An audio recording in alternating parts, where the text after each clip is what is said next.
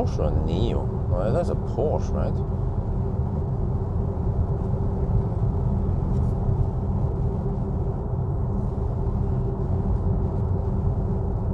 Well, now it goes slightly slower than I want to, but I bet he's going to change lanes too. Or maybe not, or let me camp behind him for a little bit more before I overtake him. Well, he's getting kind of passive. Okay, whatever, let's overtake him. No, that's actually a Neo ET5. Well, I was thinking, that looks like a Neo, but I wasn't sure. Yeah, it is ET5. And the back looks kind of like Porsche, but I think Porsche has a more aggressive back end. The new Taycan range, blah blah. Okay.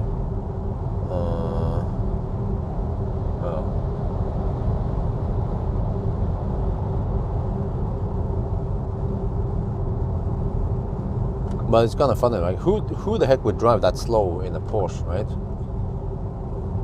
Well, how fast did he drive anyway? Is he doing the 70 miles per hour run with only fans? Do Porsche drivers really drive that slow? 70 miles per hour is around 110 kilometers per hour.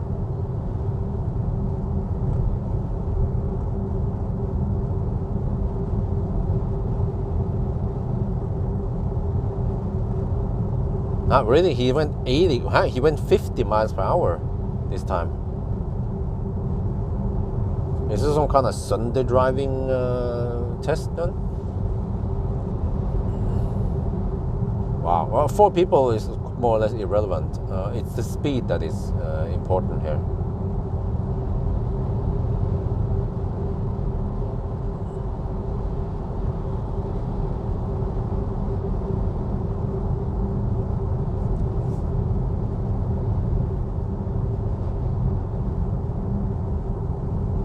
Dude, don't tell me that this ET5 is going to be annoying now. Overtakes me and then doesn't hammer it. Gets in my way.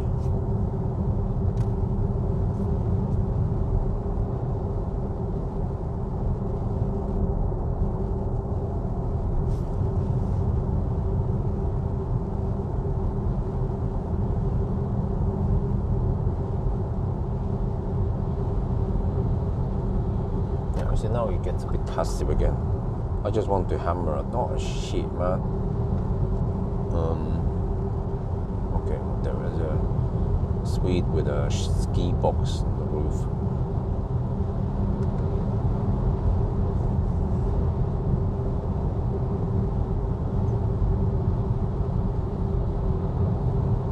Probably going to Norway.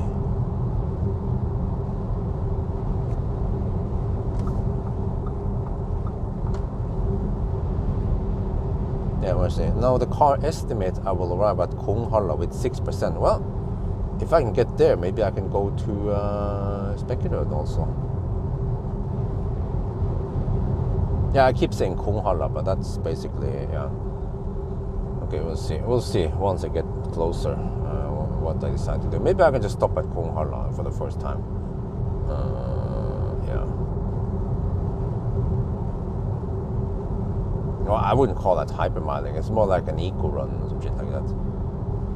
Yeah, it's more like Sunday driving. I wouldn't call that hypermiling. Hypermiling is 40 kilometers per hour, roughly.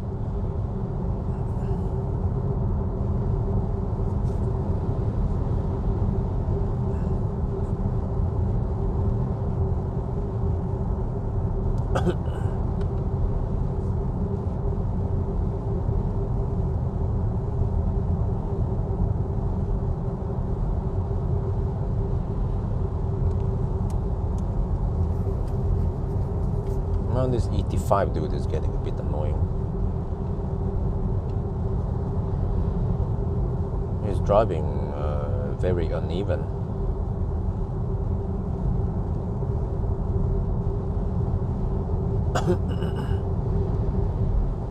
Well, for all we know, maybe he's using Neopilot. That's why he's driving so yo-yo up and down.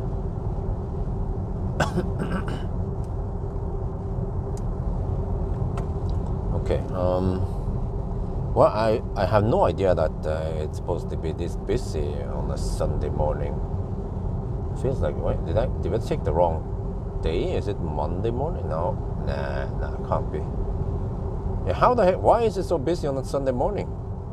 This is a big mystery. From what I remember, it's supposed to be really quiet here.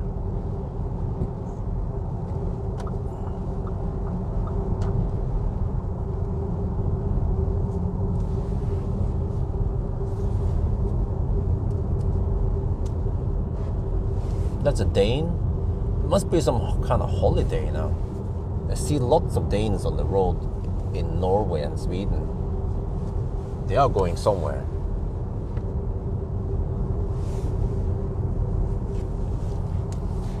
Yeah, and I see Danes with ski boxes on the roof, and Swedes also with big ass ski boxes on the roof. Probably going to Norway for skiing. Where else will they go, right? Denmark.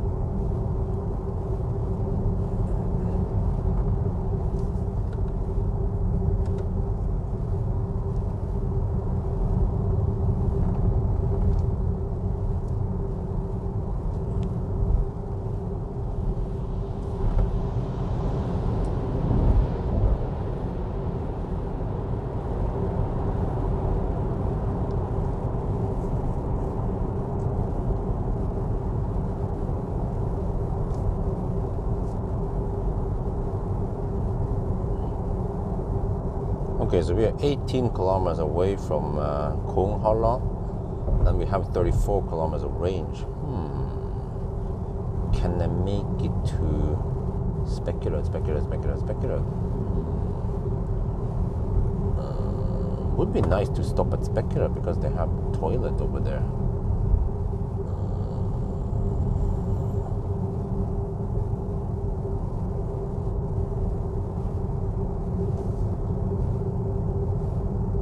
It's actually not ideal to stop at the next stop since there's nothing. Well, or I could walk over to McDonald's, but that's a good 5-minute walk. Or if I can run over there. Well, maybe I'll just do that because it's not that cold now. Yeah, that's true.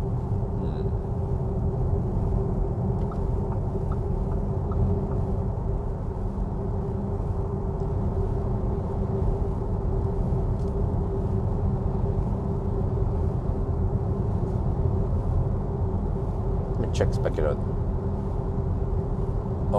Oh, that's 36 kilometers away. Okay, that's not gonna work. Wait, is it really 36 kilometers away? Yeah, it is. Okay, that's not gonna work. We just go for Konghalla then.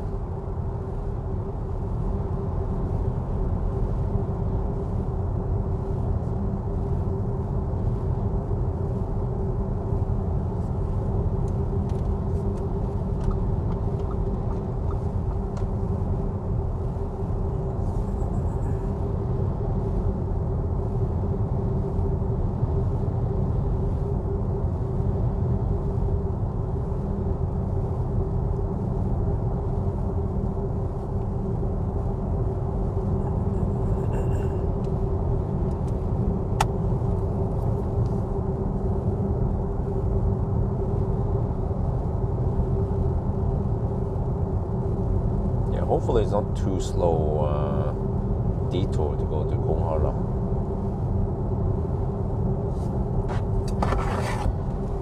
It's a shopping mall, by the way. I've been there several times with wifey. Started to know Göteborg better now.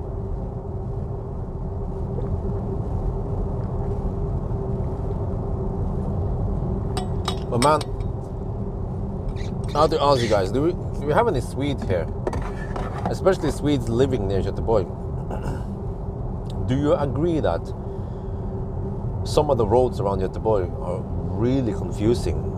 You have to drive here, or you have to either live here or drive here often to understand how the shit works. It's similar at Økern in Oslo. Økern intersection there is really confusing if you're not local.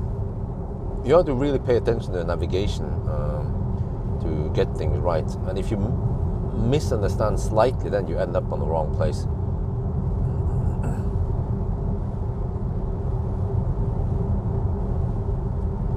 But that's just Økern, right? Most other places in Oslo is quite logic, the layout. But in Göteborg, there are several of those spots that is very confusing.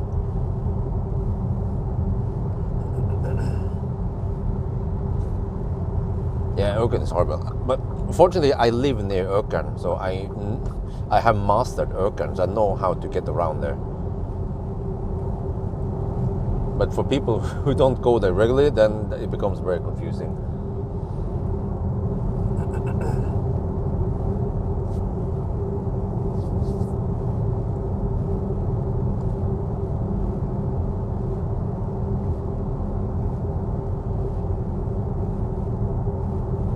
Yeah, also they're digging around Nordstad and shit like that, so then I get lost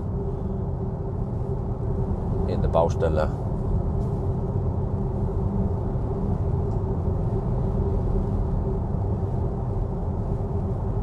Downtown, all the way, streets, trucks, no U-turn, okay.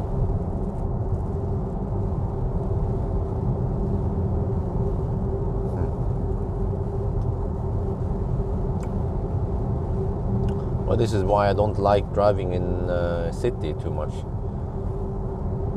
It's very time consuming, so I consider some kind of range test in the city, but it's gonna take forever, man. Average speed in the city when you have stoplights and shit like that, it takes forever. Like I wonder if the average speed would be lower than 30 kilometers per hour.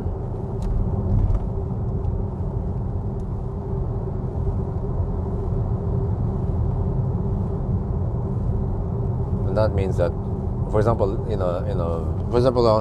a highland, I might need more than 20 hours to finish if I would go from 100% to 0%, which is kind of pointless anyway.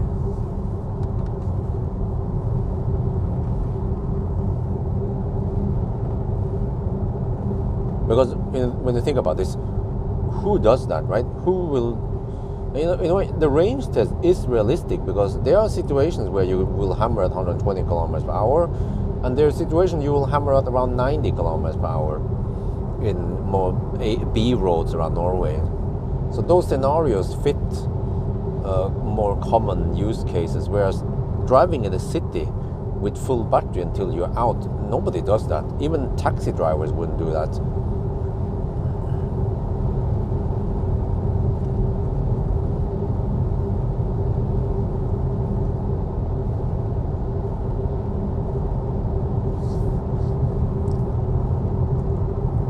But 1,000 kilometer challenge is actually also a realistic scenario if you are traveling far or on holiday, or I don't know, just traveling from A to B quickly.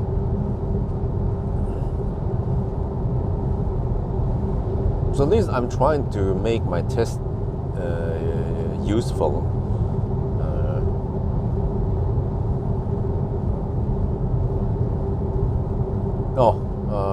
Thoughts about it? Yeah, I already talked about this earlier, so but you cannot watch the replay yet. It's on part 1, in the beginning of part 1, like half an hour, no, more like 1 hour into part 1. But I don't know what do you want me to say, or what part of it, because there's a lot of details about it. I don't feel like talking another half an hour about that case.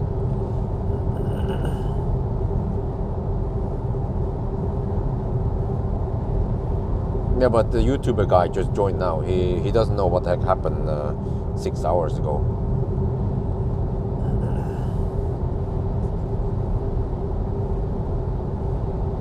Okay, how we're cooking now? We are down to 7%, and we are 5 kilometers away from Konghalla.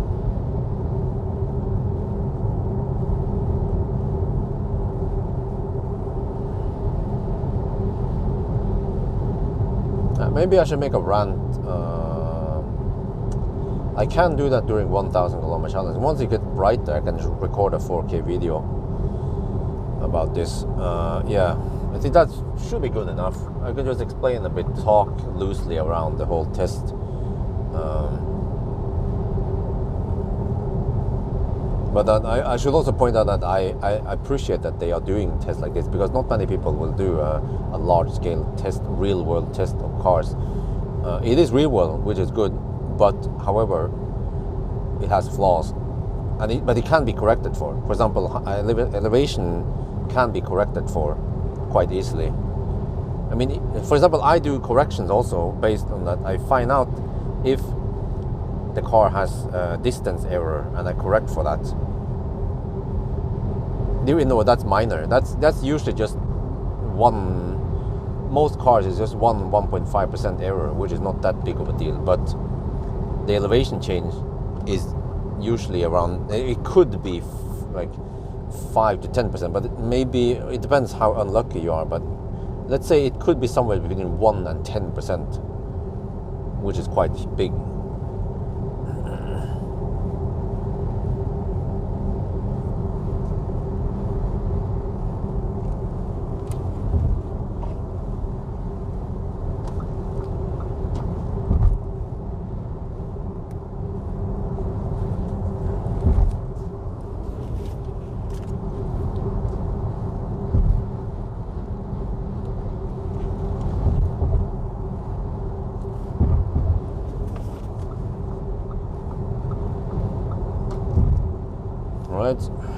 Let me see if I can find my way around there correctly. Yeah, it's not the first exit, it's the second exit. The first one is for bus, so that's a bit confusing if you don't know your way around here. Okay, so I have 6% of display. Yeah, it's time to bail out, and I simply don't have enough to go to the next one. But I did manage to average 317, which is okay. It's more than the budget. Yeah, it's more than I was hoping for, because I miscalculated. I forgot about the headwind now on the return. I was hoping for 310, but actually corrected. It's more like 320. Yeah, corrected for distance error. This also becomes important when you have fine calculations like this. So ignoring distance error is also a small mistake, especially if it's big. Like iPace has 2.7% error.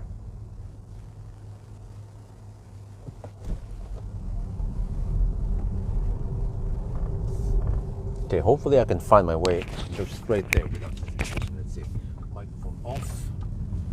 I know that we have to go here, and then there it is. Okay, perfect. Let's see. Oh, do I have to back in to get one of them? Oh, do I want hypercharger? Oh, no, I want to use these. Okay, let's see. Right.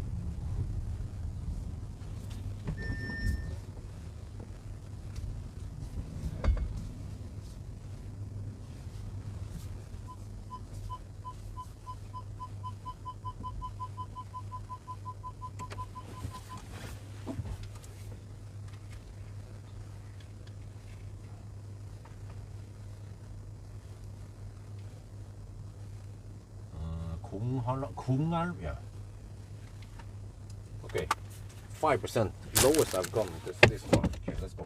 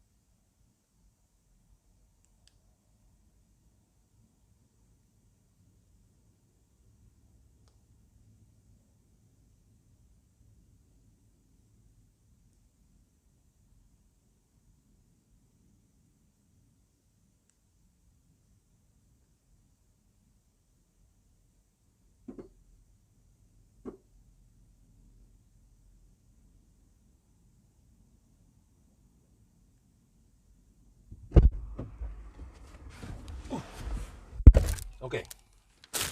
Let me put you guys in my shaft again.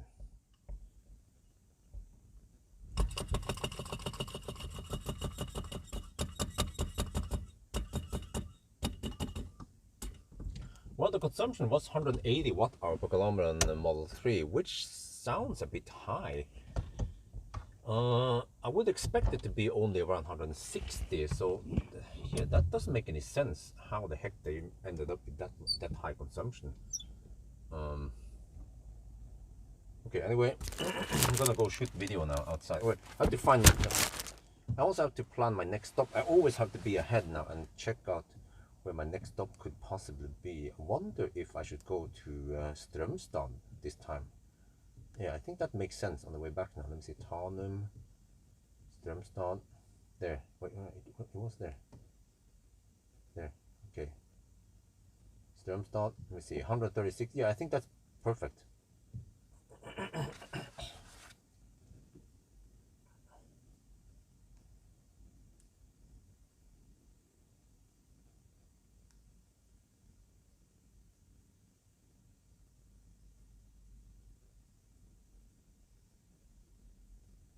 Okay, I have to go to around 65% for Strömstad.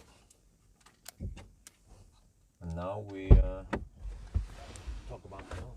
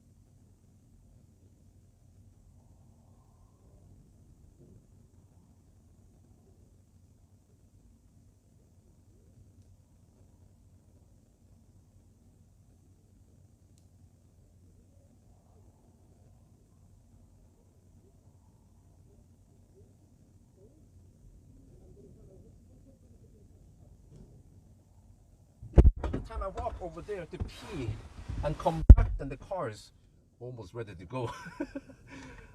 So now we start with slightly less speed than the previous. Okay, you know what? I'm gonna keep it like this. Okay. So yeah. Anyway, next stop is going to be Strömstad, Ionity. Yeah. For this car to get maximum speed, I have to go for either Ionity or V3 supercharger, or some place with preferably these hyperchargers. Yeah, you see, they usually deliver 500 amp, but Kempower, unfortunately, in Norway, Sweden, they usually provide only around 300 to 375 amp, and you see here that we need 460 amp. Yeah.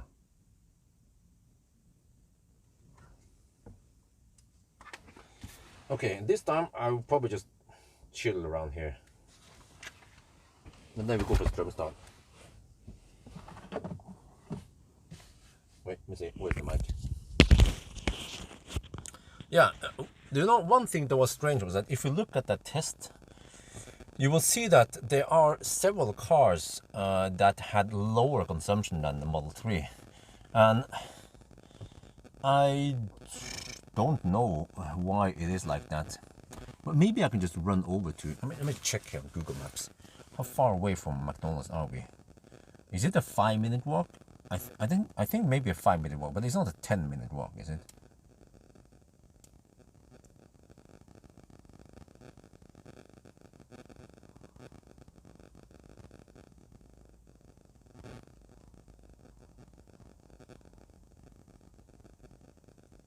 but it is kind of far away. Let's see if I want to walk. Actually, it's 400 meters away. Yeah, if I put on my jacket and I run over there, I will be there in roughly 3 minutes. Yeah, you know what? But then, oh shit, I have to watch out because once I'm back, once I open the door, I will mess up the chargings temporarily. But what was it again? I need, but I feel like I need to take a pee break because it will be 1.5 hours before I can do it next time, right? Well, actually, I can hold it, yeah. It's not like I need to pee every hour here, right? But I need to get around 65%. Maybe even 70 is safer. Go off the charge. Nah, I don't want to do that. I want to still make it a challenge. Unless I can pee in the parking garage. Okay, maybe not. But actually, okay, 400 meters. That is doable. If I walk at 6 kilometers per hour, if I do a fast walk at 6 kilometers per hour, I'll be there in 4 minutes. But if I semi-run at, let's say, 9 kilometers per hour, then I'll be there in roughly 2.5 minutes. Yeah. Oh shit, I forgot to put the butt plug in the butt plug holder.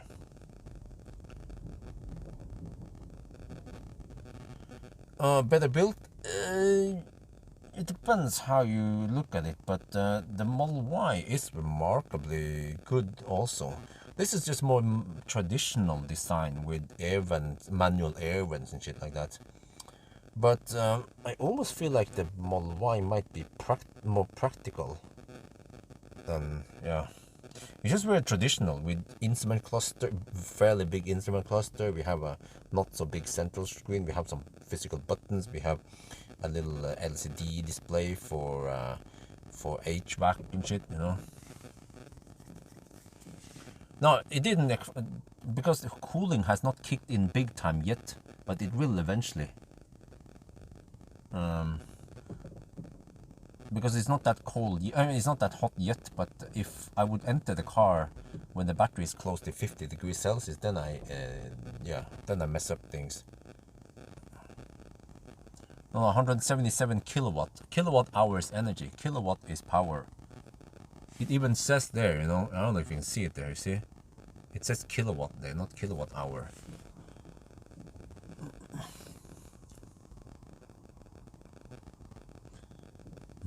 Maybe I'll just hold it for Strömstad. Wipe issue? No, I don't think so.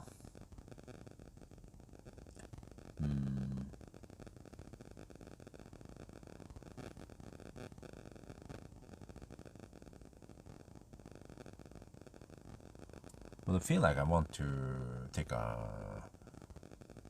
leak, so maybe I will go there anyway. Yeah, just have to prepare 34%. So when I'm back, I should be at 50%, or preferably even 60 would be better. Yeah, but then it's gonna it's gonna do the whole cooling shit, man. How to deal with that?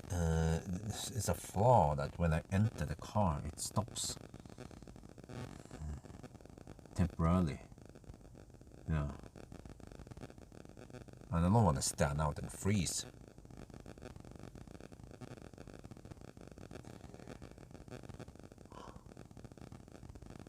Okay, let's go for it. It's good exercise anyway to run over there.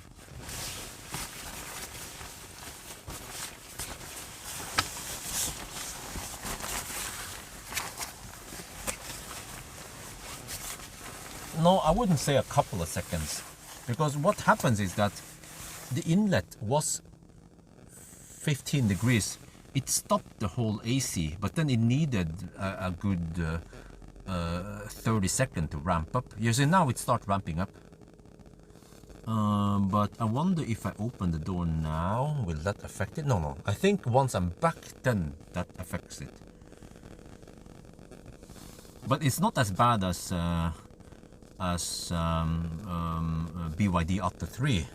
That shit, man, if cooling for some reason stops, it then needs to slowly ramp up and the whole stupid ramp up takes like 10 minutes, which is super annoying.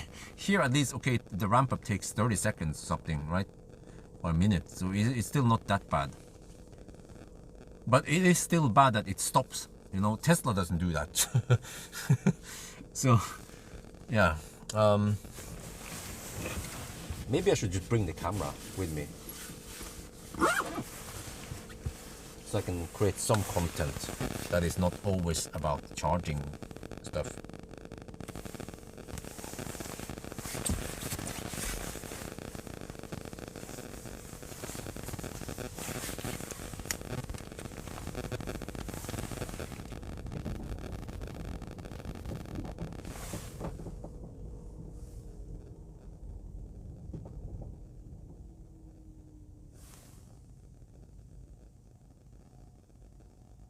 Oh shit, I forgot to attach the butt plug holder.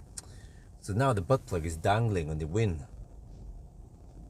Oh, okay, whatever. I have some time and I feel like getting some exercise. So I'm gonna check now. I checked on Google. We are 400 meters away from McDonald's. That means that if I semi-run over there, it will take me 2.5 to 3 minutes. Yeah, and see that the cooling has started. You can hear the humming. So the car will try to avoid going past 50 degrees Celsius.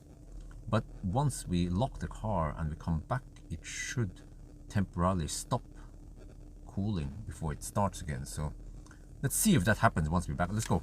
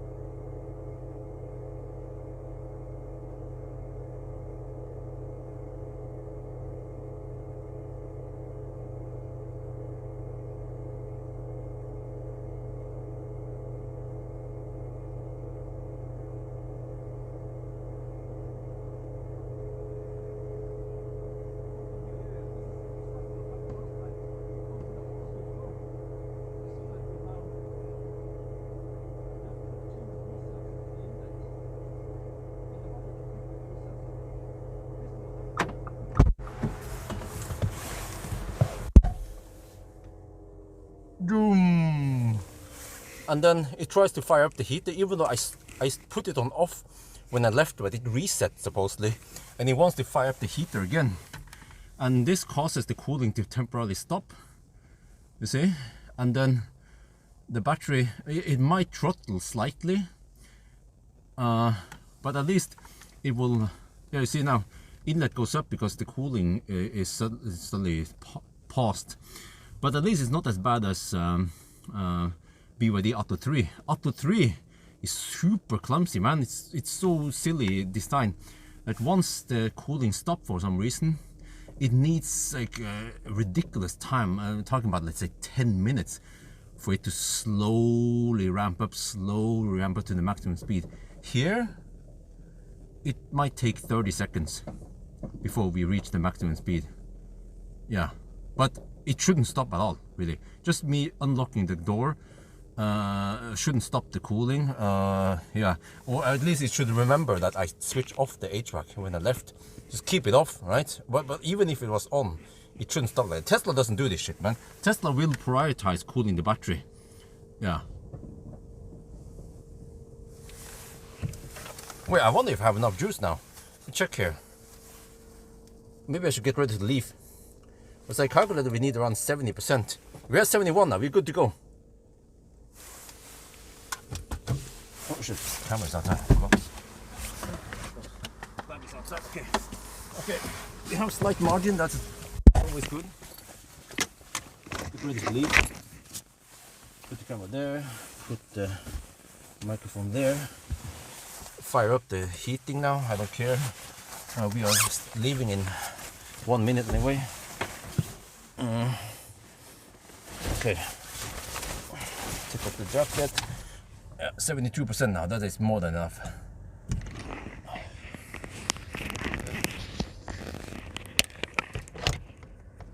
Yeah, well, it was probably not affecting it too much because I switched off the heater quickly and because it was fairly quick at ramping up. But in the BYD Atto 3, it actually stayed me bad that it ramps up so dog slow. Okay, but we are good to go now. 73% or something. Okay, let's go.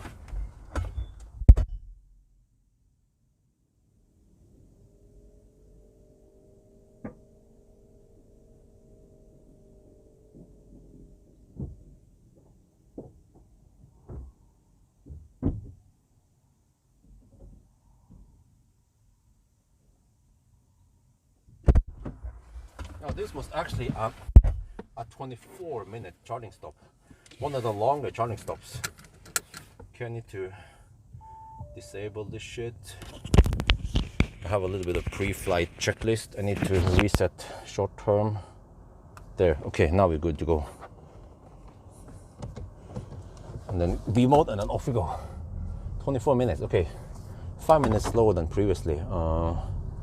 Not sure why, because it went for 73%. Yeah, normally I would go to around 65, right? Wait, there's traffic here? Shit. Okay, I have to wait for red light anyway. I have to go straight here towards Oslo. Yeah, it's not. This is fairly quick. We have red light, but normally it shouldn't last too long. There you go. Oh yeah. Oh yeah. Boom.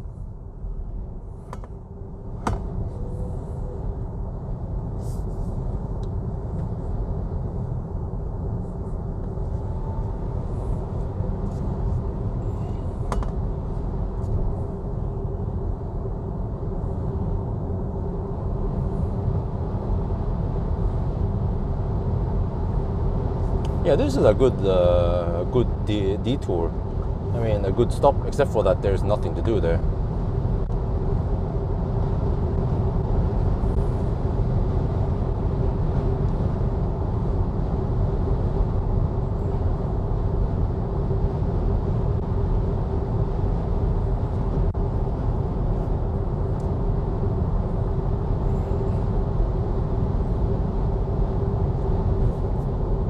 Yeah, but I remember that Atto 3 was really bad at cooling. It was charging way slower, but the heat just slowly creeped up. Whereas here, it's charging way faster, and it can still keep it from rising past 50 degrees. It just goes to 50 and then stays there as long as you don't mess up. But ideally, it should not stop the cooling. It should prioritize cooling the battery. It's probably not that big of a deal. Yeah, but still not ideal. If Volkswagen cares about perfecting this.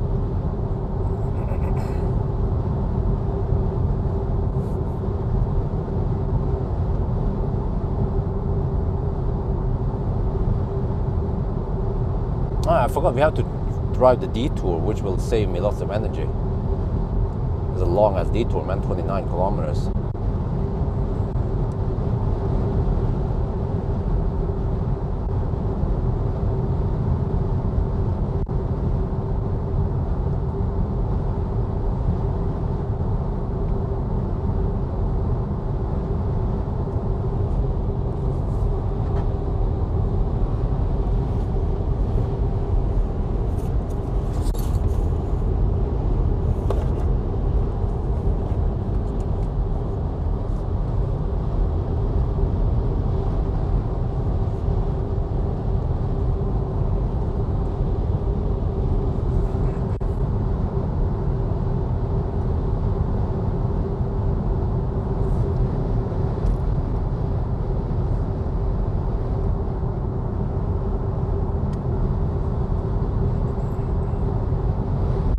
Well, we are at 406 kilometers now, and the consumption is 298. So we're staying at below 300. Well, actually corrected is slightly above 300. Oh, wow, it's 6 degrees Celsius here. It doesn't feel that cold at all. It was windy, yeah, but because it wasn't cold and I didn't freeze that much.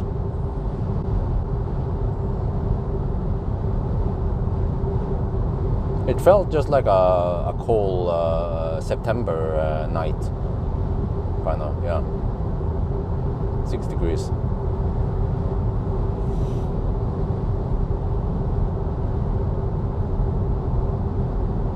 Next time I might pee in the bush. I saw there were some containers with some grass behind it. I think it's faster for me to just run over there and pee at night on the grass. Wait. What the heck is this traffic? 7 in the morning on a Sunday. You guys should be asleep, not driving. It's resting day.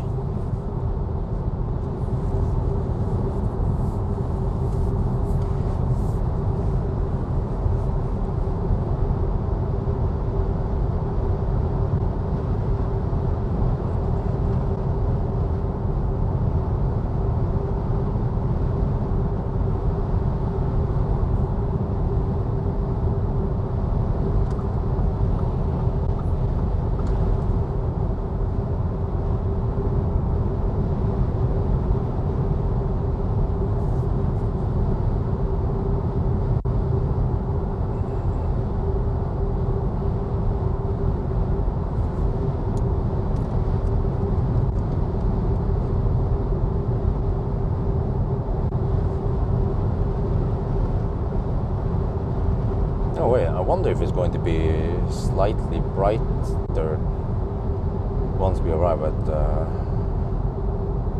Strömstad. Yeah, it will take an hour because of the detour.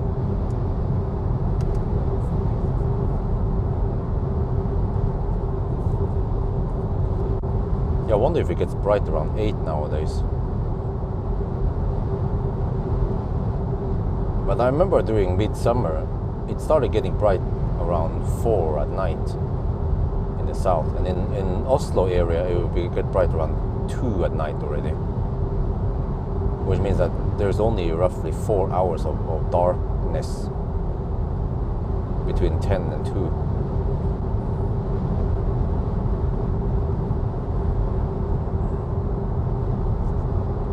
Auto 3 maximum battery, temperature, cooling down by, okay. only when what? I don't understand. But I'm buying first EV, blah blah. Oh, it's too long message, man. Too risky for me to read.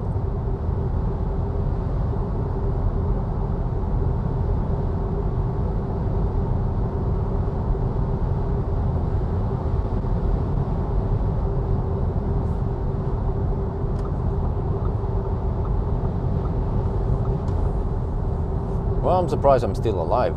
I mean, awake. 7 in the morning already. Wait. Let me see. We have 24. We are at the 7.5 hour mark, and we have done 714 kilometers. But we just charged. I wonder if we're still maintaining 100 kilometers per hour so far.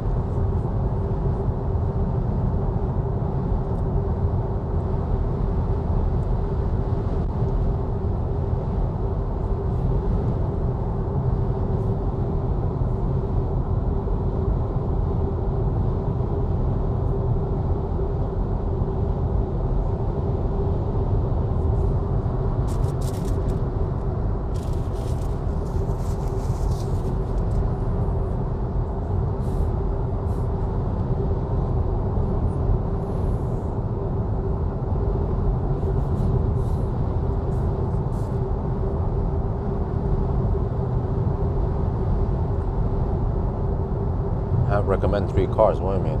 Is that a question?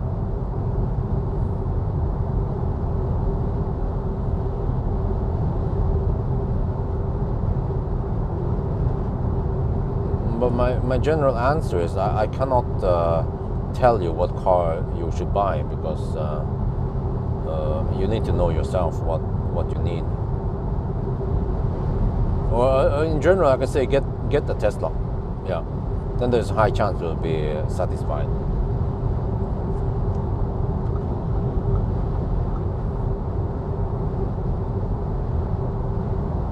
Just like a tech support, you say, did you try to reboot? You know, it's like 90% chance it will solve the cases.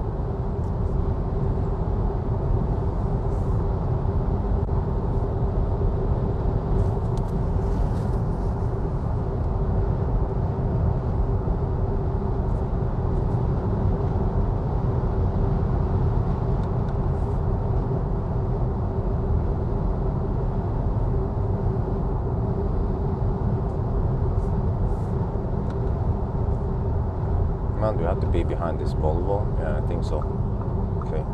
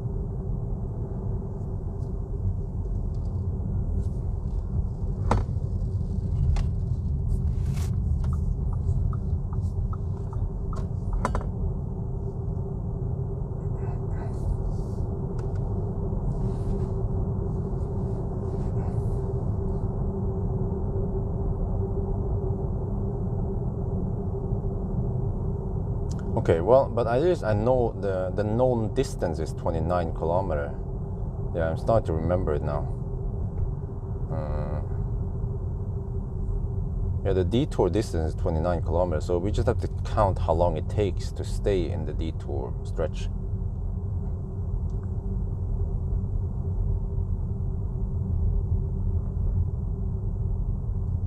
Oh, this guy's going really slow, man. Yeah, this is why I need to hammer some people once I can. I don't want to stay in here too long or stay stuck behind too many slow pokes.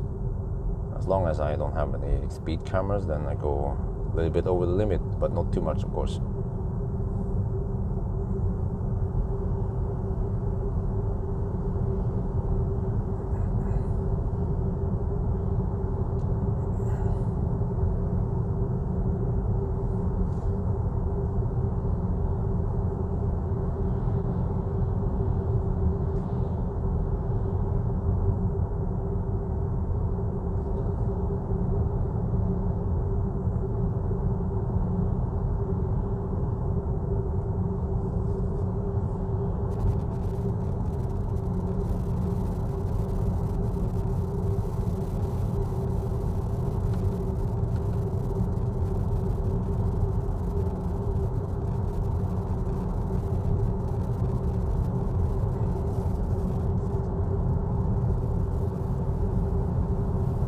Well, actually, these guys hammer it. There might be local speeds then. Not some Dane on a road trip.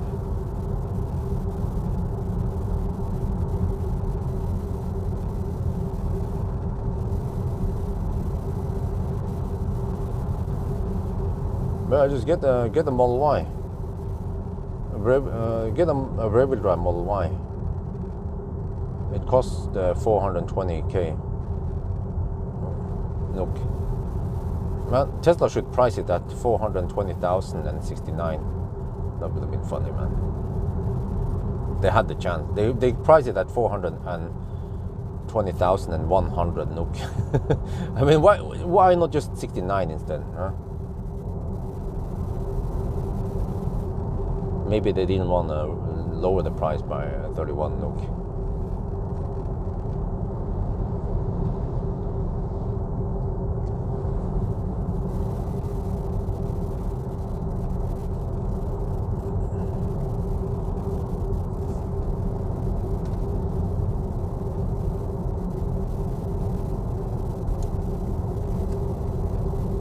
Yeah, never mind. I don't have to hammer these guys. They are actually going faster than me.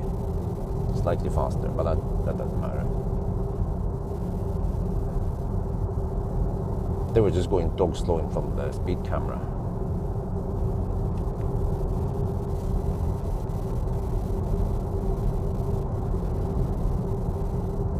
Will the price go up? What price?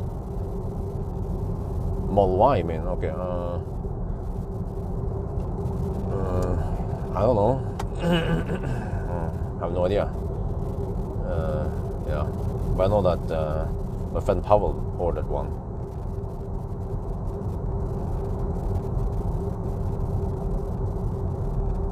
Lots of people are using my referral link nowadays, and I gotten 6 referral credit transferred. And I will see if I can get 12 this year also. I will probably see a quite sudden stop. Like nowadays, it takes a couple of days and then I get a delivery. Yeah, usually, yeah.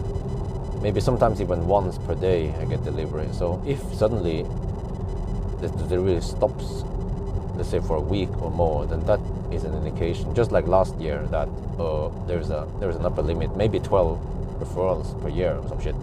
Like I read somewhere. I mean, it's still okay.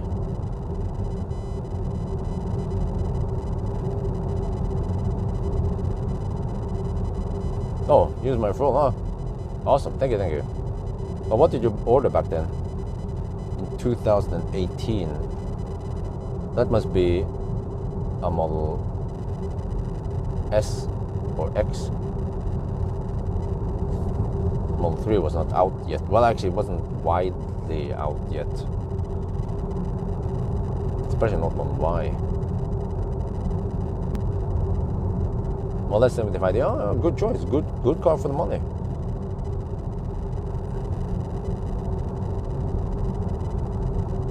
But it seems like Tesla, they will not bother about 75 packs in Model S and X anymore. They just go big battery in those cars. They're going to be the flagships. And then people who can't afford those cars, they will go for Model Y and Model 3 because, to be honest, they are very good cars anyway. It's not like you're missing out on too much. So yeah, the Model Y and Model 3, they are kind of filling the gap fairly well. Of course, there will always be people who want the Model X or a Model S, but they can't afford it. So then, so be it. It's like with everything else, I guess Tesla decides. As long as they can win 90% of the customers, then that's probably good enough for Tesla.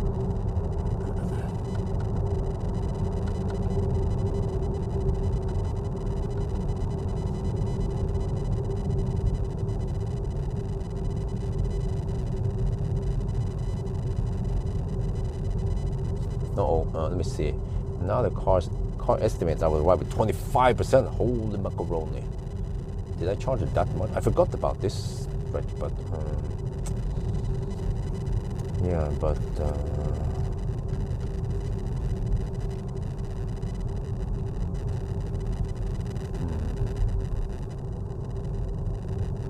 go past it? Or there's nothing that makes any sense then. I think past that point. Like Schweinsund, maybe, but or Sarpsborg. I don't think I could reach it.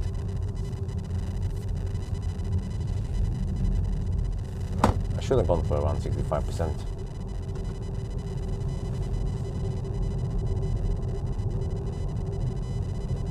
August 2023. Oh. Oh, thank you very much. Sorry, I should have remembered all the names, but there were just too many names that popped up in my. I got an email every time someone used my link. But there's lots of people, like lots. I think now I have way more than 12 referrals this year. Wonder if it's getting close to 20, 30 by now. And then if my theory is right, then I can only get delivery credits, or I mean, yeah, they will only give me credit once the delivers for the first 12, and then the rest is just lost in the void. So you guys have seen that I promote Tesla referral quite aggressively now, but once I realize that I reach a limit, then I'll just not promote code anymore until next year. Yeah, so that's just how it is, you know. If Tesla wants to get the referrals, they need to up the limit. Otherwise, I stop promote the referral code.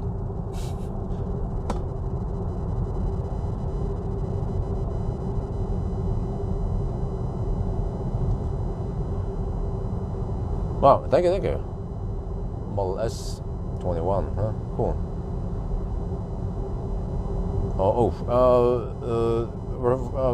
Just Google about Tesla referral program.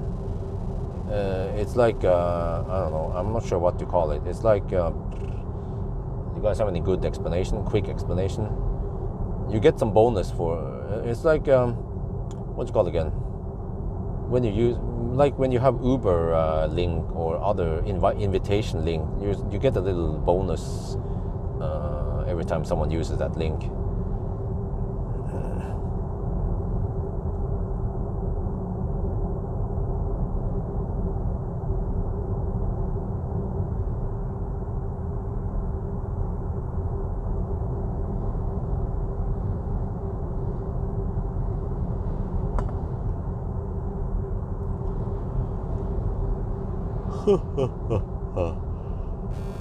Well, I just have to survive the next 3 hours.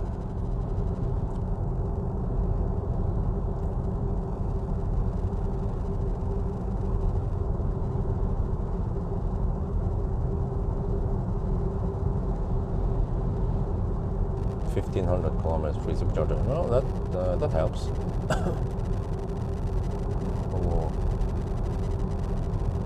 Yeah, of course you can use my referral. But I might not get the price. You will get the referral price or whatever benefit. But if I reach 12, I think 12 is the limit. Then I don't get any benefits, or I don't get the referral credits past that point. Yeah. So I'm not sure what is the thought behind Tesla. Maybe they figured out that the big YouTubers they just need a cap, or big influencers or big people who like me. But on the other hand, I could possibly promote Tesla, you know, and help them sell more cars, but they're probably not interested anymore because they have so many customers anyway. They are so big. But back in the days when they were small, then every customer counts, and they rewarded me for every customer that I got for them. You know? But now I don't know why they brought back the referral program, because the referral program was shut down for the longest time, for years, until they suddenly brought it back with some okay bonuses, but not nearly as good as back then. Back then you would get $1,000 or euro of credits. Nowadays, one referral for me is worth roughly 400 euros. I mean, it's still something, yeah, but nowhere near as lucrative as before.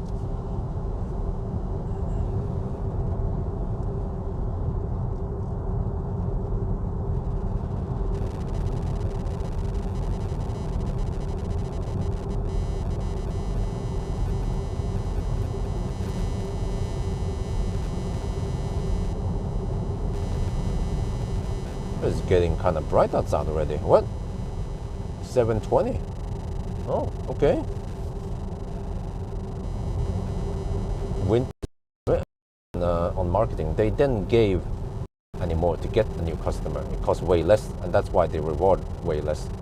But they probably figured out that the referral program must have helped. That's why they brought it back.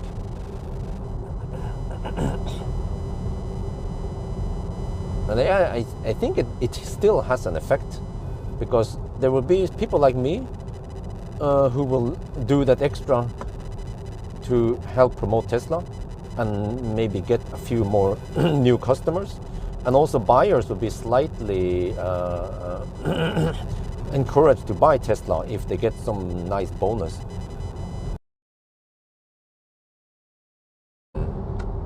Worth it for Tesla. They are not that stupid.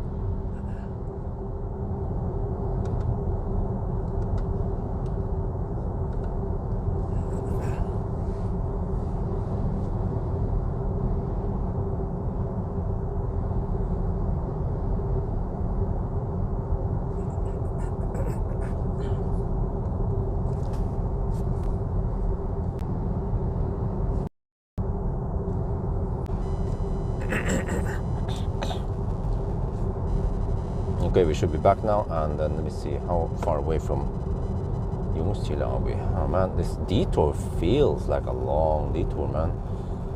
We are 17 minutes into the detour now. Yeah, we left at 7:07. Oh, that's a Tesla. Wait, oh. Actually not.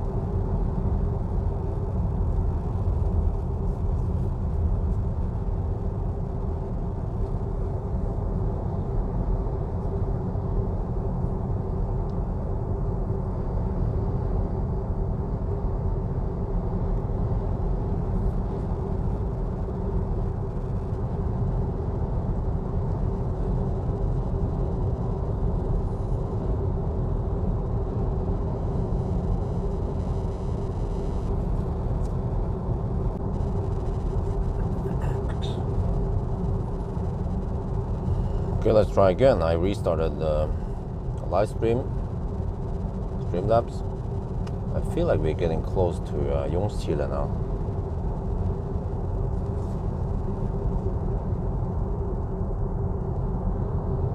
Yeah, we're about to merge in at Ljungskile.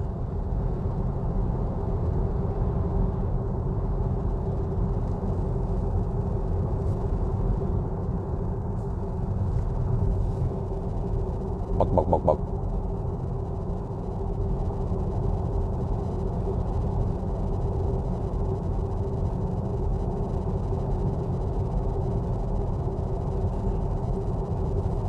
Okay, let's see, that was 20 minutes.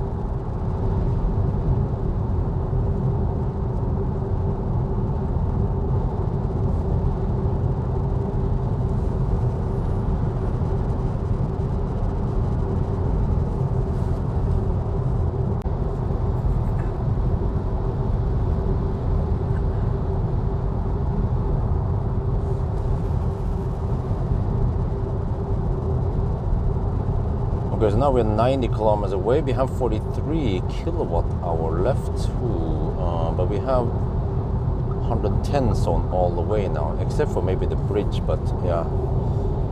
So I can expect that we will spend maybe 30 kilowatt hour. That means arriving with 15%. Wait, what is the car saying now? Car claims I arrive with 24%. Okay.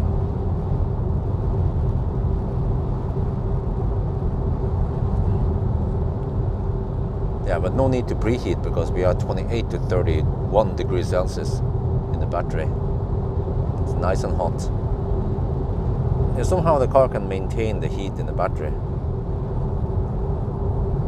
Not sure how it does it.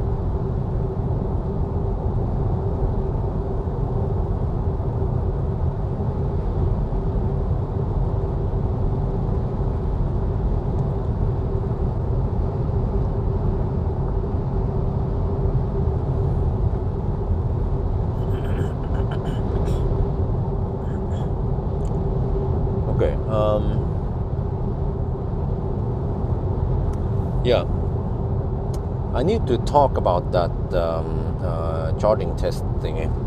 Just wonder if it's too dark now. I could talk about it after Strömstad, maybe. I'd like to shoot a 4K video then.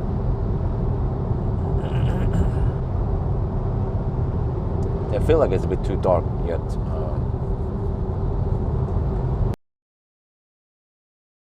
But it might be a good half an hour to 45 minute. I haven't had a 4K podcast in a while. And I will also mention the Toyota part. And also I can explain how they test. I know roughly how the procedure was. And I was even invited to do it a while ago, but then somehow, I don't remember what happened. I was kind of partly in. Yeah, I remember now. They invited me and I was like, yeah, I guess I wasn't super eager on it, but okay, since they invited me, I figured I could just join. But then COVID happened, and then they was cancelled. But the next time they had it, they didn't invite me, so I was like, okay, whatever. I'm kind of busy doing my own thing anyway. Yeah, so no big deal.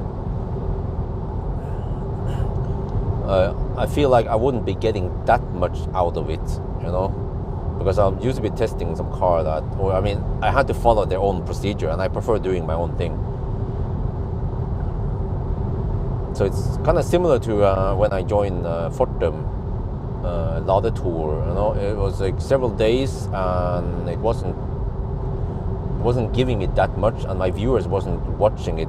I wasn't getting that high view counts on the video. So yeah, if I would make a video about participating in a NOF test, of course, people would be watching it. True, but just depends on how much, and they somehow they make it a 2-day thing where they sleep over at Vinstra, I think. Yeah, I think they get rescued and end up at Vinstra, and then in the morning they do some kind of photo shoot, and then they go home. So 2 days is a bit too much for me nowadays when I have bigger family coming up.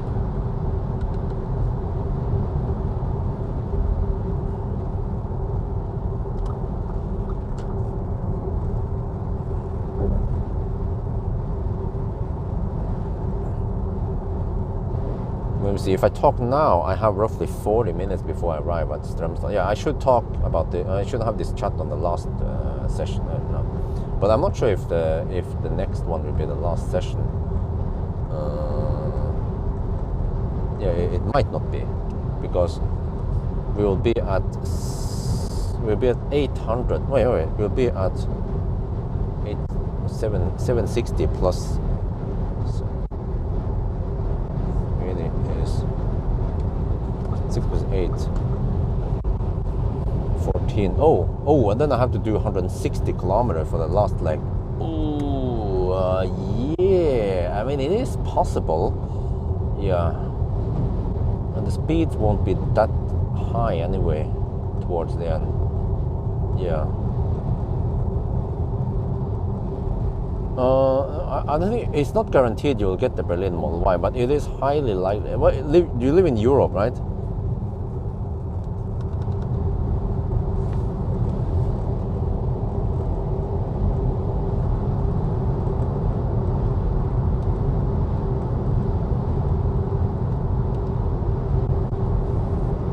Norway, yeah.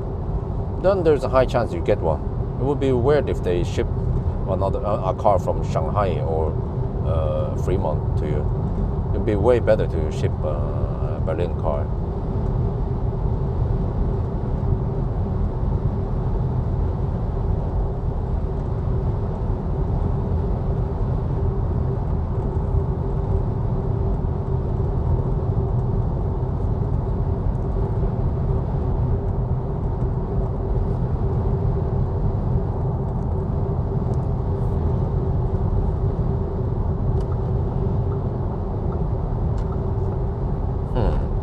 But the question is, do I stop one more time?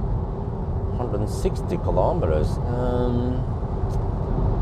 It should be doable. Let me see. What is this leg here? This is already 60, 70. Wait.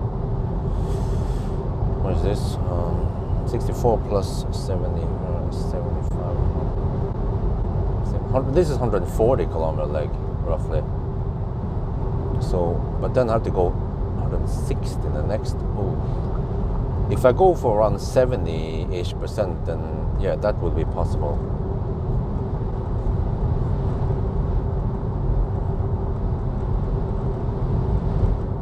Oh, also plus that I remember closer to Oslo there will be less wind.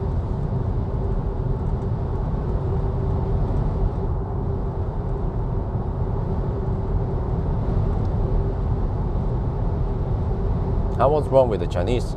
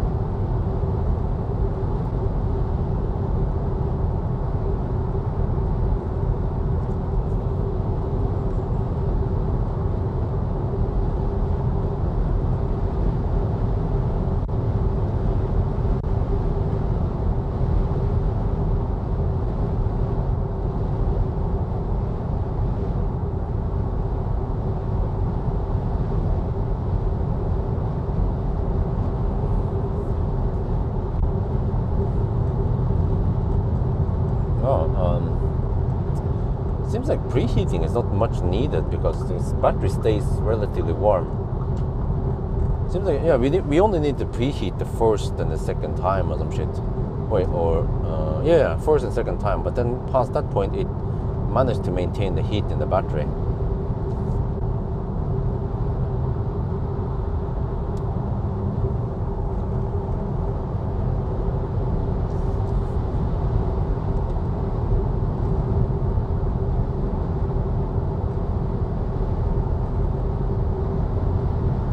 More Danes going north.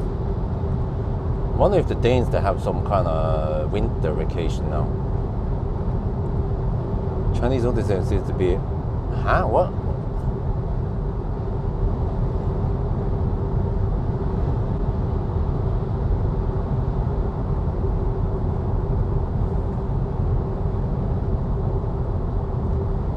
Oh man. Okay. You guys don't know the blade battery. Plus another thing.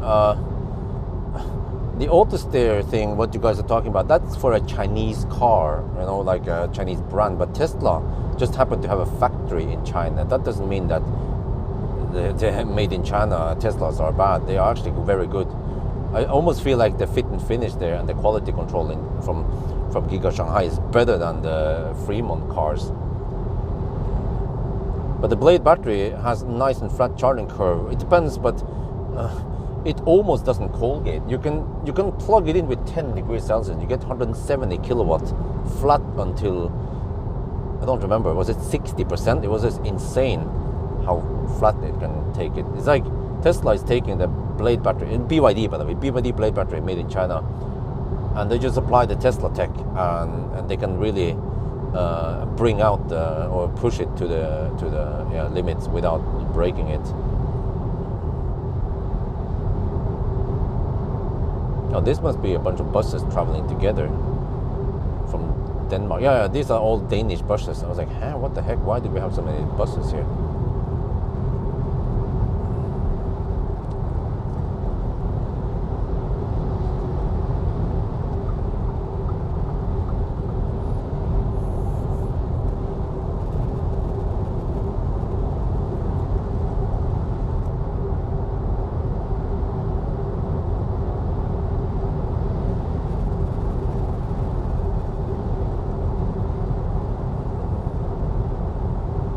Oh wow, too long message, man. There was a lot of stuff you could have left out there. iX3 and iX4, kind of hard choice, man. They both have good and bad things, so I cannot really tell you which is obviously better. If there is a clear winner, I would say, yeah, I'd get that. But those two, they have pros and cons. Like, if I say one thing, there will be plenty of people in the chat who will disagree with me and say, no, the other one is also good in that way, right? But if you, for example, if you ask me whether you should buy a Lexus UX300E or a Model Y, then I was like, okay, that is quite clear, you know.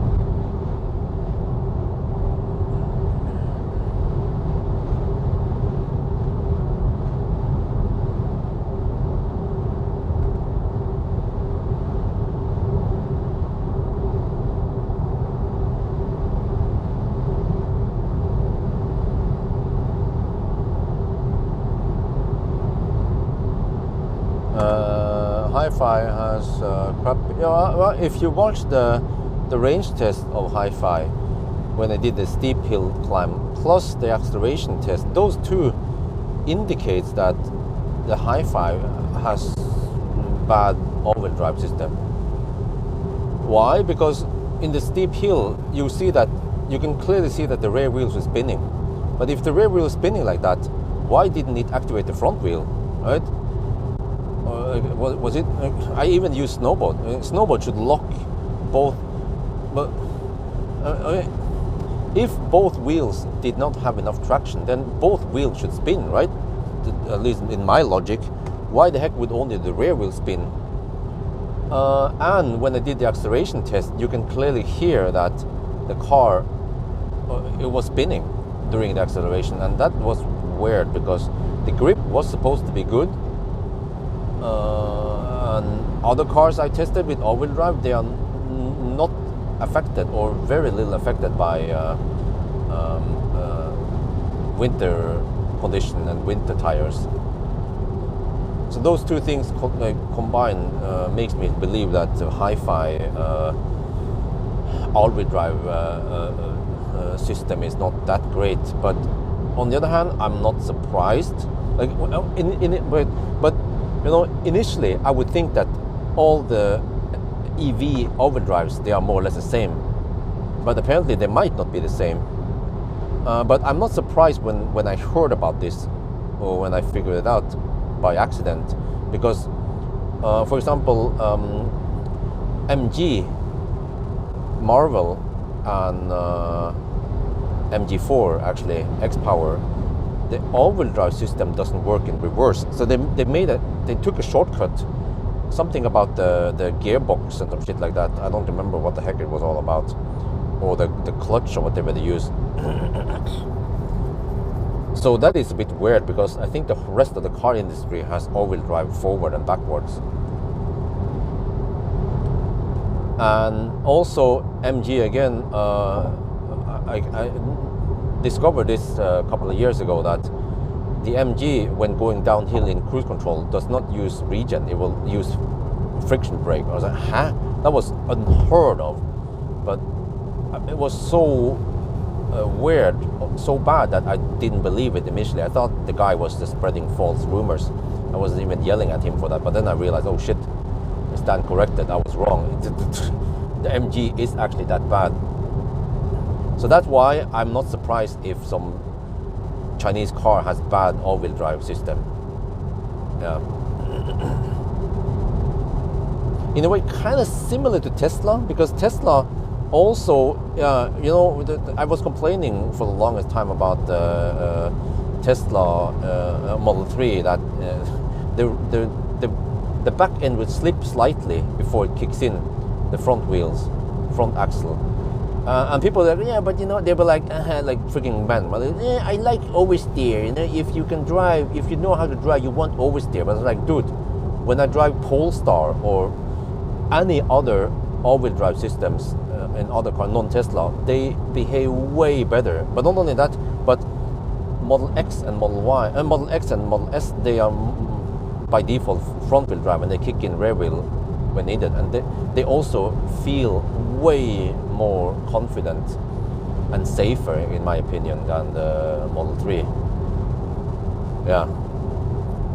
So it's not like I don't know how to drive in winter. I know how to drive, but it's just that feeling when it slips for half a second, it's not a good feeling. And I also think if you ask a professional driver, maybe a Finnish driver, racing driver, he might not like that kind of setup either. I'm not sure.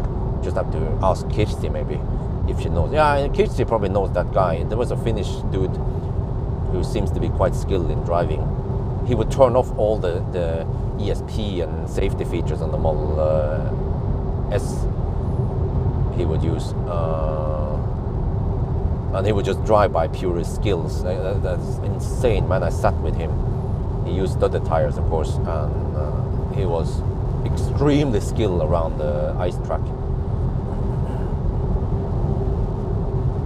But that's Finnish, man. They were born with that shit.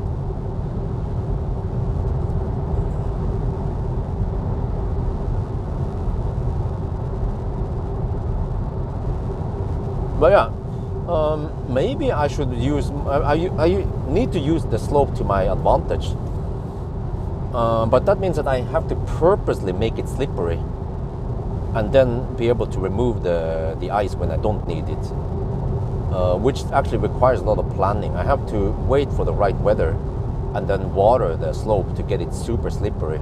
At least I just need a small patch, yeah. But I have to clearly mark it. I have to know roughly where the slippery part is, and then once I'm done, I have to melt it away again. But it it is possible only on a limited time. And not only that, but if I make the ice and if it's minus 10 degrees or minus 20 degrees, it will not be that slippery versus if it was close to 0 degrees. So in a way, the conditions are not always the same, but it will be when I do. I mean, if I do those tests, I should do it one car versus another car, like I did. Then at least we are comparing those two cars together. But the other problem is that tires might also be important here. But as long as they have premium tires, good tires, then the difference or the capabilities are similar in tires. So then it boils down to traction control and torque distribution and stuff like that in each car. So yeah, it would be interesting to put Toyota BZ4X to the test, because Toyota, they realized that they have lost the range battle and the charging battle. So they are now trying to win customers by braking distance and winter capabilities on the BZ4X. Yeah, they are trying to promote that part. So then, I mean, I'm not trying to make Toyota look bad, but it just got me curious. Like, does it really matter? Like, for braking, any car should brake the same, right? That's what I measure. That most cars, they have more or less the same braking distance. It more boils down to tires. And the reason why German cars in general brakes better than other car brands is that in general, German cars, they have fatter tires, and fatter tires obviously brakes better than not so fat tires.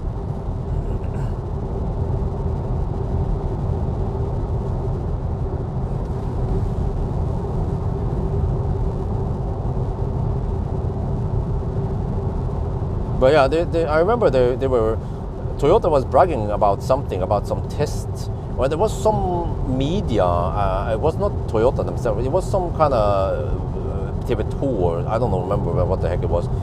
Some third party tested braking distance on ice or some shit on Toyota versus some other cars. I wonder if Tesla was one of them also. And Toyota was the best. And I was wondering, hey, but a pure braking test on quite slippery ice, that boils down to tire and weight of the car. And Tesla should actually win because they have some of the lowest weight on the cars. Oh, Uwe donated some. Oh, I think another guy donated earlier also. Uwe happened to donate $50. Wow, thank you so much, man. Uwe, we wish you a nice Sunday and good arrival. Thank you very much. Yeah, Lee donated $15 3 hours ago. I missed that one. I'm not sure, but thank you very much, Lee, and thank you very much, Uwe.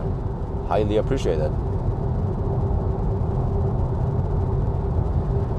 They have bad brain. No, but you know, like, I want to test this because you guys remember, like, Plaid, people were bitching about. No, there was that Model X that did the braking test by CarWow, and they were like, oh, but the Model X has bad brake. But it turns out it was on winter tires, and the other cars, they had summer tires, and it was on dry asphalt. Okay, it was cold, but you know, like, I was just kind of annoyed that they were, you know. Yeah, it just happened to be a Tesla that lost, kind of, but in a way, regardless of what car it was, I reacted on that the test was unfair against one brand, and they were kind of spreading this as if this was the truth. But I mean, you can make any car look bad if you equip it with the bad tires. That's what I'm saying.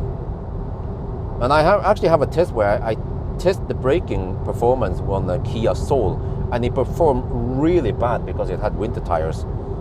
Yeah, but does that mean that the Soul is unsafe? No, it just had the wrong tires for the purpose or the weather.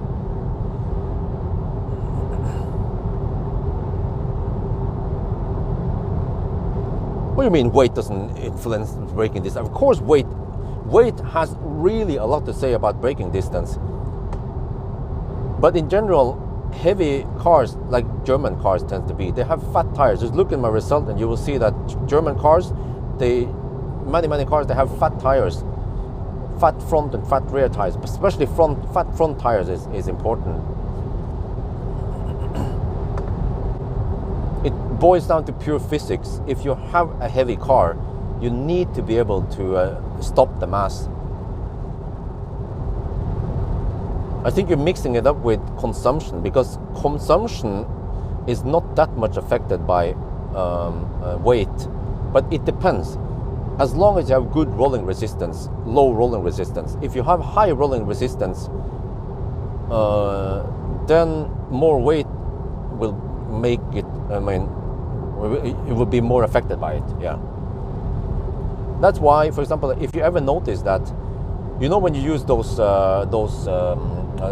strollers or something, right? Or when you're carrying those cargo, what do you call it again?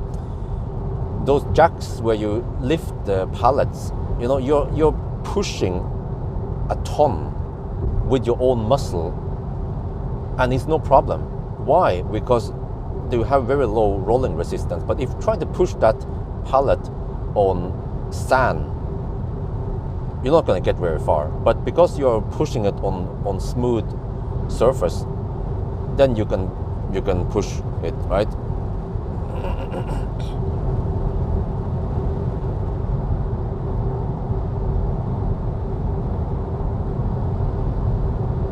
Huh? What the heck? No, I don't. I disagree. I don't believe in that. That 2,000 a car that weighs twice as much stops on this. No. Yeah, but if you look at those cars, do you think that 1 ton and the 2 ton car, do you think they have the exact same tire and the exact same dimension? No. The heavier car has way fatter tires. There's no way they have the same tires and stop at the same distance. There is no way. That's not how physics work.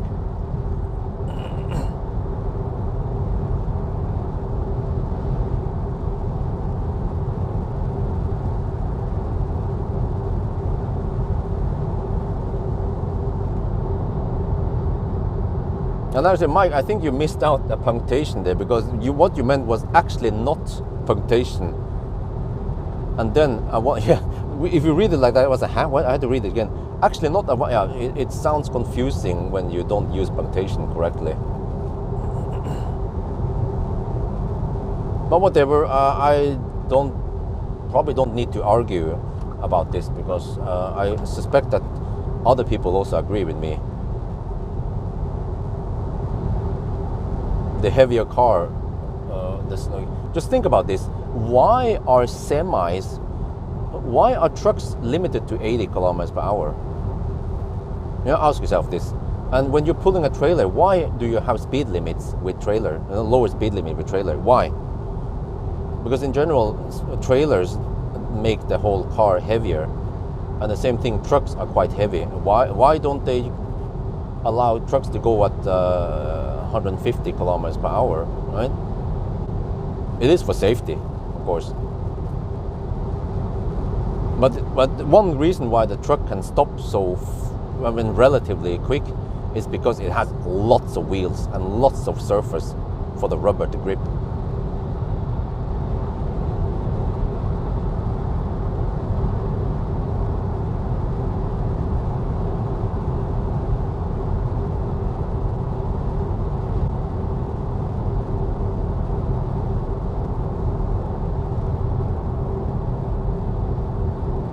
Wait, let me see. I'll check here. 28 kilometers to Strömstad, and I have 29%. What the heck, man?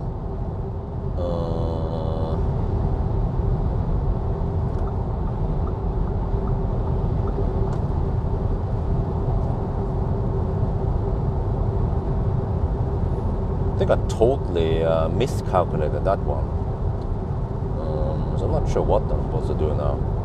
But you know what? It would benefit me if I go deeper. But then it boils down how far I can travel. It seems like I can make it to Schweinsund only.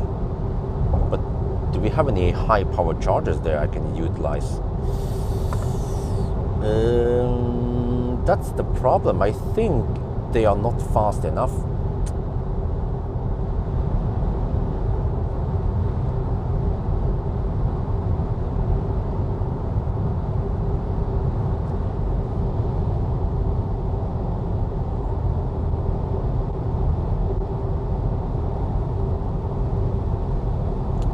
Oh man, Mike, are you even listening to what I say? Fortunately, car manufacturers, they equip the cars with the correct dimension. So the bigger the car, the heavier the car, the fatter the tires. It would, whatever, man. It's like talking to a wall here. I don't know. It's not a very healthy discussion if I have to repeat myself over and over again. And the guy who's arguing against me is not even listening or even making any arguments against or replying to that one. It just keeps repeating the same thing.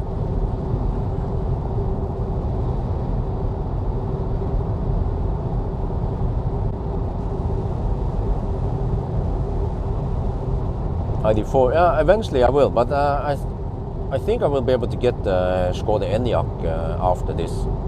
We'll see when. The Skoda Enyaq with new motor should be very efficient. Should be the most efficient of this family. Especially if I can get the Skoda Enyaq Coupe.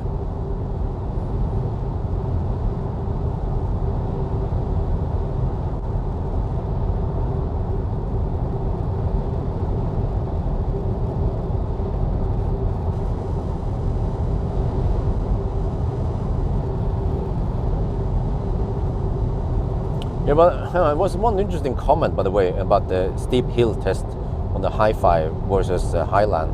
One guy said that, no, but when you have heavier vehicle, you will have more ground pressure, or we have more pressure on the wheel, and that means that the heavier car should be able to climb the hill better than the lighter car, right? I was like,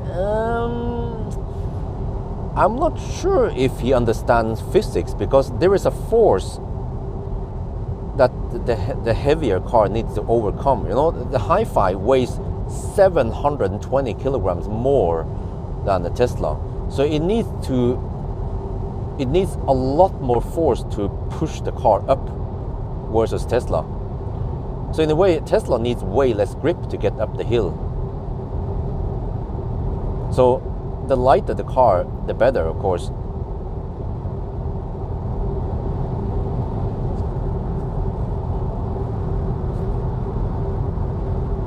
But it depends what you are doing.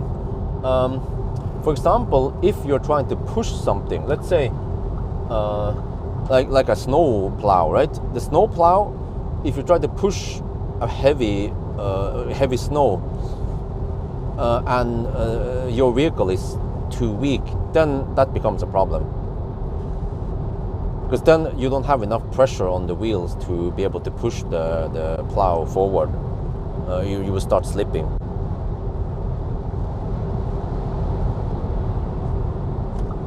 And the same also when we talk about, the tug of war scenario. For the tug of war, you want to have heavy vehicle, because in general the other car needs to then it needs to pull a heavier vehicle, and you will then have the advantage because how is this again?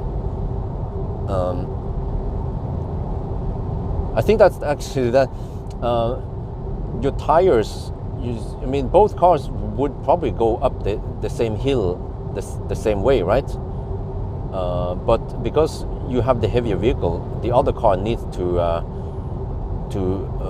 it needs actually better grip than you, basically. Yeah, something like that.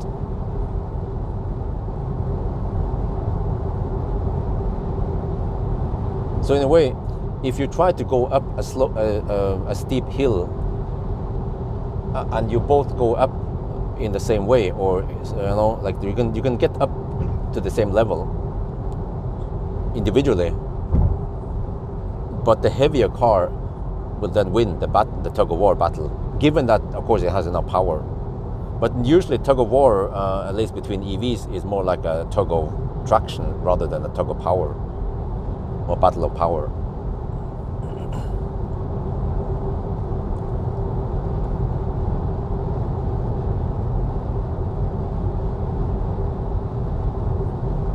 Okay, anyway, we are 15 kilometers away from Strømstad. I'm down to 23%. Not ideal at all. I don't know how I ended up with too much juice. Well, I mean, I consumed 295 on this leg, so. But I was guessing on around 310, I think. Plus, I charged a little bit too much. I should have stopped at 70%. I went for 74 because I wasn't sure. Oh, we seem to have tailwind now. Oh, I see.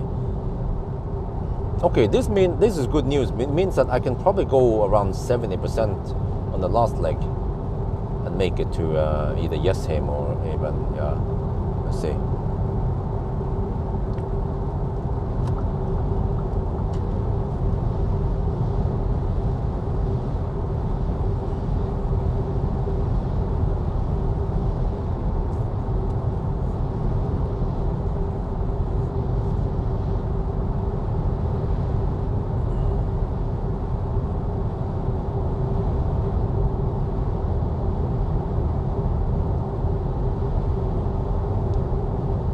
Yeah, the I actually like the Q4 interior better than ID4. The ID4 is just too sparse.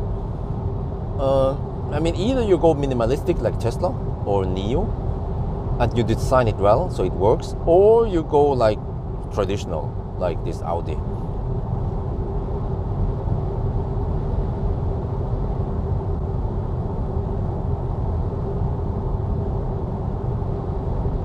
But it's not like every minimalistic car I like. For example, I don't like the iX. I actually wasn't too big fan of the i5 either. The way just the way it has been designed. And those electric adjustable air vents thing in the iX, I'm not a fan of it. It just doesn't seem to work smoothly. They might as well just make it adjustable from the screen like Tesla and Taycan. I think it was Neo also.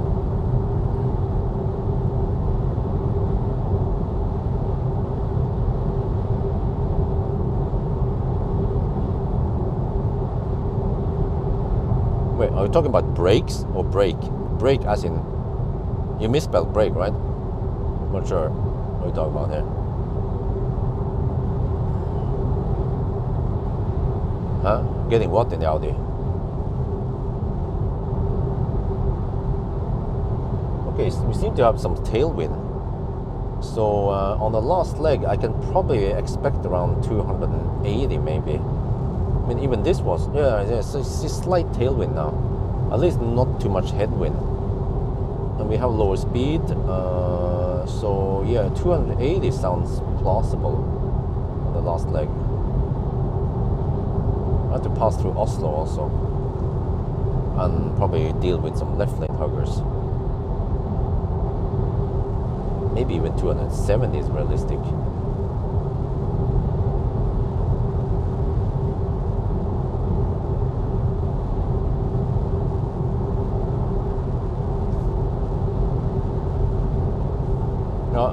Consumption 296 for the whole challenge, and then right now 294.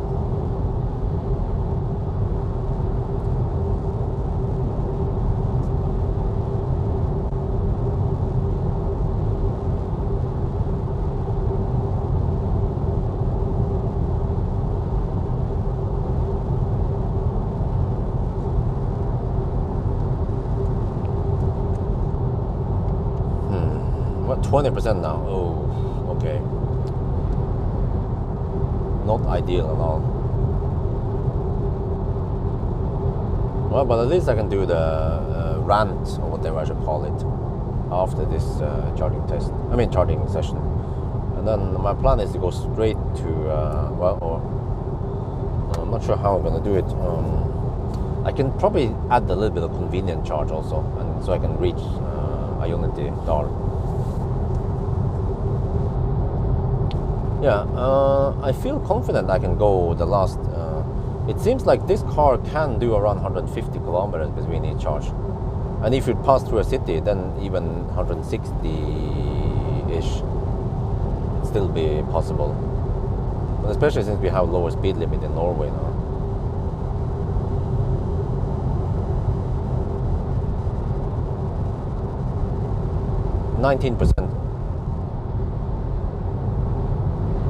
The battery is at 22 to 26 degrees, so it's not preheating anymore.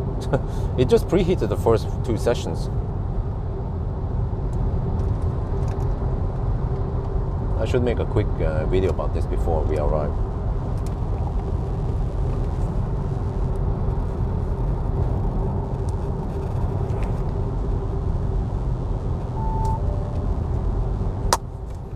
Right before Strømstad. We are almost at Strømstad now, and I noticed one thing. Throughout the challenge now, you see here, the preheating has not started, and then the battery stays warm enough. So it seems like, at least for this challenge, when it was roughly 4 or 5 degrees Celsius outside, the car didn't really have the preheat. It only preheated for the first and the second session, but from there on it had enough heat to keep driving between the legs. But we were semi-hammering it, yeah. We were cruising at okay speeds, but if you drive slower, let's say on B roads in Norway, then you probably need some preheating. Yeah. So I mean, interesting. One of the new features with this car, which is preheating, was only needed for 2 of the sessions. But maybe, yeah, okay. If it was, let's say, -5, -10 degrees Celsius, then preheating would, of course, kick in more often and be more useful. But at least it's there. It's very useful that it is there when it's needed.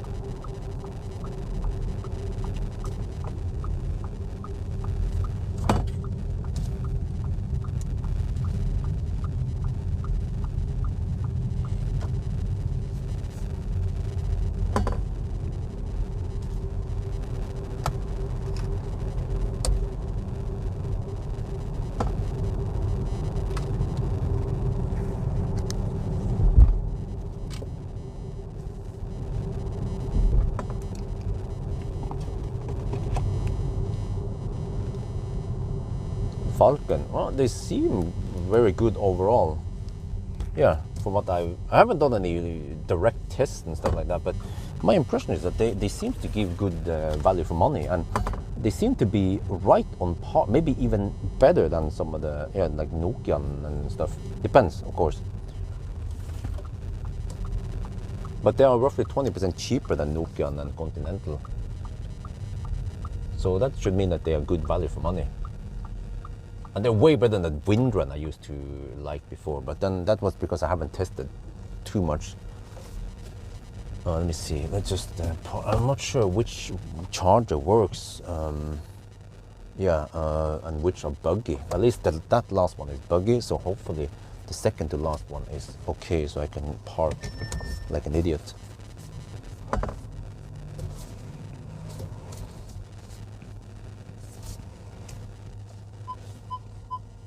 Oh, no, I forgot. Charge port is on that side. Oh, what the heck am I doing, man? Shit, we need to deduct 1 minute because of my noobness.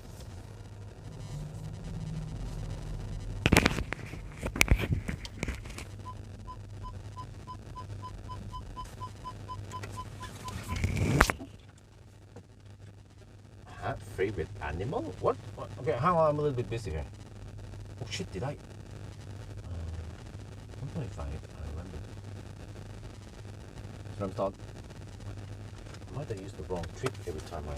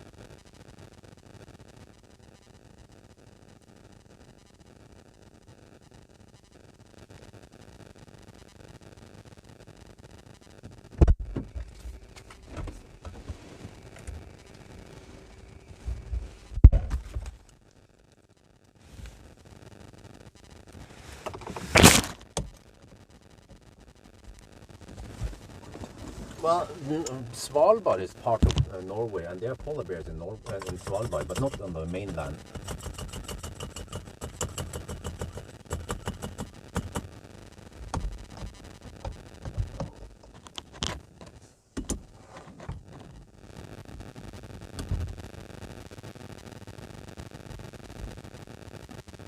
Yeah, I mean, Nukon is really good. The only problem is that they're kind of expensive.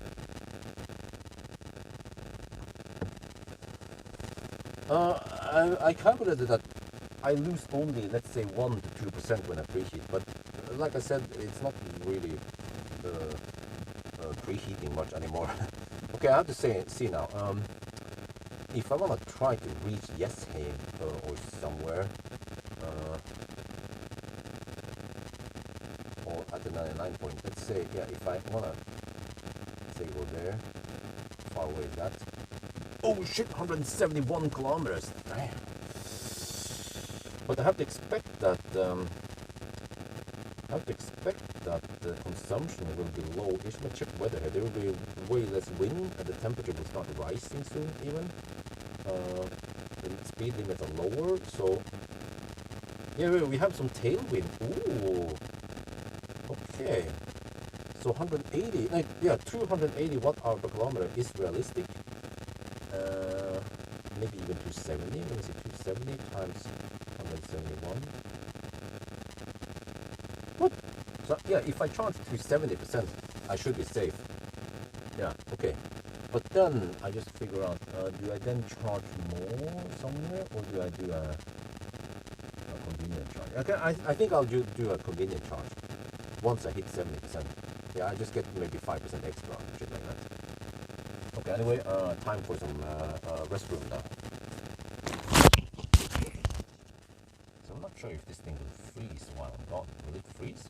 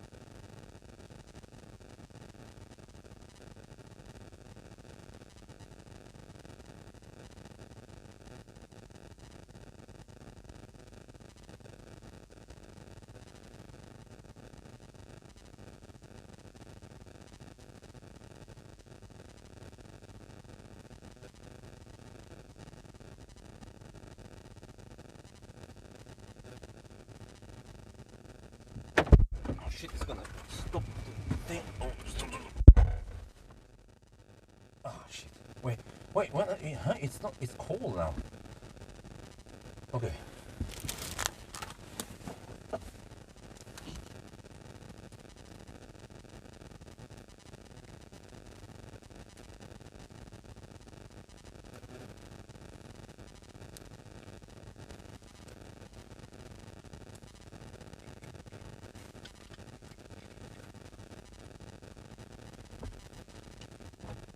Oh man, I had to go to the restroom.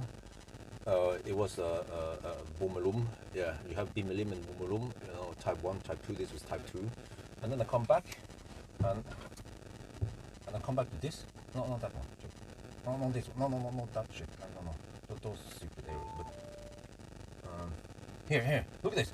Even at 63% we're taking. Huh? Look at this. What the heck, man? It seems like now the battery is not that hot. It's not close to 50 degrees Celsius. Because we arrive with 19% rather than 5%. Oh, then we actually get a flatter curve. That is awesome, because it means that you don't always have to arrive with 5% like a Tesla. You can arrive with slightly more juice, and then the charging. I have to check something. Okay. How long is charge for?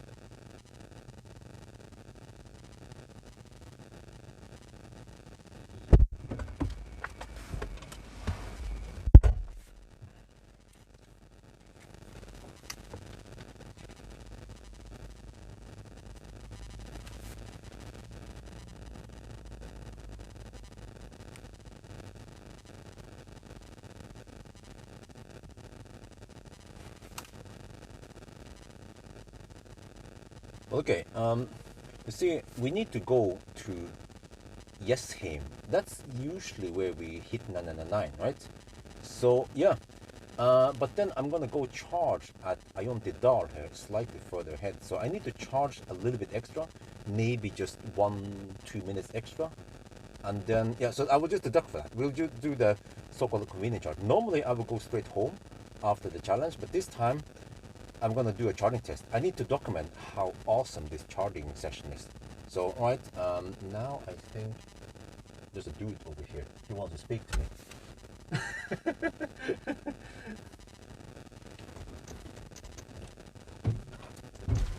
Vindusforan bilen. Hej Björn! Hej!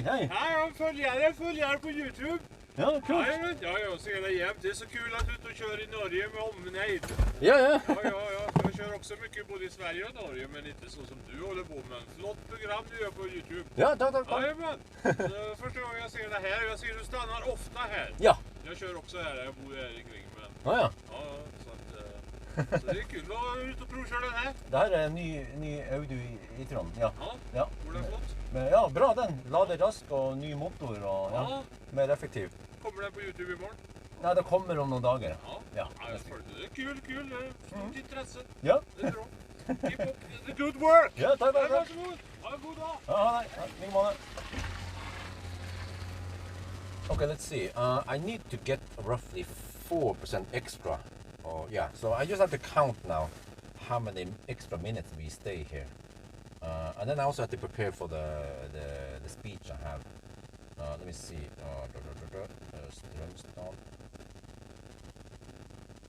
Yeah, we'll see. Yeah, 70% now. So 70%. Swedish? I don't know. This is a Swedish dude. But man, I was shooting video and stuff, and yeah. And this is the second Swede who honks at me at the fast charger. It happened before with another dude at Uddevalla. What's up with Swedes honking at people?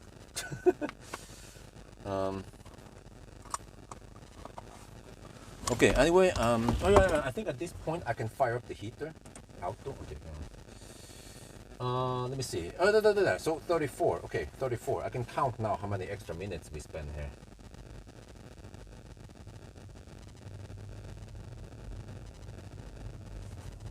Man, I haven't even eaten but rest yet. I am a bit hungry.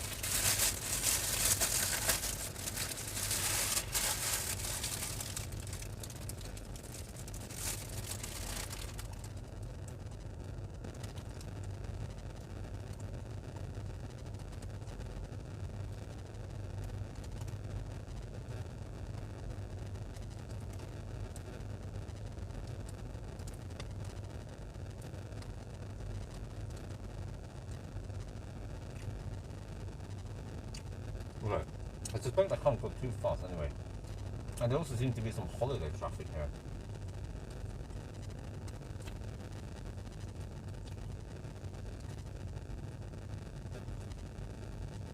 And I can always go semi-slow the last part. But it would be great if I can hammer it to Dal.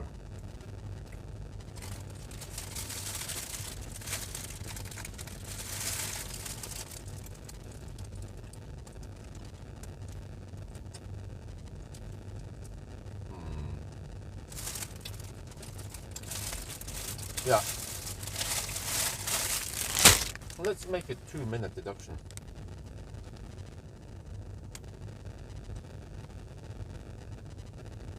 Okay, there we go. Let's go.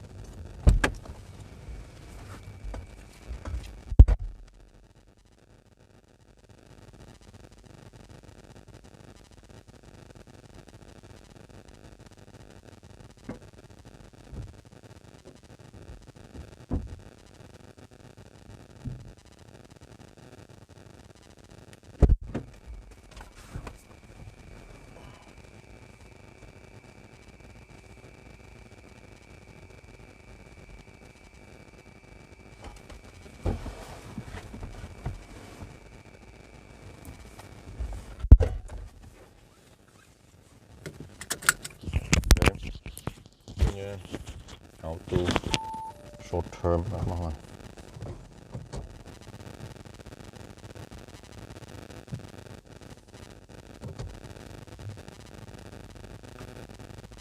Let's go. Yeah, we're at 842 kilometers now. This is it, the final road. This is amazing, man, that we can go that far between each charge. We don't have to go, let's say, 100 kilometers. We're actually leaping 150, 160 kilometers between each charge.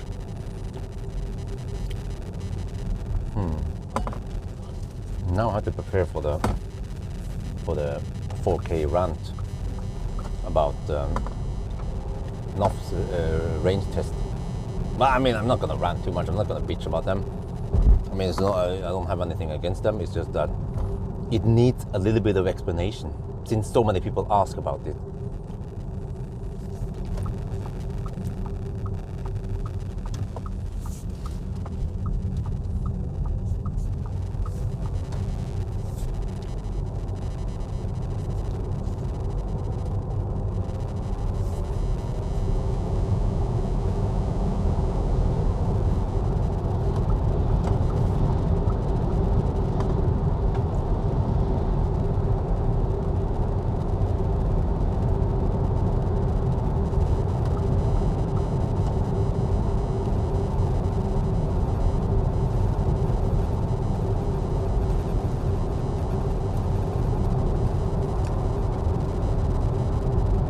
Yeah, it's 50. No, sorry, it's 45.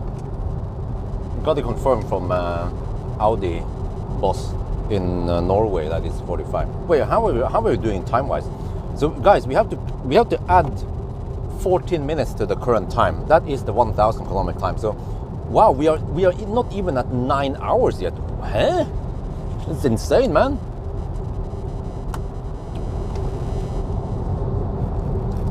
I'll shoot the video here.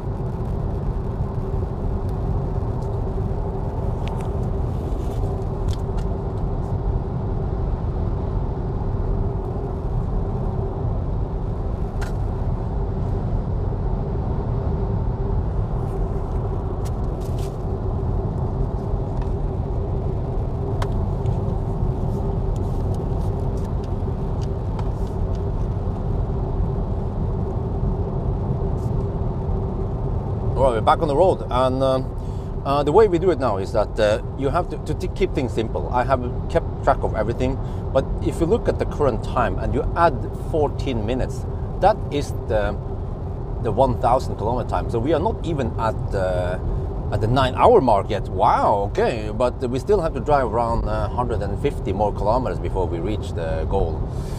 So alright, it's Sunday morning, nice weather, and we'll just be cruising then.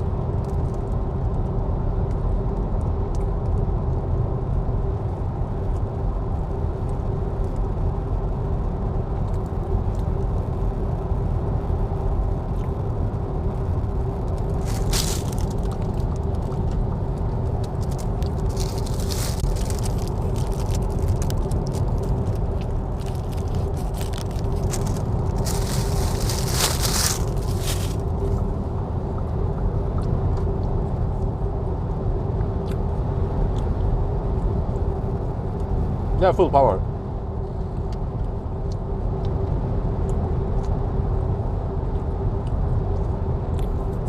Okay, guys, I need to focus on the speech. I will finish chewing and then talk for an hour or more.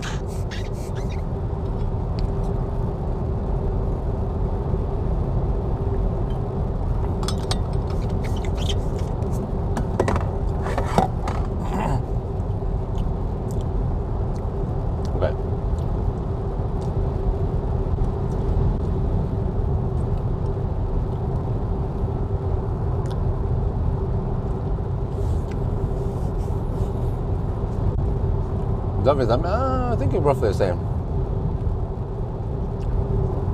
Okay, guys, I'll be shooting the rant now.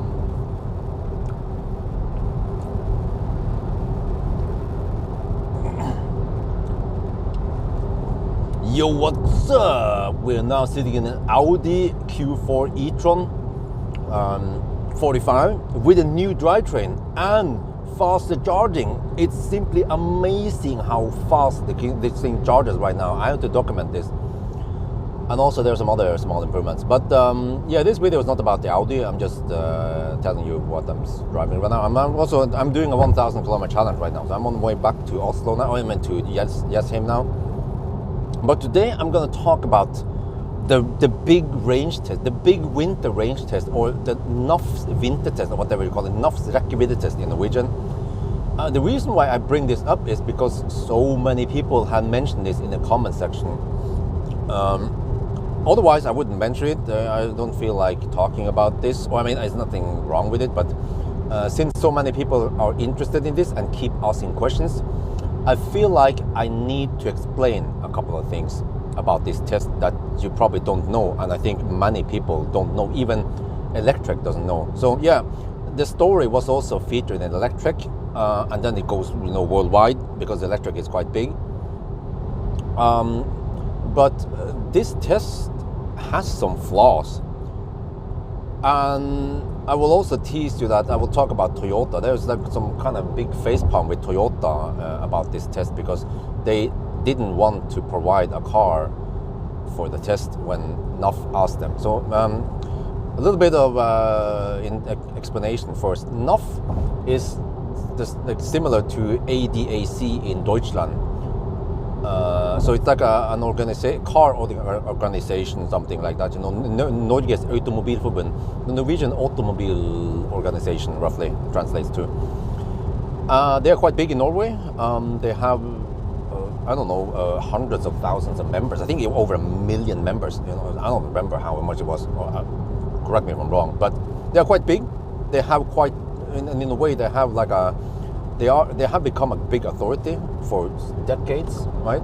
And they started doing this range testing recently, where they drive a bunch of cars together, which is, in a way, kind of similar to what I do, but I always work alone, you know.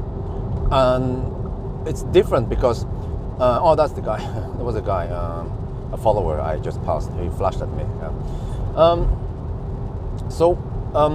The way I test is that I always do ABA testing. I start and end at the same point.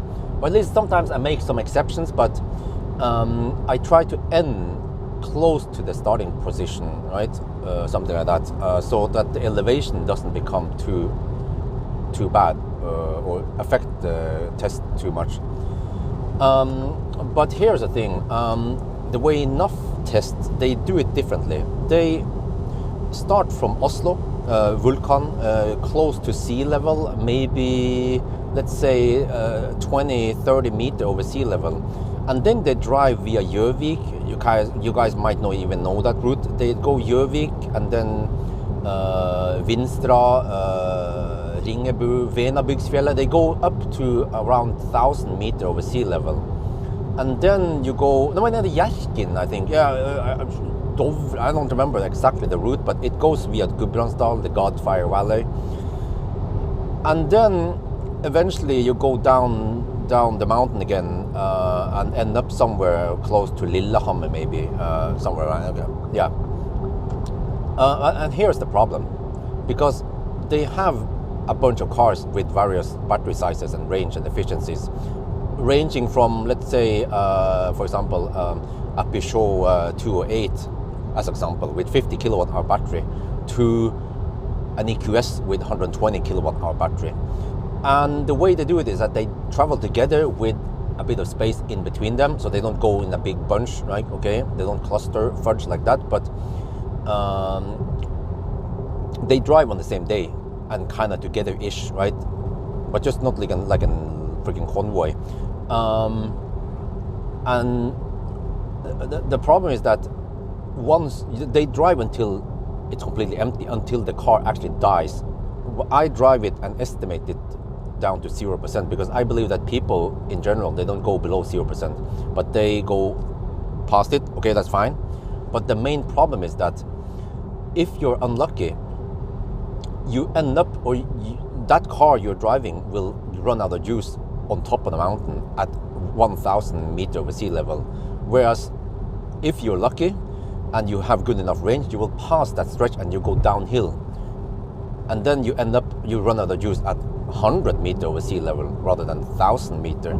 And that is actually very important, because if you do the math based on the weight of the car and the elevation, it could mean as much as 5-6 kilowatt hour. And if you have 50 kilowatt hour battery, that is whooping 10% of the battery, right? And that means that the consumption will also be significantly higher. We're talking about roughly 10 watt hour per kilometer increase, maybe. It depends, of course. And the range also. Yeah, how much is it in range? Well, it depends again, but let's say, yeah, I don't know. So they have a comparison with the Hi-Fi Set, because Hi-Fi Set is a new car. It has whooping 120 kilowatt hour battery.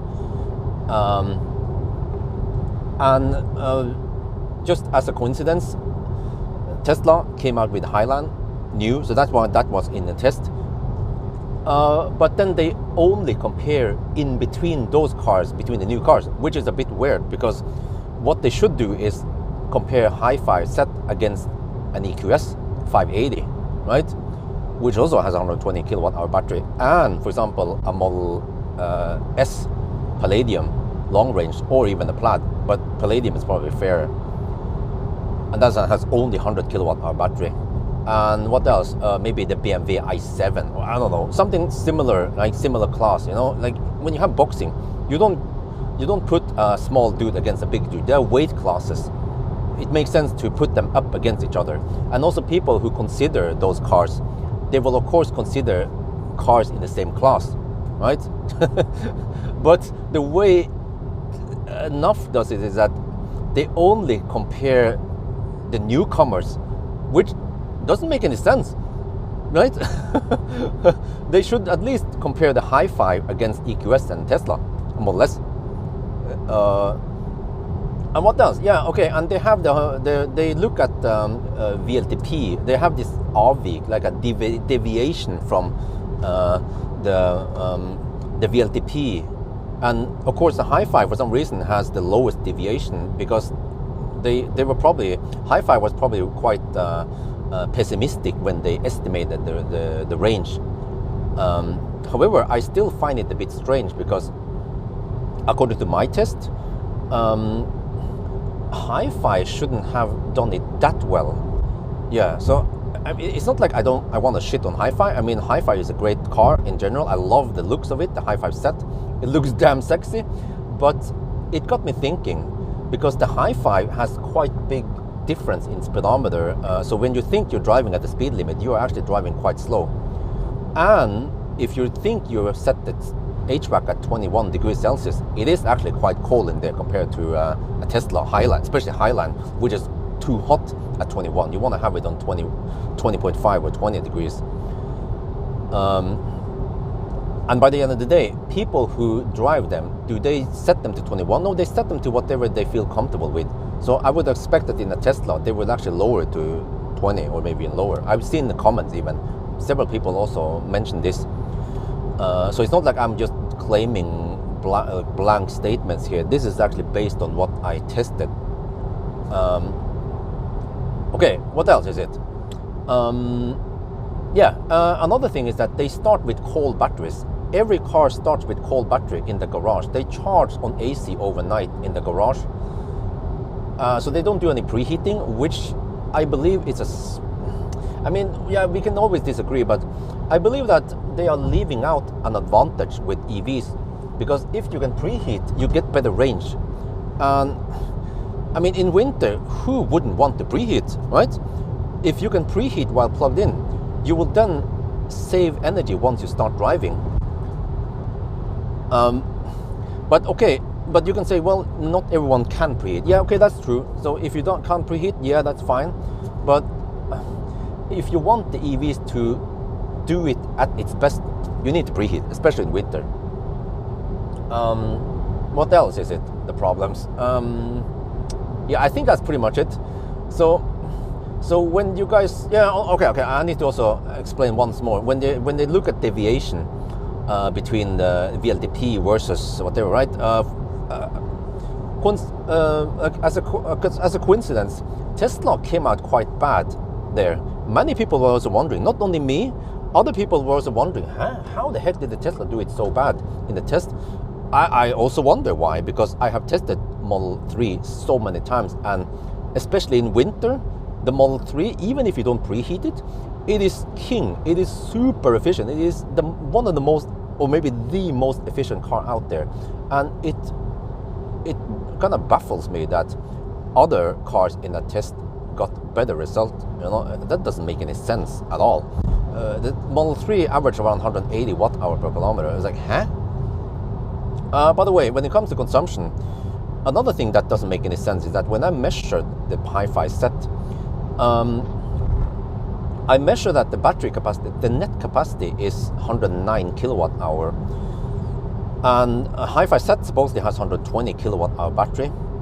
But if you look at the NUF test, somehow they measure that it consumed 240 something watt hour per kilometer, and drove 522 kilometers, I think. I don't remember the exact numbers, but if you multiply those two numbers together, you get way over 100. And how was it again? I think you get around 122, 125 kilowatt hours. Like, how the heck is that possible if the gross capacity is 120? Unless there is a hidden buffer and some shit. But I mean, really? Do they have 130, 140 kilowatt hour battery in there? No, I don't believe that. And also, it also doesn't make any sense because they drive way slower than me. Okay, when I do the 90 test, I cruise at 90, right? The average speed is 89 kilometers per hour because I turn around, some shit like that.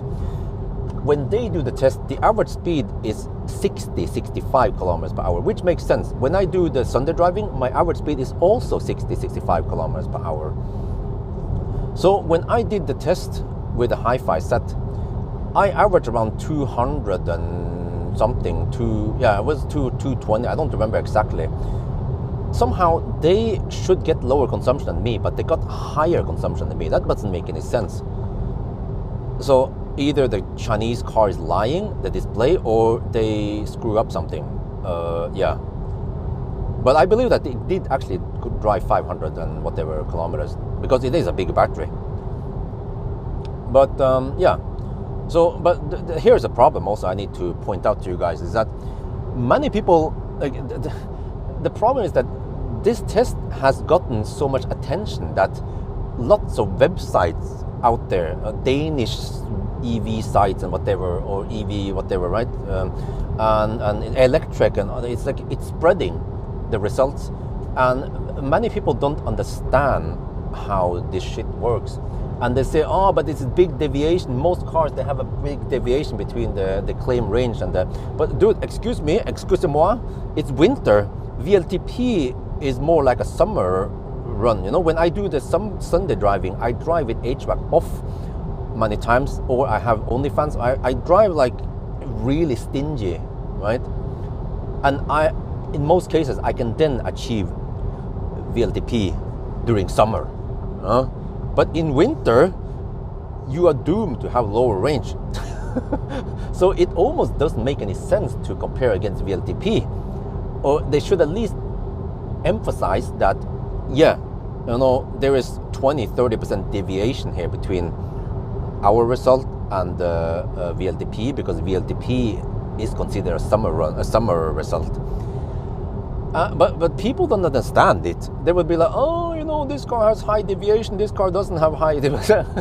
Like, yeah, so you guys just have to understand how that shit works. And then, okay, maybe I should talk about Toyota, because that's also kind of funny, man. I mean, okay, sorry guys. I mean, I don't want to shit on Toyota. Espen is an awesome guy. Piotr also.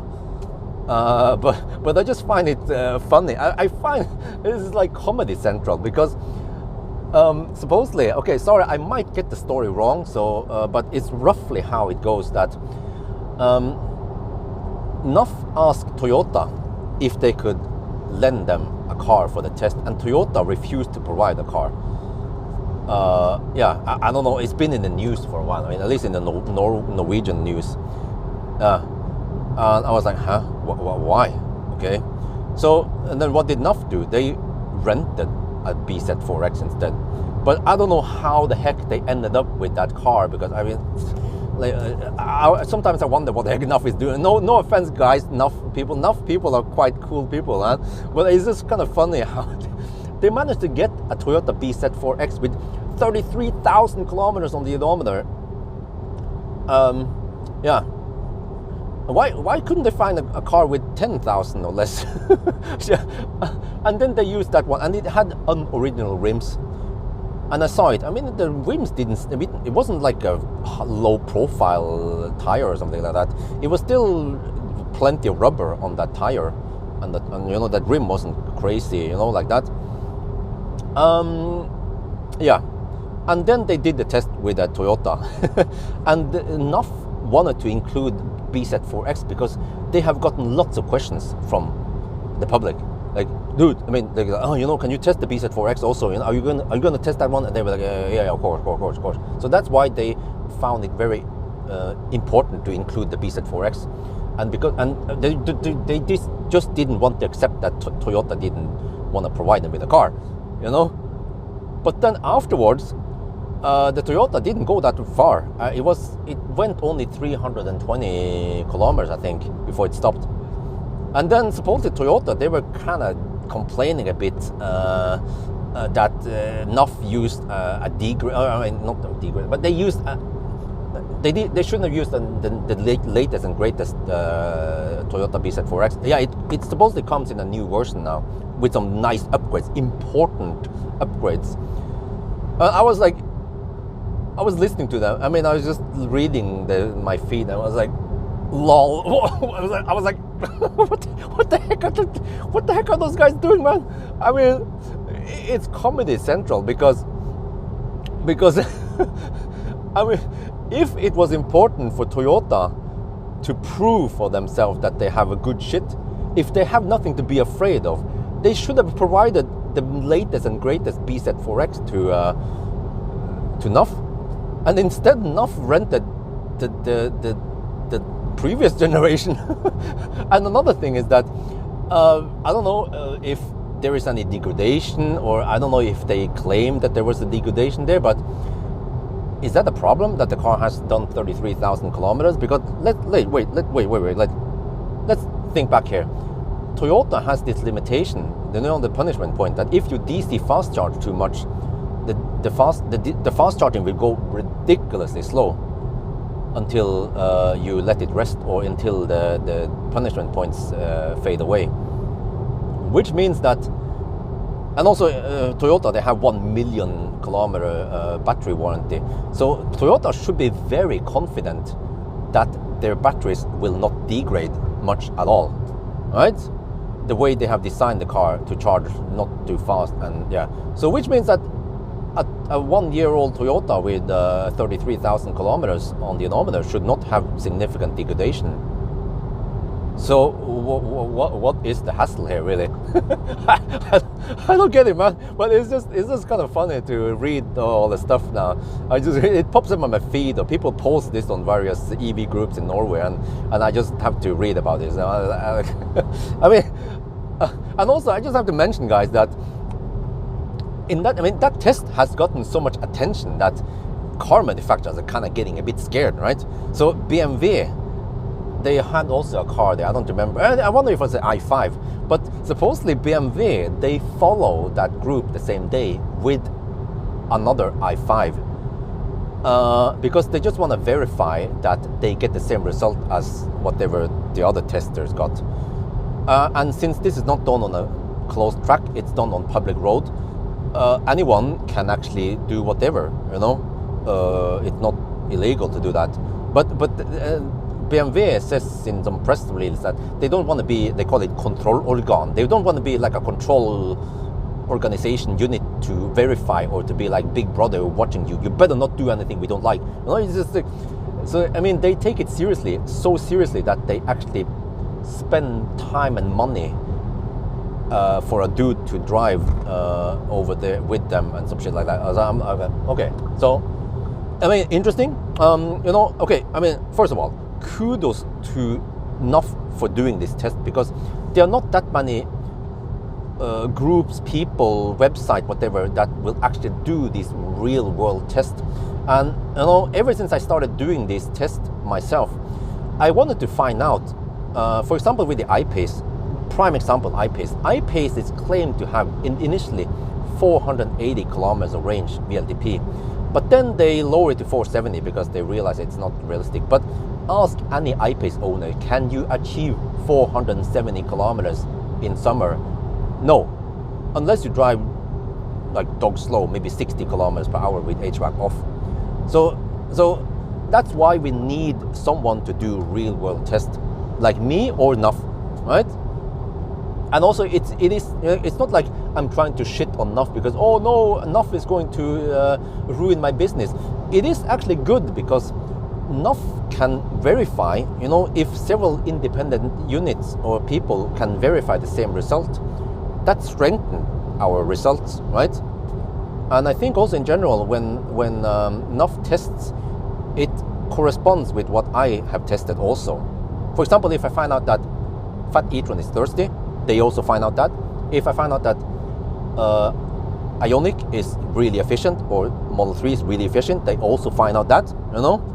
But if some German dude suddenly finds out that the e-tron is really efficient, I'll be like, wait a minute, that is like, no, it's like blockchain, you know.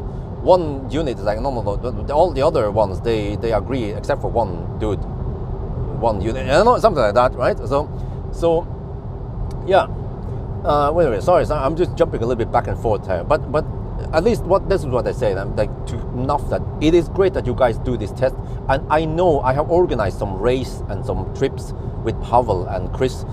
Just organizing 3 people, getting those cars and returning those cars, man, that's a lot of hassle. And they are doing it with freaking 20 cars or some shit. I don't know. So that requires a lot of organizing and money and time and planning and all those people involved. So yeah, it's great, you know, it is great, but I claim that it has some flaws. Unfortunately, I'm not saying that my tests are flawless. They are by far not flawless, but I can mention that my test goes from the start end point is normally the same. I take in account speedometers, speed error.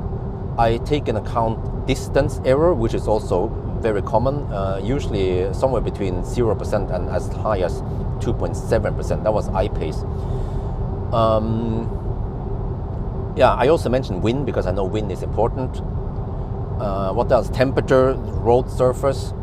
You know, I also avoid traveling when we have too much traffic. So I try to make the test as fair and as repeatable as possible. I wouldn't benefit anything from it if I would lie about one brand or another. People can find out, you know. That's the thing about that's the thing about the beauty about real world test is that you can easily replicate it. But some lab tests can be quite hard to try to verify yourself. Yeah. But I mean, I'm pretty sure that enough will watch. Some people enough will watch this video. So I mean, keep up the good work. I'm just trying to say in a friendly way that it might, in a way, confuse people, or they might get the wrong idea.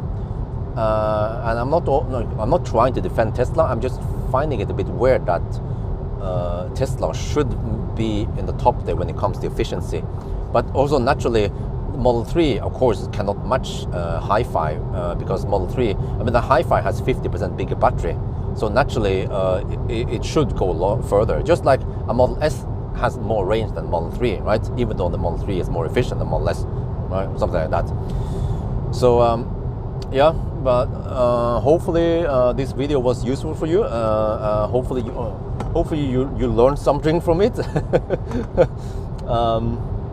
I just wonder if I forgot about something, but yeah. And then what about what's going to happen with Toyota now? And what about, yeah, by the way, I should also mention that I was invited to go to this test even. It was several years ago. They invited me, and in Michigan I was like, you know, I was thinking I prefer doing my own thing. You know, I'm like Chuck Norris. I fight alone, right? And it's more convenient. I can do this at my own pace. I can pick the day with the nicest weather. The reason why I pick days with nice weather for range tests is because then it's easier to repeat it. Or I mean, I can get then similar driving conditions. If I pick one car with pouring rain, then it will look bad. It will look worse for that car, and then I might not get pouring rain that often with other cars, you know.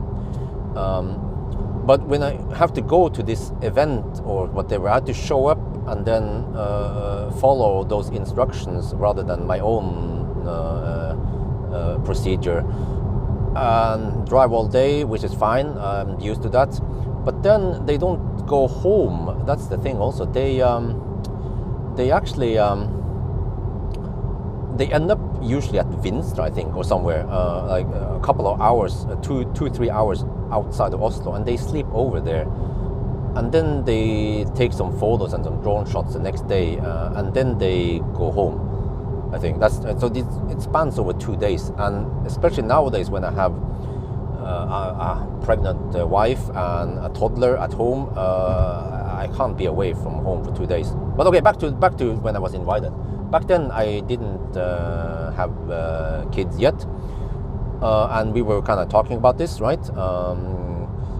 But then COVID happened. And I remember, we were kind of okay. I even had a briefing with one of the NAF people. And then COVID happened, and then they just have to call off the whole thing. It was something about that. It was too risky back then to gather too many people, even though they wanted to take all the precautions for COVID. And then after COVID was over, then I was never invited for the other rounds. But I mean, to be honest, it's not like I don't want to participate. And also, it's not that I am not happy that they didn't invite me, but to me, it's like I can go there, that's fine. I cannot go there, but that's also fine, because like I said, I prefer doing my own thing. So, I mean, no offense, guys. I mean, whatever to, for the record, I am very often invited to other events. Like Kirsi from Tesla Club Finland, she always invites me over to the ice track. Also Marcus is like, oh, can you go to Gol? Huh? Can you go ice driving at Gol? I was like, I mean, again, you know, and also other people like, oh, can you do this? Can you go to the cannonball run? Can you go this Gibraltar to North Cape run? Or something? I'm like, oh man, I did that 10 years ago, but I'm getting old and grumpy now, man. And I have a family now. I have to make money and pay for the expensive house and the higher electricity bill. So that's just how it goes, man. Yeah. So yeah, if NAF would invite me to the next challenge thing or whatever they have, I mean the test, would I go? I mean, I will think about this. But I have participated in Fortum. Back then they had Ladetur. It kind of makes sense 5-6 years ago to have a Ladetur. They would promote that EVs are good for long trips. That's kind of the thing I've been doing already 10 years ago. But they just want to organize and have some fun and do the social part. And I was there for a couple of years, which is fine. But then eventually they stopped doing it. But from what I saw on Ladetur, which is just a bunch of cars, various cars, affordable cars also, like Kona, Leaf and stuff, you know, going together with Fortum, with some sleepovers and stuff. I mean, it was fine, but it was okay driving lots of driving. I like it, but I saw on the videos that not too many people were interested. The view count didn't go through the roof, which means that my audience, they are not too interested in it. And if I would participate in a NAF range test, I would probably make my own video as I drive there, right? And probably even live stream or some shit like that. I would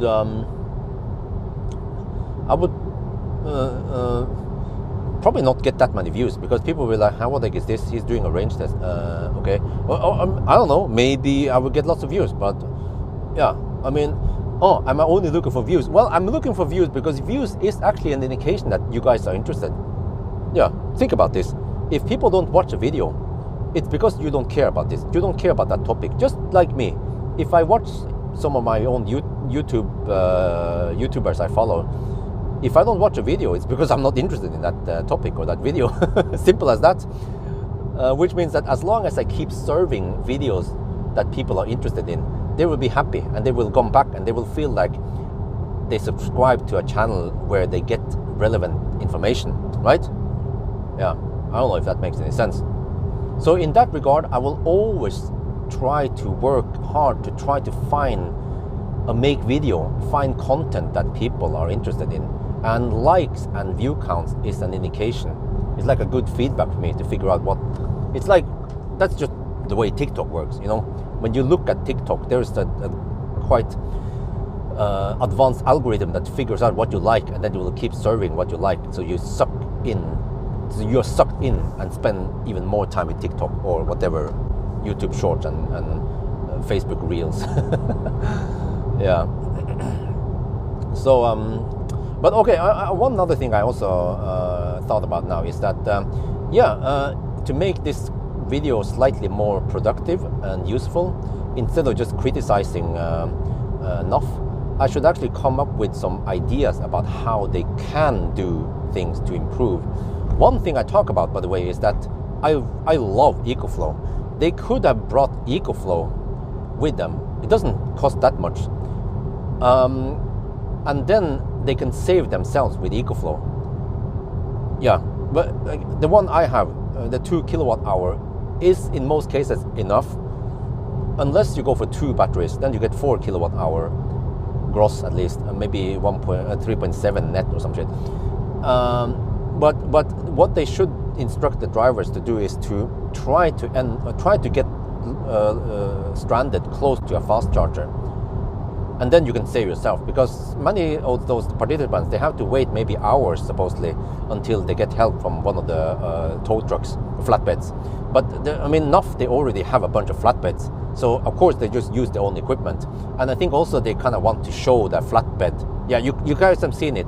Every time they refer to whatever car, it's on a flatbed or getting loaded on a flatbed, because of course that will attract way more attention than some dude stranded by the road like me with a warning sign. I mean, with a warning triangle and a high visibility jacket. So in that regard, yes, if they are doing this for clicks, then use the flatbed like before. Yeah, so I'm not gonna dictate what you should do, but I'm just suggesting that that is the workaround, you know. Yeah, but I guess enough already consider that. When it comes to other things, like you got enough or other places, you need to know that Chinese cars, they tend to heat things differently. So if you set it to 25 degrees Celsius roughly in the Chinese cars, that equals to 21 degrees in most other cars. And how the heck do you know? Well, you kind of need to measure this if you want to know it exactly. Or for me though, I'm the instrument, so I sit in the car and I instantly feel how it should be, and I adjust accordingly, and somehow it also matches the thermometer if I would verify this, because that actually affects the consumption also, especially during winter. During summer, not that much. What else is it?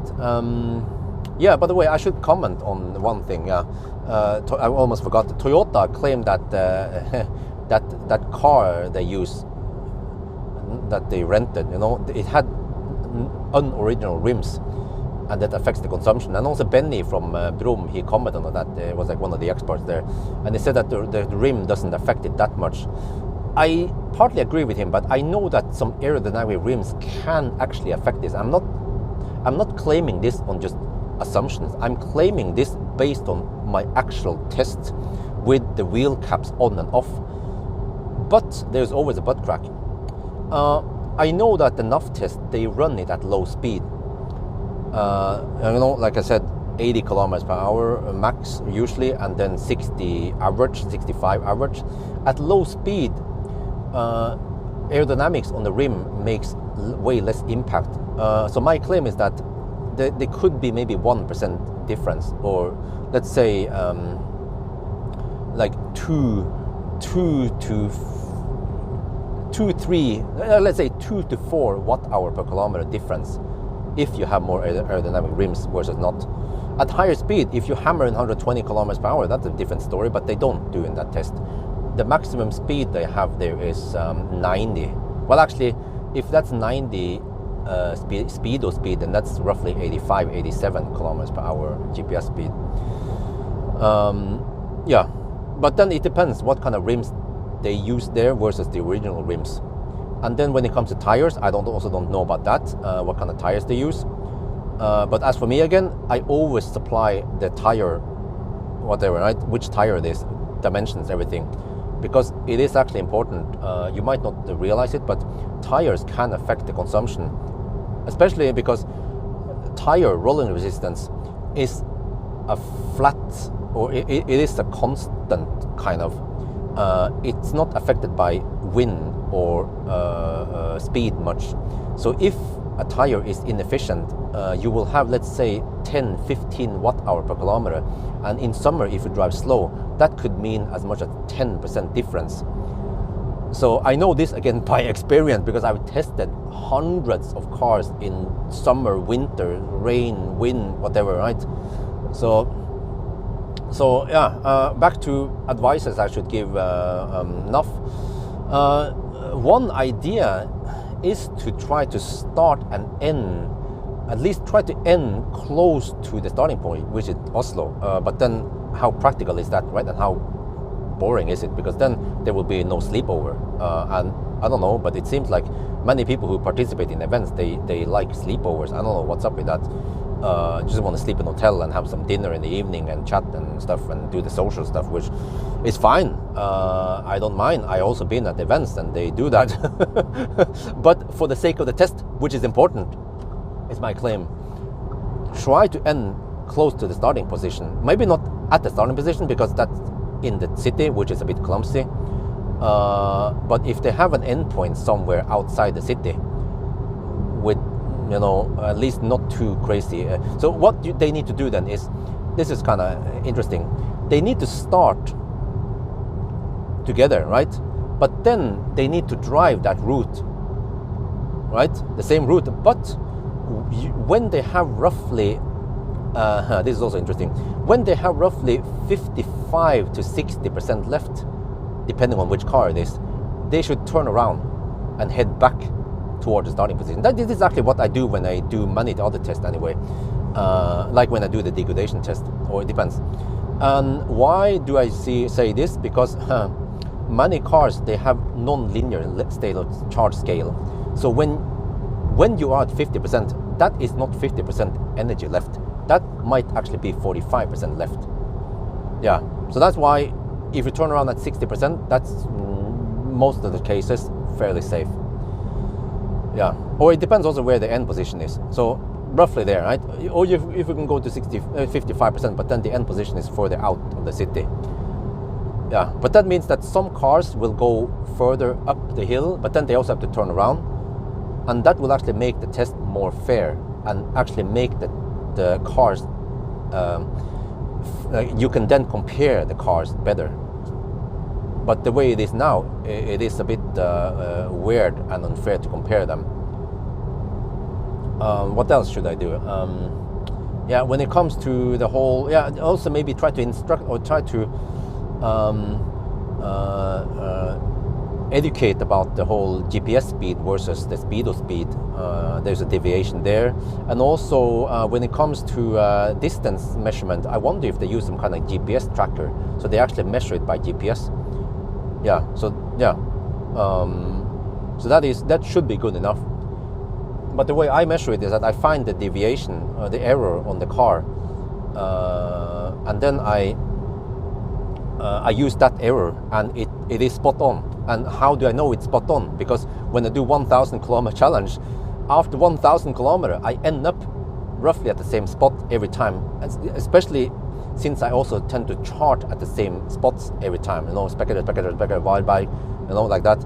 So by ending up, that means that my method, even after 1,000 kilometer, is very accurate.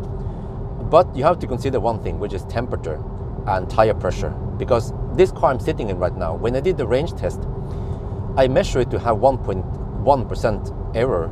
It was over-reporting. Well, technically, I think it's under-reporting. But when the car showed 101 kilometer, roughly, it was actually 100 kilometer real distance. Roughly there, right? So I measured 1.1% error. But now, during 1,000 kilometer challenge, I measured 1.3% error. So I actually have to, the trip meter here, that needs to go to 1,013, and that is 1,000 kilometer real distance. And why the heck was it different? It was different because in between there, I fill up more air in the tire.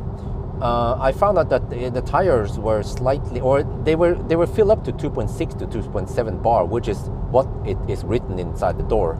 But however, both Nokia, well, at least Nokia recommends that you overinflate the tires by 10%. So I fill them up to 2.9 bars. Maybe I should have even filled them up to 3 bars.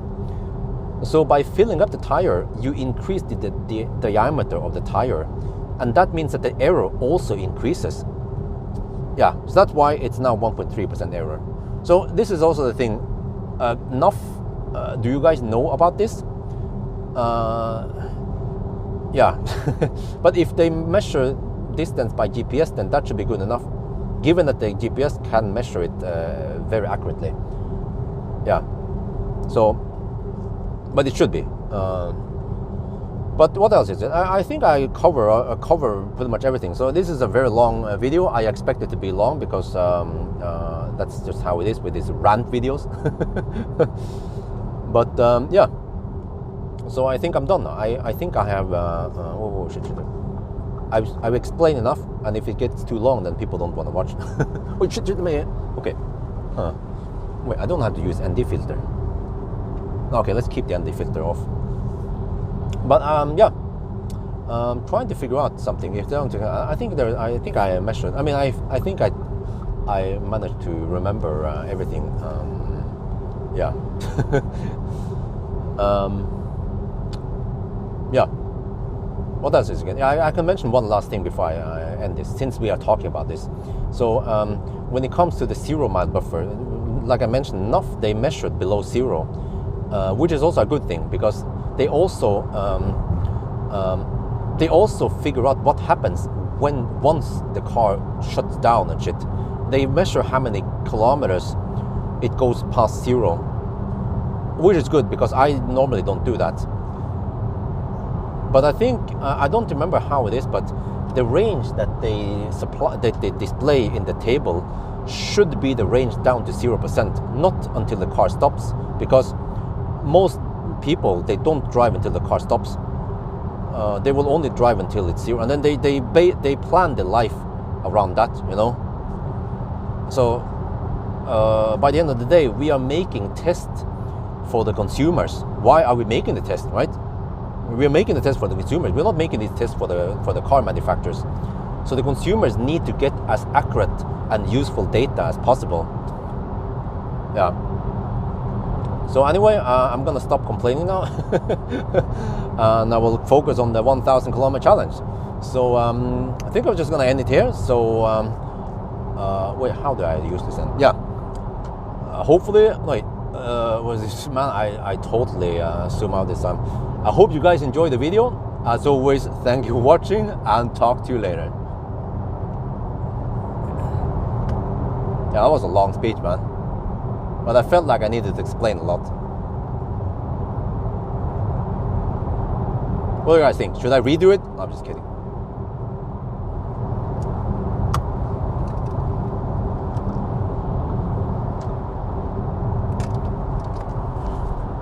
Are you serious? Are you fucking serious? I wasn't wearing the... Oh, Jesus, man.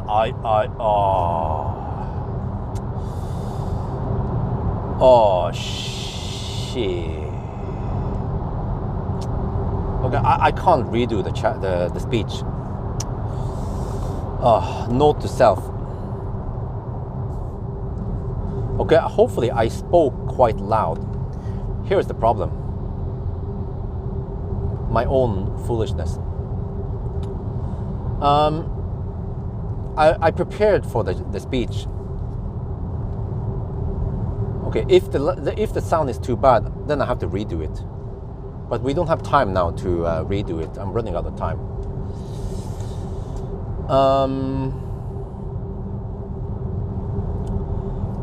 I prepared everything. I clipped the microphone on the jacket, but then when I left Strömstad, but then I remember, in order to get okay story for the 1,000 kilometer challenge, I have to make a quick shot that I left Strömstad, and I did, and I unclipped the rant microphone, right? And then I forgot to clip it on, and I started talking. So the microphone was around half meter away from me. That should result in quite bad sound given the noise levels we have here. But then the gain kind of compensates for it, but you know that it's not the same. So yeah, the live stream audio was good, but I could use the live stream audio and mix it in there. It's not the same. Okay, I will listen. If it's not good enough, then I'll probably redo it. Shit. But maybe I was taking too long anyway. I can explain this smoother next time. Yeah. Yeah, the sound is good because the live stream microphone was clipped on the jacket, but the other camcorder was not clipped on. It was on the passenger seat. When you have half a meter distance versus 5-10 centimeters, that makes a huge difference acoustic wise, if you guys know about sound. And I know that sound quality in the live stream is nowhere as good as the so okay, I will consider it if maybe I'll save it by using the live stream audio. It was my mistake, man. Next time I should, because normally I have pretty good routine for start and stop, but this time I screwed up and I forgot about this. I always go through the same checklist, check this, check that, but I forgot to check the microphone, man. And also, but I did check that the microphone was picking up sound, but I forgot that it was not on my jacket. Okay, whatever. I think we should be able to save this. Yeah, the live stream is actually a good backup because the video might not be that good, but I even sometimes use the live stream video just as a short clip, like when I hit the moose and shit like that. But at least the audio is in a way not that bad, yeah, compared to the video quality.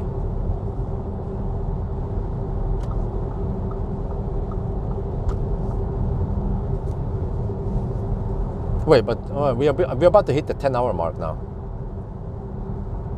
In around 10 minutes, 9 minutes we'll hit the 10-hour mark.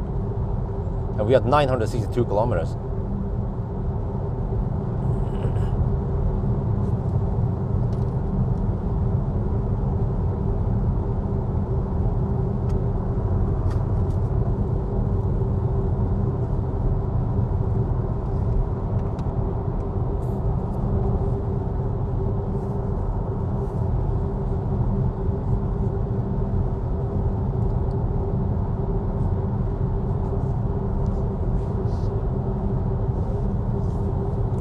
Okay, anyway, yeah, long speech. Now I can finally eat and drink. Oh.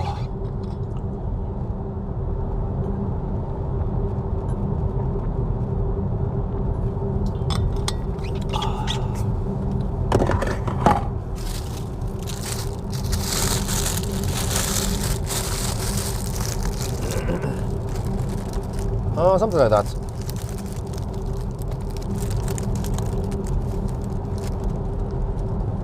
You take the current time and you add 14 minutes. That is the current 1,000 kilometer time. And distance is 965. But remember, you have to go to 1,013.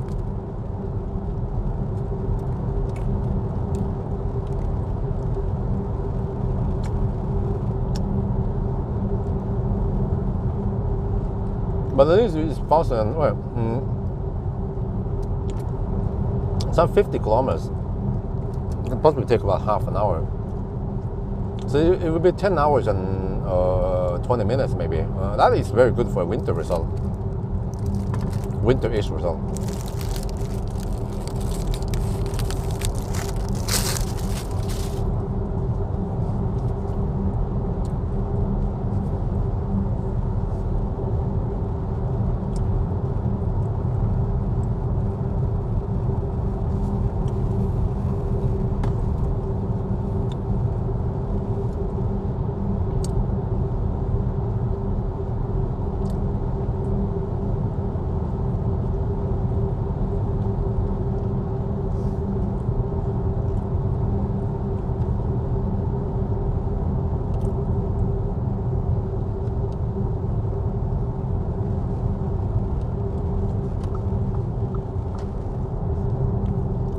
Oh, we're cooking now. We have 27% left.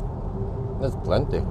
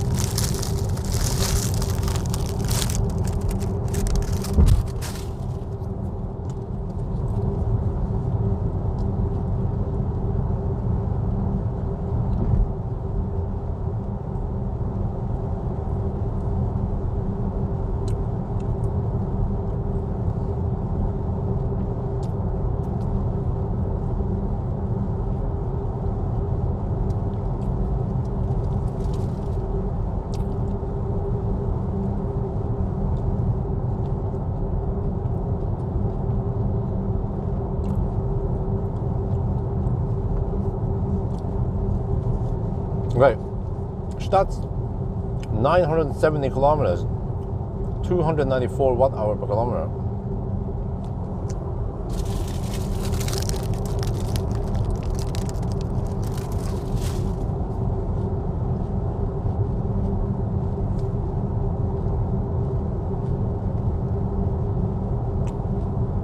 Hopefully we don't have too much traffic now. It's Sunday morning.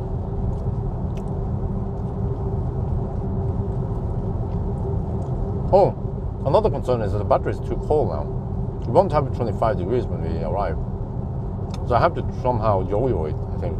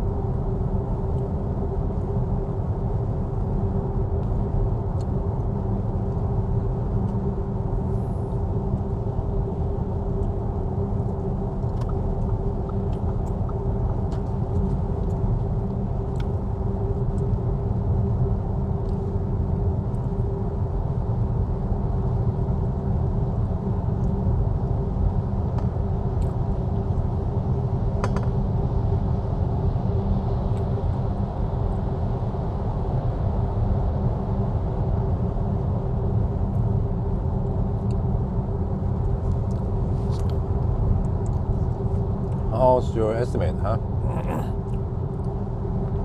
Summer tires with I think the consumption is quite similar, summer versus winter tires. I haven't done any direct comparison.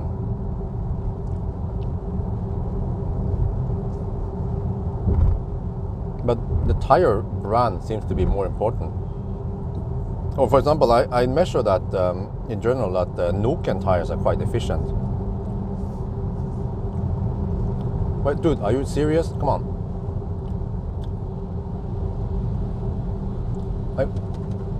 Like, what the heck are you doing, man? Seriously?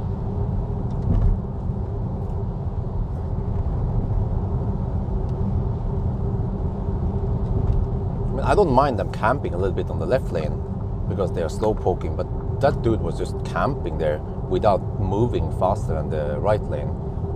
That is super annoying. It's just a block like that.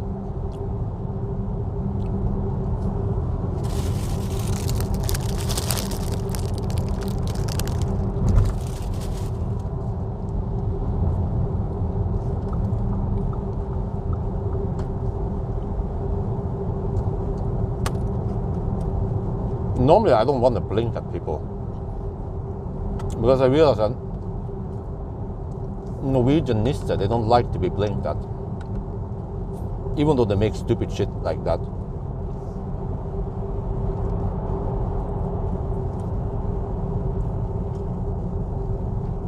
PV, huh? Well, no, I don't, and I don't want to get it either because of aesthetics.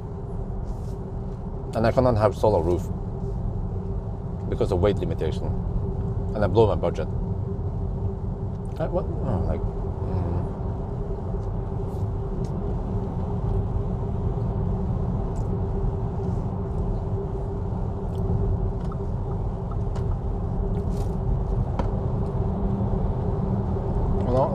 I don't know, man. Like, some people, they just want to camp. I don't know what's up with that.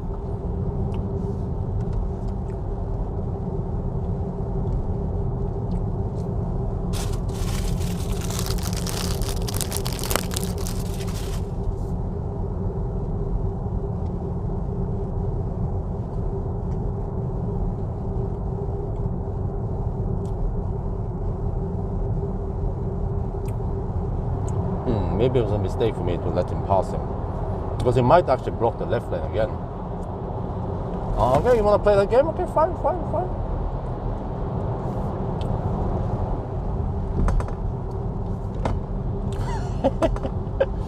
Freaking Nisse. Don't try to play with an EV. That is a big mistake. They are always faster than you. Even if I have only 24% left. Yeah, I still have full power, which is 300 horsepower roughly. There's no way that guy's gonna outrun me.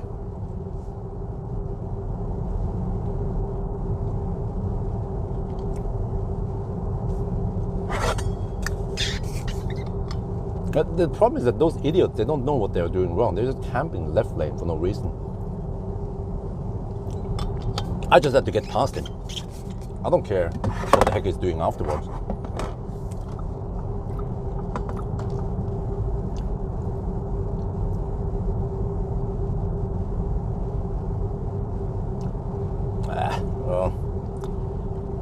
Blinking in Norway is not illegal, so I don't care. If they are too much in the way, too annoying, then you just have to blink at them. But flashing is usually a last resort for me, because those Nisse, they usually don't like being blinked at.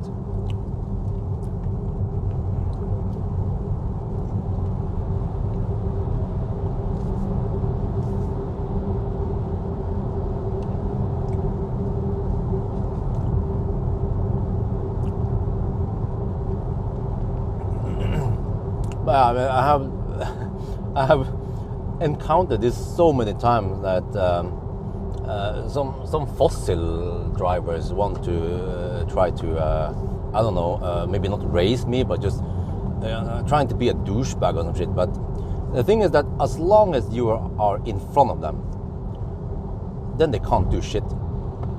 You know, as long as you get past them and you are in front of them. And especially if you have a fast car like a Tesla or whatever, they have no chance in hell to do anything. You can block them. Okay, it's maybe it's illegal, but you can block them and you can outrun them easily. But especially on the motorway like this, if you're faster than them, they have no chance to do anything. You're way more nimble than them. It's like you're running circles around them. That's just basically how it is. It's almost ridiculous how slow fossil cars are. Yeah, they have 1,000 kilometers of range, but who cares? Because like the kind of battle or whatever you call it, the little skirmish only happens within 30 seconds or a minute. And then he went ring 3, by the way. He's not going this way anymore. So normally we don't chase each other, do crazy shit for minutes even.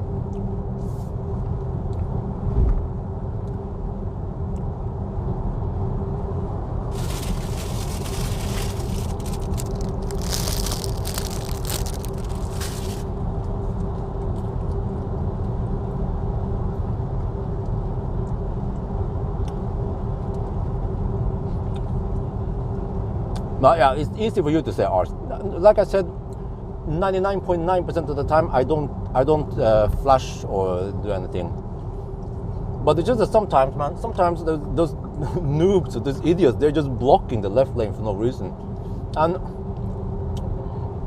I mean, it's not like they are doing it on purpose. I have been in other cars with other people who does it. They are not doing it on purpose. They are just not paying attention.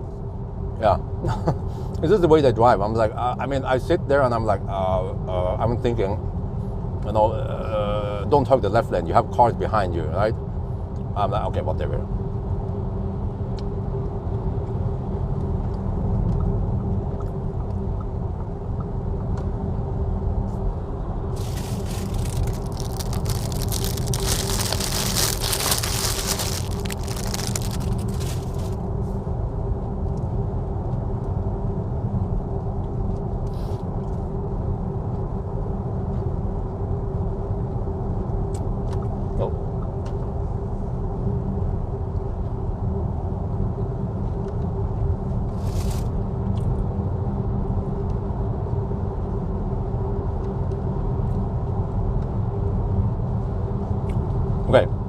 985. Let me see. We should 999. If everything, I mean, if we have measured everything accurately, we should 999 right before the exit to Jessheim South, like a kilometer before or something. Yeah.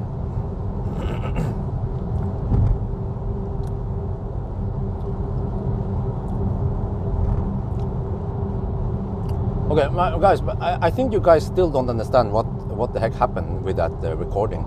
The live stream sounded good because the live stream microphone was clipped onto my jacket, whereas the other microphone, the Rode microphone that was recording the 4K video, was not clipped on the jacket. It was on the passenger seat, which means that the sound from the camera there might not be that great, and I might have to discard it. I have to edit in, sync in this. I have to try to find a spike somewhere I can use to sync.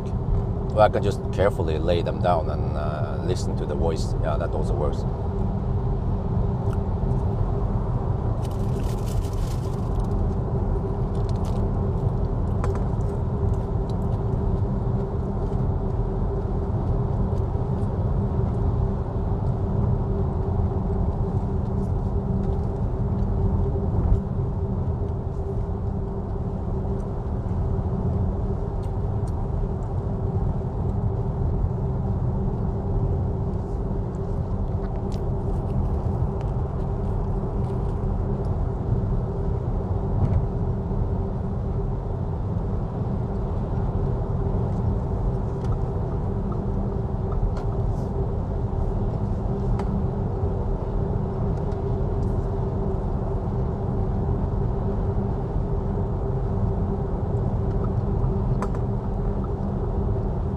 Okay, let's see, what is the time now?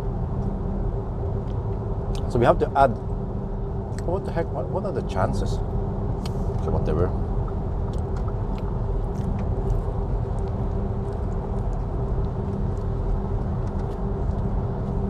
We are 10 hours and 7 minutes now.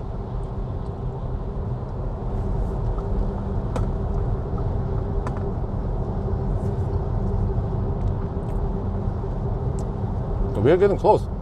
990.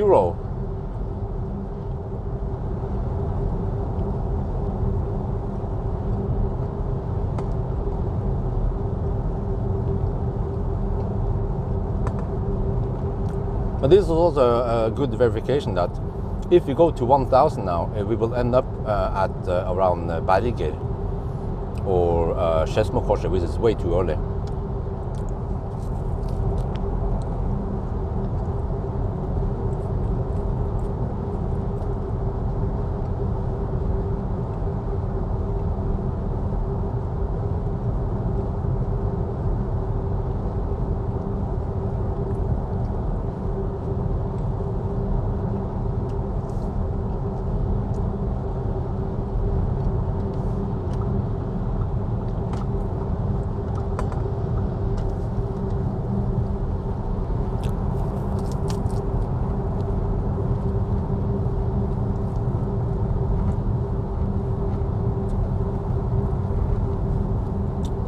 .992.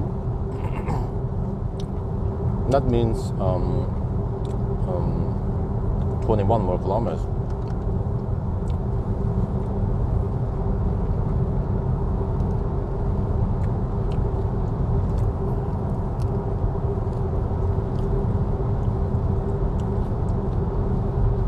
Time 10 hours and 9 minutes. Yeah, it should be 10:20, right?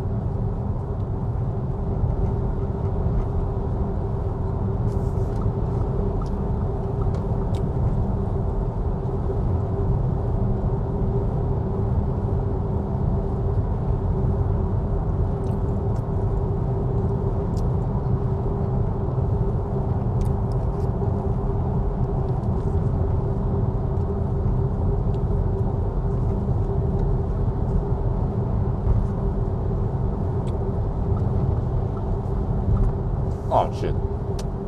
Oh shit. What the heck, man? Well, I should tolerate some traffic. since I didn't have any. If that guy just waited 5 seconds, I would be past him.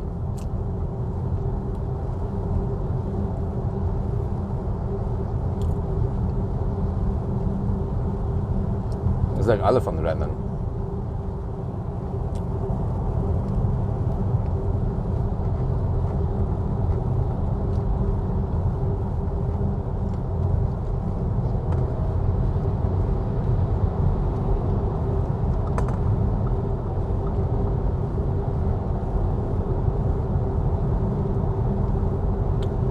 Seoul, I think I will borrow a car from Valdemar for now.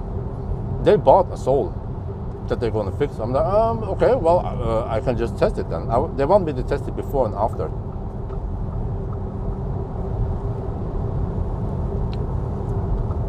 So I mean, that's win-win for me.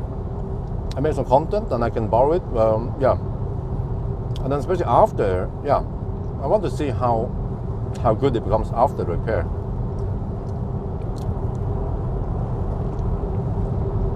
Is that Unfall? What car is that? It's a taxi. It's a Mercedes. Mercedes is kaput.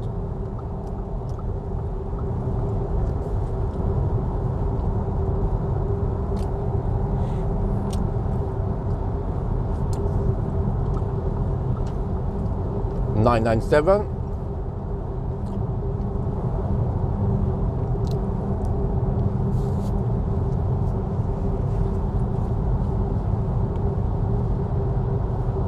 That's good, I just finished the baguette. Range 50 kilometers, that's fine.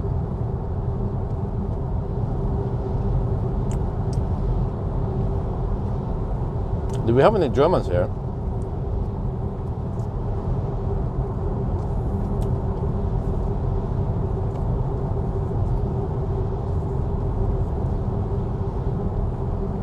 I want to check on my pronunciation in Deutsch.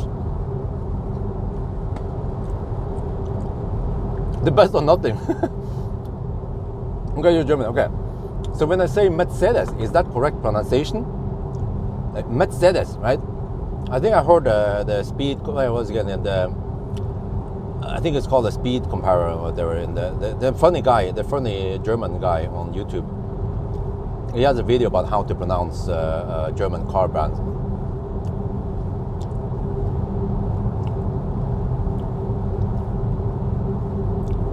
Because you're not supposed to say Mercedes. Mercedes. That's the American way of saying it.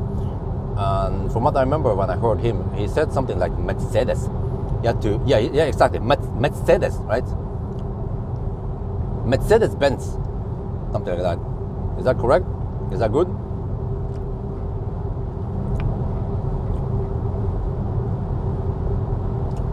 Yeah, not Mercedes. That's either UK or US.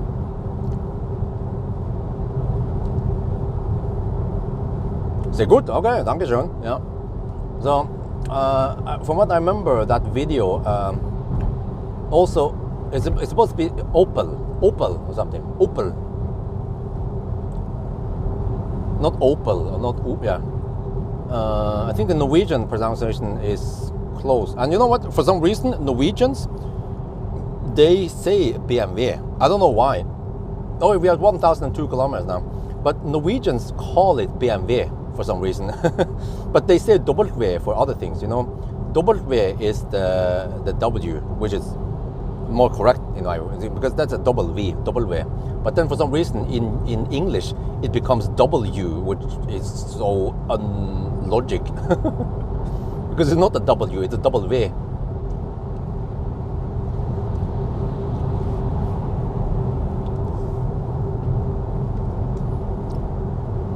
And then also Audi. It's not Audi, it's Audi. I mean, it's Audi. Yeah, Audi. You know? And same, it's not Autobahn, it's Autobahn. Yeah, okay. Will that dude let me pass him? I'll try. I need to get enough and then just kind of slide through. Okay, that works. Because if he hammers it, I might not be able to over hammer the Tesla unless I'm sitting in the plaid. Yeah. Everything is below the plaid in the food chain. Mercs, yeah. What are you?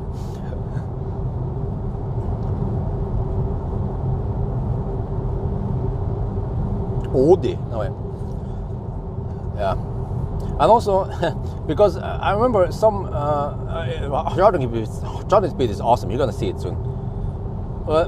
There were some people, you know, when I keep saying BMW, and no German will complain about that. But there were some other people out there, the non-Germans. They'd be like, Björn, I like your videos, but you should say BMW because that's British. I was like, why? I mean, I say Björn, I don't say Bjorn, you know, and. I prefer, like, if I go to Bergen, I say Bergen. I don't say Bergen, you know. I don't say Trondheim. I say Trondheim. I say okay. I might say North Cape because people might not be confused by Nordkapp. But I try to use the local name. Yeah.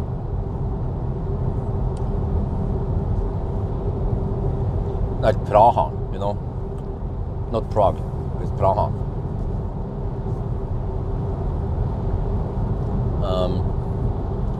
But then, for some reason, if I try to mispronounce, what is it called again?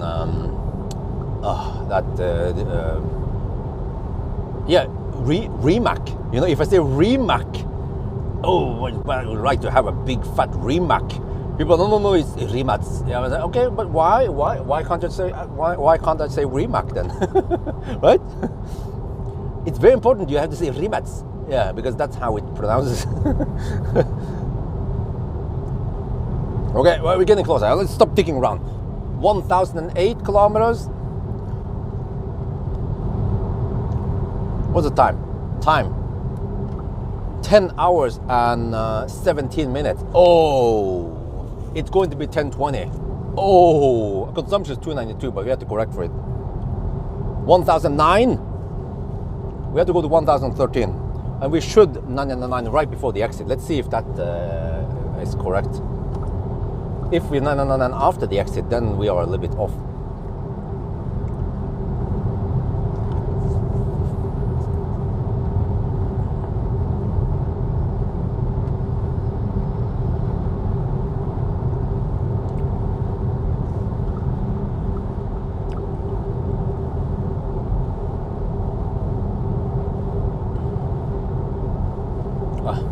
Well, the whole spectacle, it was funny because I was making fun of the dude. There was one Swede only. Nobody else cared about it, but because it is actually pronounced Spekeröd, not Spekeröd.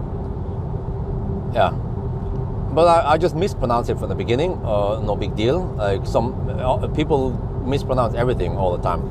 But there was this one guy, he was complaining in a kind of silly way. He was like, my ears are bleeding. Well, I mean, my ears are bleeding every time people say kilowatt hour per hour or kilowatt battery, you know?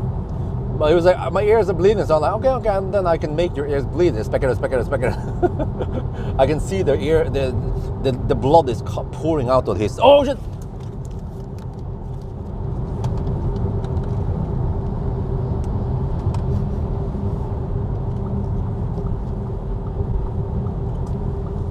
Let's do the countdown. I'm a bit late. 9991. No, 9996. Shit, I'm late, sorry. I came late. 9997. 9998. 9999. 1,000 time 10. Okay. Plus 14 minutes. We are at 10 hours and 19 minutes. So 10:20 then. And look at the consumption. We have to correct for it. 1.3% over-reporting. But wow, that is impressive for winter consumption. Look here, it's sub-zero temperatures over here. Oh shit, very, very impressive. Now we have to go to Ionity and do a charging test there.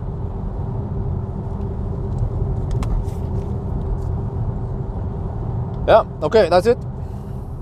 Oh shit. Was a bit late, man. I was talking too much. Like, shit, man. Wait, how many percent? I'm 11% now. Wait, are you serious? Yeah. But the battery is too cold. Okay, there's only one way. Yo-yo. But it will heat up slightly before I hit 10%. Because I'll probably arrive at Dal with 5%, right? So just have to yo-yo a bit. Oh, what are the chances that some dude hit me with a stone chip or what? Man, this is why I don't like winter. Stone chips normally doesn't happen in summer. There's a tiny chip. I mean, there's a tiny little stone chip there. Oh man.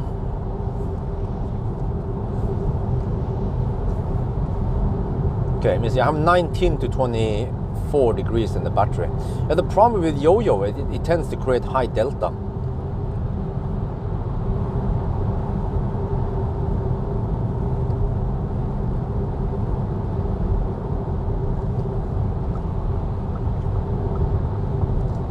%10 now. Okay, we'll go below 10%. Then we heat up.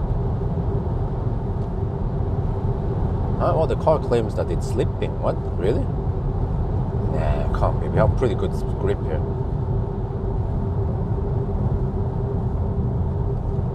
Gotta slow down for the thing here anyway. Wait, I forgot.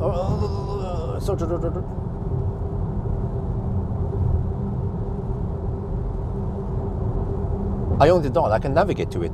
Not sure how much preheating I will get then, because we are already kind of low. And I have 9% left.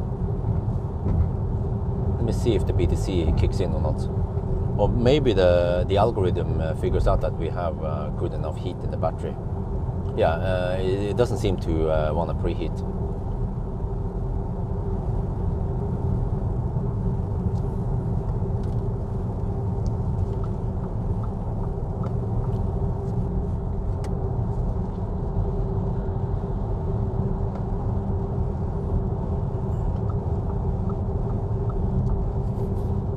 Wait, can you guys check what were the previous 1,000 kilometer times then on ID4 or Enyaq or one of those cars?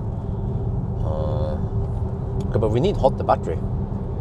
20 degrees in the low end is not going to cut it. We need 25 at least to get maximum speed. Well, okay, we get a couple of degrees extra once we charge from 5% to 10%, then I replug.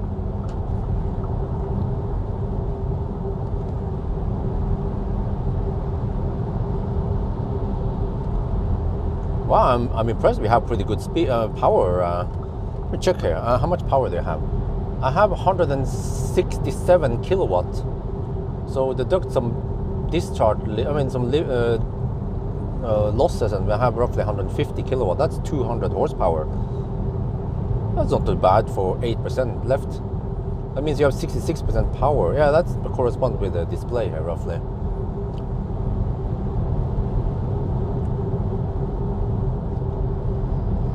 What, 21.5%? Sorry, 21.5 degrees. It's all about the min temp right now. Okay, I have to figure out, do I record the charging screen or the charging screen state of charge is more accurate? Or, I mean, yeah.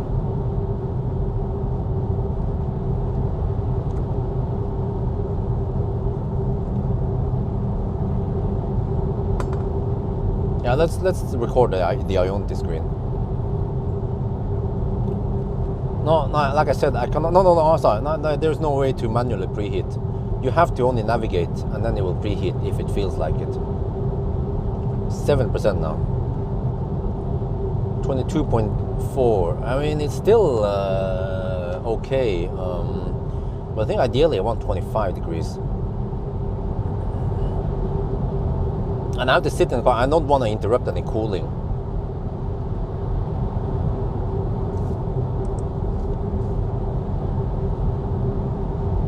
.7 degrees now.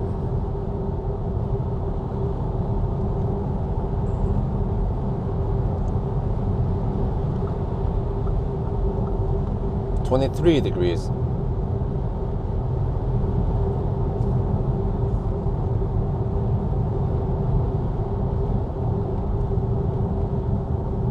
and get 1 more degree before you arrive. This is super intense on the energy.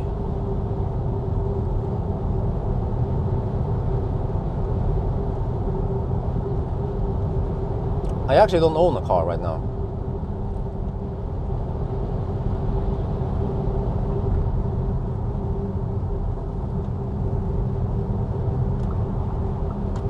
What? Really?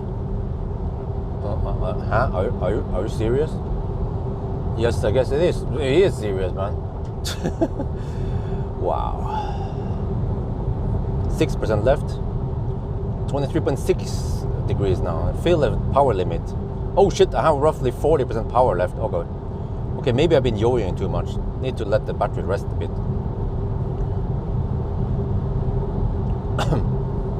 So I might arrive with 24 degrees in the min temp, and then as we charge up we might get 25, 20, yeah, maybe 25 at 10%.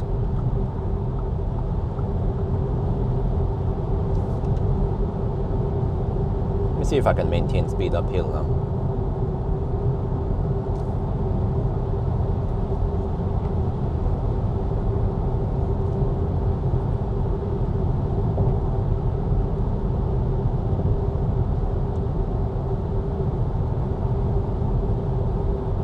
Oh yes, I can. I'm pulling 70 kilowatts. Yeah, okay. I can actually maintain speed uphill. I have roughly 100 kilowatt power limit.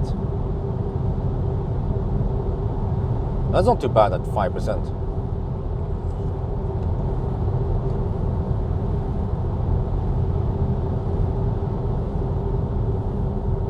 Okay, a little bit of yo-yo before I plug in now. 24 degrees. Okay, I think that's good enough. Let me set up camera. Yeah, I think I need also the ND filter. Okay, quickly set up, and then I have to freeze in the car for a bit.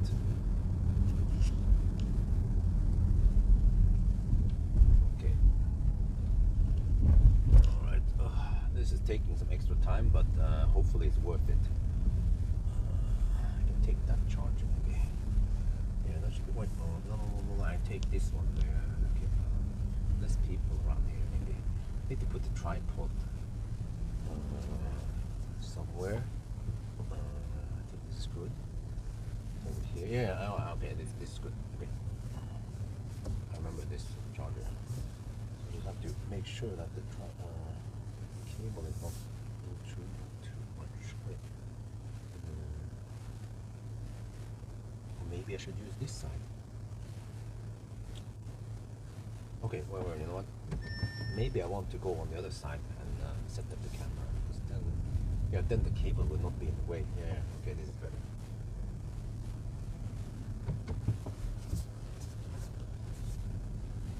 Outside temperature was more like 4 or 5 degrees. It was actually quite warm for beginning of February. The Morocco heat, man, from the south. We either get Siberian cold or Morocco heat. Okay, let's see. There should be good for. Yeah. Okay. Okay. I think we are in position now. 20. Oh, I had to hurry. Maybe it will cool down if I wait too long. Okay, let me hurry. Do I have enough battery here? Check. Should be enough, right? Check this battery. Oh, this is better. Okay, let me swap.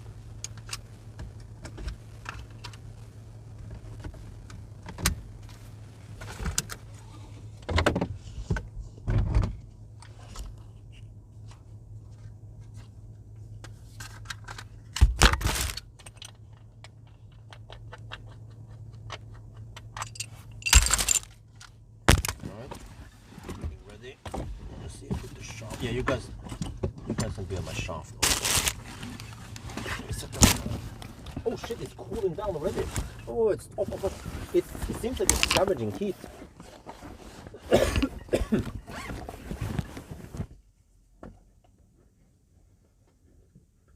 But if I stop HVAC, it seems to not cool down.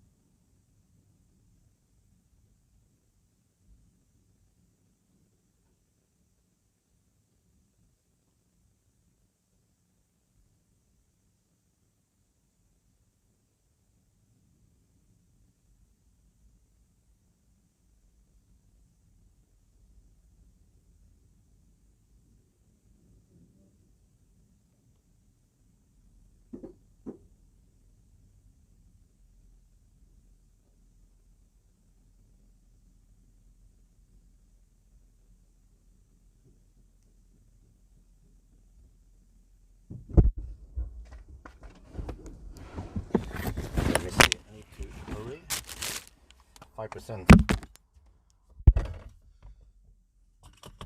Oh, it's not the ideal temperature here. Maybe I just have to accept that it's not perfect. 6%. To hurry.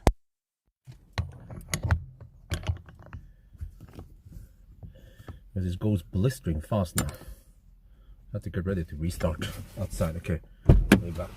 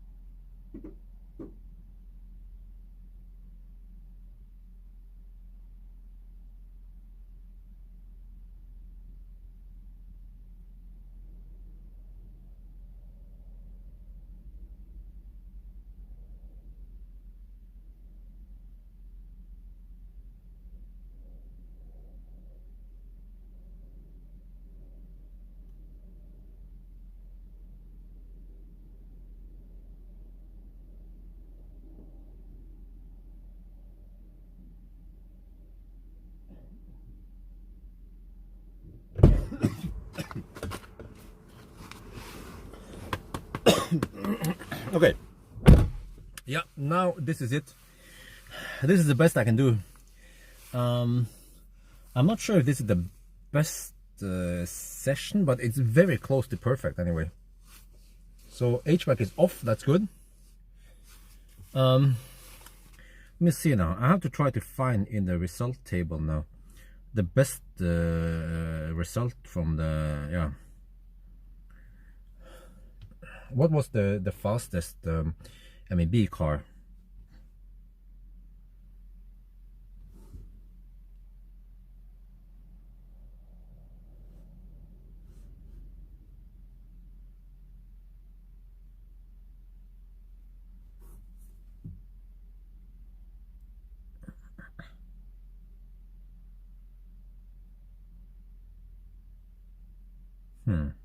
Wait, does it? Wait, do you guys see this in the result table that the fastest MEB ID5 GTX 10 hours? Yeah, it was somewhere. It was yeah, summer in June. Yeah, 2 years ago. That's the fastest. Huh? Wait, really? No wait, Skoda Enyaq also 10 hours. Okay.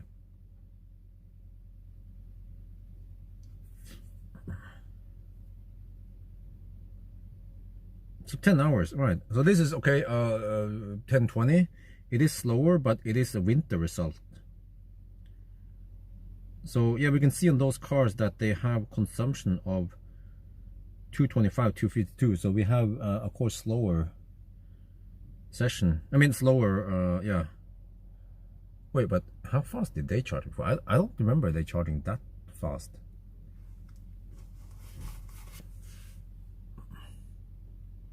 Yeah, I dropped to 0 and I restarted the session. So I always start from 10%.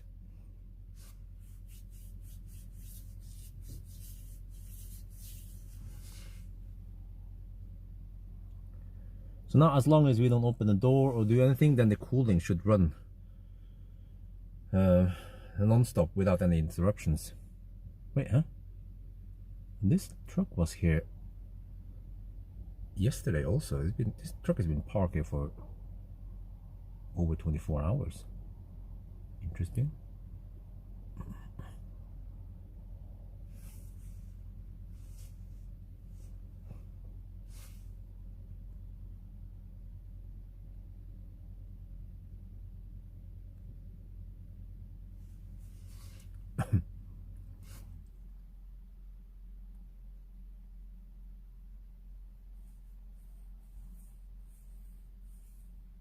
Well, interesting. Battery inlet drops like, huh? That's a colossal drop in the battery inlet. What the heck is going on here?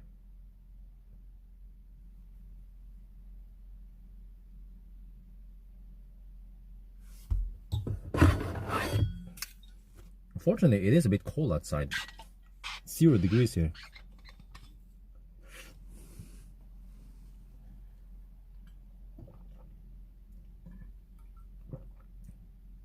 Wow, 177 kilowatt hour per hour.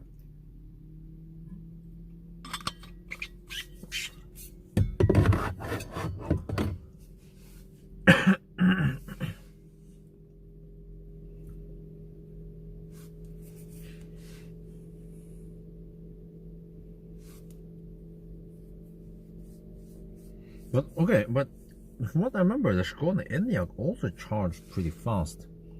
But since they brag about new charging curve, it must be that it charges faster now, right? Than before.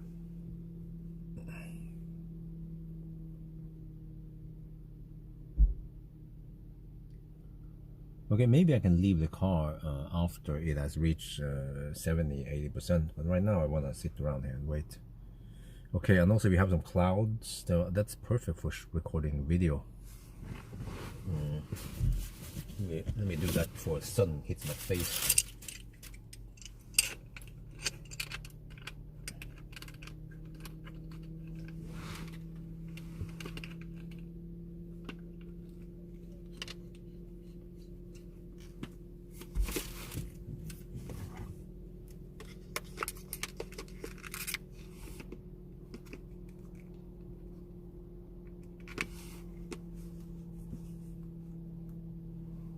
Yeah, this is faster than the fat e-tron even. It's crazy, man. The fat e-tron barely hits 169. I'm not joking. The fat e-tron with a big ass battery hits 169 kilowatt for a split second and then it throttles. It's like a joke in comparison. It's like they don't want to sell the fat e-tron. They want to sell the Q4 e-tron instead.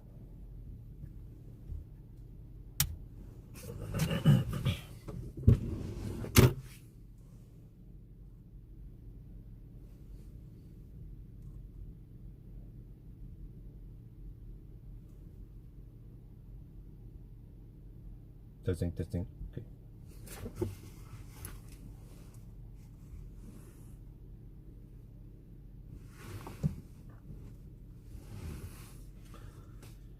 Well, we are now at Ionity doing a charging test. So, oh shit, of course.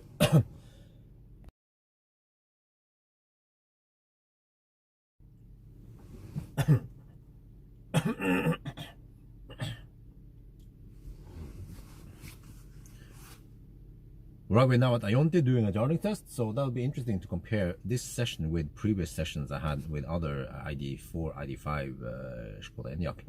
But okay, so 10 hours and 20 minutes, that is not superb, is it? No, okay, it's not, but remember that it was winter and it was quite cold, quite windy outside. So yeah, the best MEB car we have was 10 hours. Skoda Enyaq Coupe RS and Volkswagen ID.5 GTX, they both did it in 10 hours, but it was summer, especially the Skoda Enyaq. I think even the Enyaq replicated back then. Hopefully it doesn't replicate now. But I get the impression, by the way, by looking here, that when I started preheating the battery, I got the impression that the car was able to heat up the battery quickly. If that is true, then it should also be able to cool down the battery rapidly. And maybe that ability to change the temperature quickly allows the battery to charge faster, because you have better control over the temperature. You don't want to go past a certain point, like 50 degrees Celsius, right?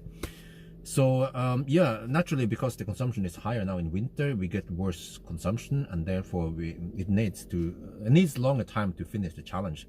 But I would believe that in summer we should be able to at least match the Skoda Enyaq Coupe. But remember that the Skoda Enyaq Coupe has really good aerodynamics. It's the drag coefficient is 0.235 or something like that. So yeah, this semi-boxy Audi can probably not match that, but at least with a new charging curve, maybe we can do it in 10 hours and faster. But yeah, so what should I say about the car in general? I'm lacking some auto steer here. And the seats also, basic seats, just fabric seats, so eventually I get a little bit butthurt. But the car overall, it is nice. It has buttons and stuff. It's more traditional, if you like that. And I almost feel like the interior here looks and feels better than the ID.4, I mean. But then I'm not sure about Enyaq, though. Enyaq is also really good. But if I had to choose between ID.4, Enyaq, and this Audi Q4, I might actually go for Audi, because I like the layout here with the center console, and also the fact that it has 12-volt outlet in the front. But normal people probably don't use 12-volt outlet, and it also has a 12-volt outlet in the back. Whereas Enyaq and ID.4, they have only 12-volt outlet in the trunk, which is kind of silly.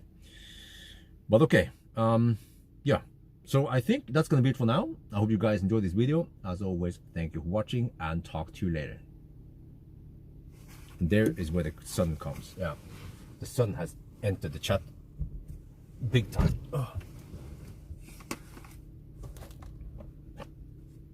But that's good, because that means that it won't be super cold in here. I get actually some heat from the sun.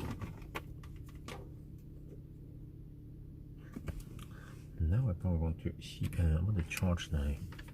So how many percent is this? 99%. Okay, that's fine. And that's it. I think I'm done with it. Yeah, I have to return the car tomorrow. It was a quick borrow, but I managed to do acceleration test, range test. I didn't bother with interior view and oh shit! You're gonna fuck up the recording.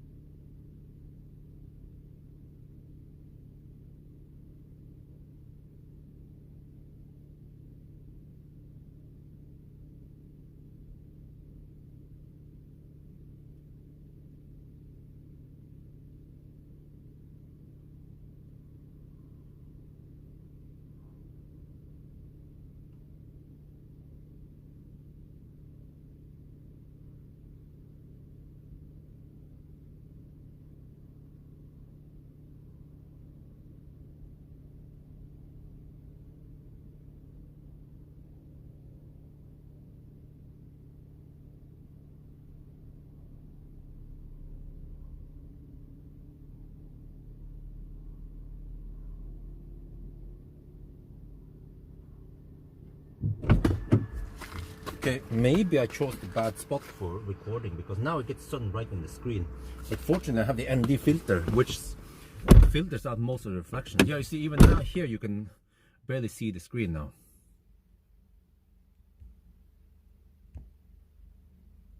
We have plenty of reflection, but fortunately the camcorder is equipped with a polarization filter, not ND filter, polarization filter on the camcorder. So the recording should still look okay. All right, let me get this one off. This is going quite schnell. We're already at 50%.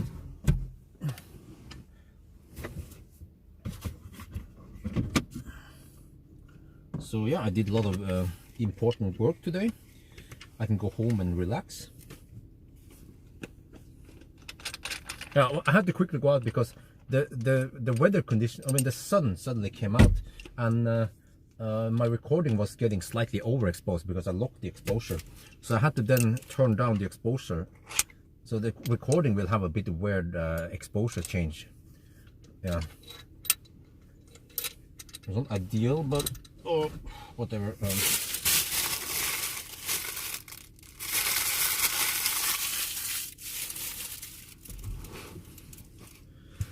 Okay, and now we sit and wait. Wait, shit. Sorry, do you guys see the reflection? I see. If I could just put a cover on the outside of the windscreen, that'd be great. Yeah. But now you guys can see me, right? You can see my mouth. Huh? You see, huh?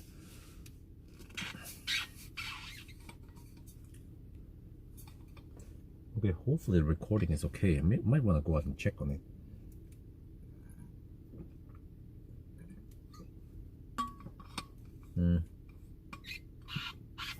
No, I think it's fine. Okay, I will double check that everything is okay. I'll throw away some garbage also.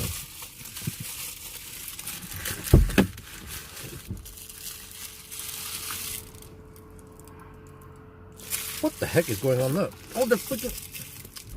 Wait, is it because I keep exiting the... Oh, shit.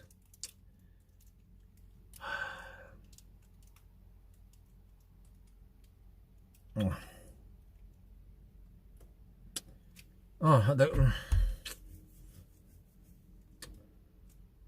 This is the problem with the car. You see, inlet is supposed to be 15 degrees. Every time I open and close the door, the freaking inlet jumps up and down. And do I have to redo the test now? You can say normal people don't exit the car and then come back. Yeah, they do. You see what happened? Inlet, when the battery is overheating, it should not hit 51 degrees. I think we're supposed to get over 100 kilowatt right now. Do I need to ditch this test and come back tonight instead? But then the battery is nice and warm now, and then I have to drive a couple of hours to... Oh shit, man. This is the problem with this software, which is that it why the heck does it stop the compressor? Don't stop the compressor when I open the door, because now I even have heater off, but it still bugs.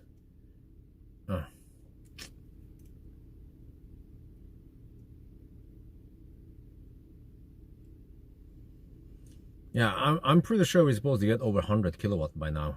So it's doing a slight throttle. I mean, it's not super slow, but we are not getting the optimal charging curve now. We're supposed to get 15 degrees. I don't know why the inlet here doesn't go up anymore. I mean, go down, rather. It's like the car kind of gave up trying to cool down the batteries. Like, okay, whatever. We accept that we have to charge slower now than before. Oh man, I'm 60% now. That's gonna take a while to drive down. I don't feel like spending another 2-3 hours retesting this tonight. I feel like I need to take a rest now.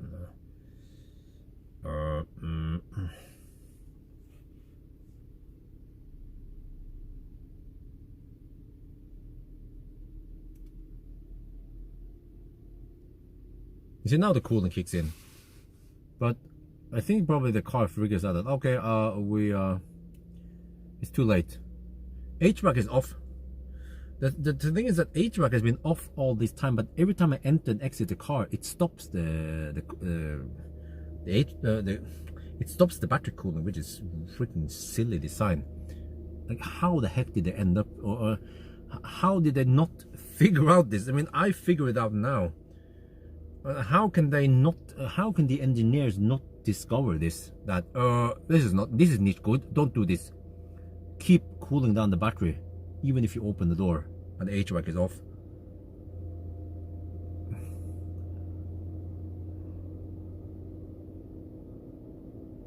Oh, I'm supposed to get flatter curve than this. I'm supposed to get over 100 kilowatts until now, roughly. Oh, man.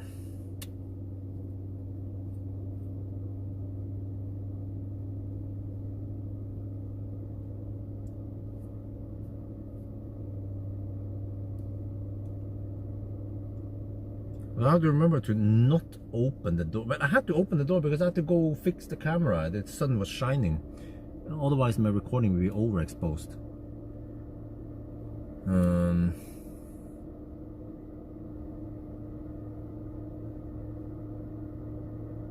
then how long is it going to take to drive it down to 0 again, or 5%? That's going to take a while. Man, this car is so good range.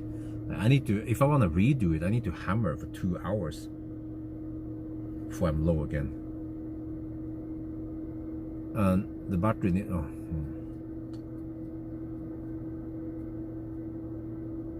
I don't know, but it used to prioritize the cabin, which is silly, and then overheat the battery. Unlike Tesla. Tesla will prioritize the battery, of course, which is the more important, and then you just maybe they run some only fan, or they do some alternation, I don't know, some shit. So cabin cooling will be slightly reduced, which is better, because normally you don't supercharge that long, so it doesn't become that big of a problem. Or at least after a while you reach lower charging speeds or power, so then you don't need that heavy cooling, right? This is what's supposed to happen. You can hear the cooling, right? This is what is supposed to happen. And then we were not supposed to go to 51 degrees. It was supposed to be 48 even. 48 seems to be even better for charging speeds. So, yeah.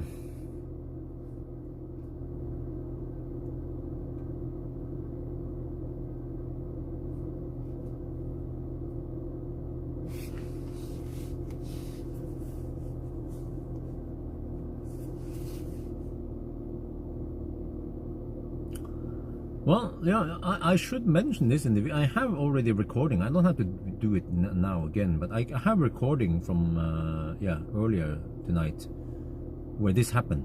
It was cooling, and then I opened the door and then stopped. And I documented everything. I can actually show that sequence in the charging video. And I have to say something like one small flaw or some shit like that, right, in the charge. Yeah.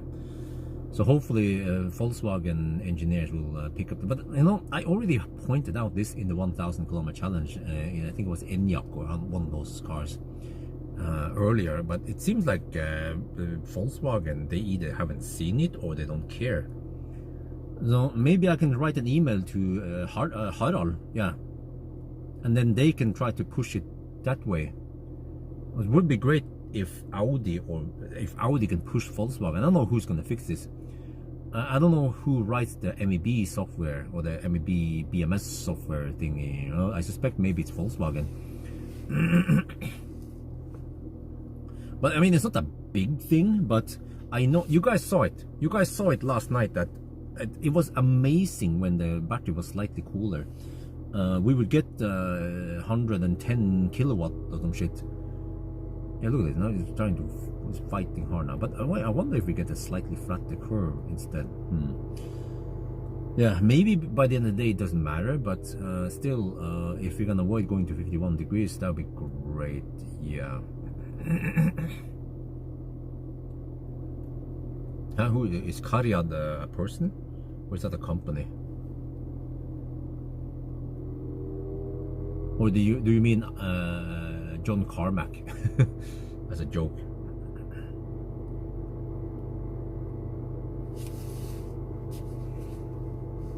And this is what's supposed to happen, that you will have good cooling and avoid 51 degrees. But I kept restarting because I went in and out of the car. But wait, that shouldn't matter too much, right?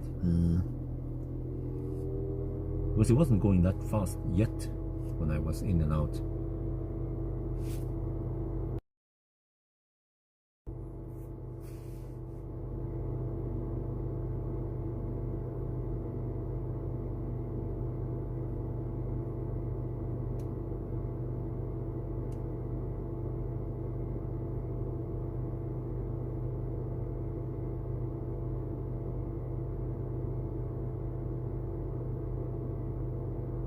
No, software. Oh, okay, okay. But what kind of software is that? Is that like user interface and shit? You know, like infotainment and shit? Because this is deeper into the system. It's like I don't know if it's BMS or something, but it's the logic that controls HVAC versus battery charging speed and whatever, right? So it's the whole symphony there to figure out what is the battery temperature, what should the HVAC be cooling at, and so on. And the infotainment department probably has nothing to do with this, or they don't care, or they don't have any insight in this stuff.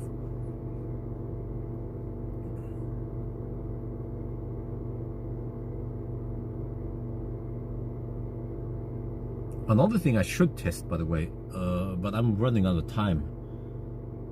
I should test if running HVAC will overheat the battery. And that is actually quite easy to test. I don't feel like testing it now, though. Yeah, but I kind of remember that I ran HVAC after range test and it didn't overheat the battery. And I think I also did it other times with the MEB cars and it didn't overheat. But maybe it was just too cold outside. It would run only fans on the battery and it would still be fine.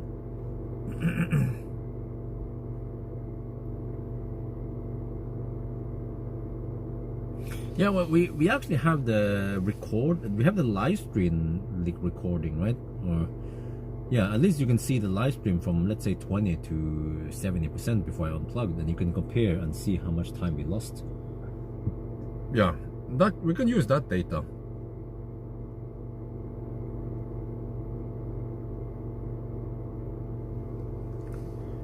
Oh, okay. If they have software for Bosch and stuff, that's more like the motor control and yeah, the deeper stuff like them. Okay, that could be useful.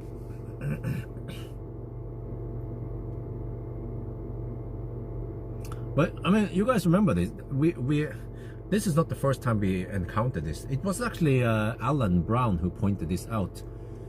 I remember it as it was yesterday. It happened he pointed it out at Varberg. When I opened the door, he said that the cooling stopped, and I was like, huh, okay. And I noticed that, huh, well, okay, that's weird. Yeah, the cooling stopped every time I opened the door. If the car has been off or some shit like that, and they open the door, it will try to fire up the heater or some shit. But then it figures out that, oh, heater is off. So then, but then it has already kicked down the compressor, and they need to spin up again. Status, we're done. 10 hours and 40 minutes. Yeah, we can see. Maybe it doesn't matter because the curve seems quite nice and flat.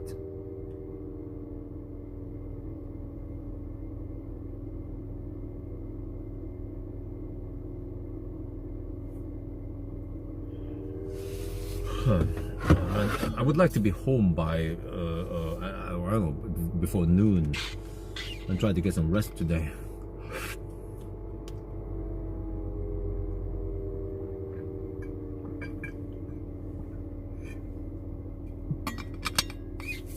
Because I haven't slept last night. And I'll probably be dead tired now in the daytime. I have to try to sleep the same time as Isabel now. She would usually sleep now in the midday, noon she would sleep usually 2.5 hours. So I should try to time it and sleep at the same time with her.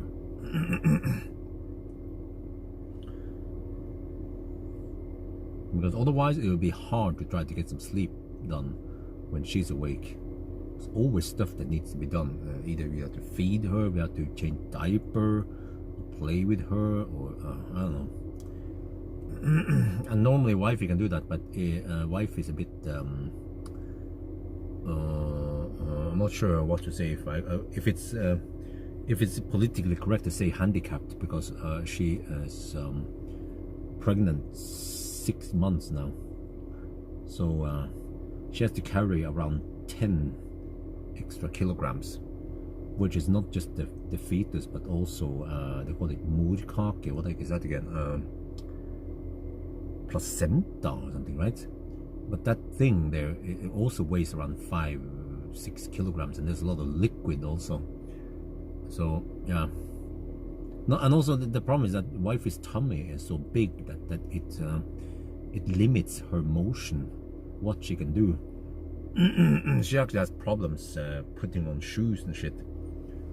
So which means that I have to be way more supportive now than before until the baby pops out. But then I also have to be quite supportive because she'll probably have to take the cases in it, what do you call it again, the surgery. Yeah, not the regular. Well, we will try a regular labor, of course, but yeah.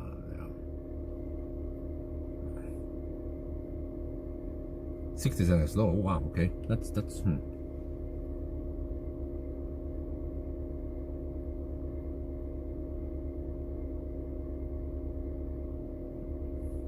The 100 kilowatt battery. Okay.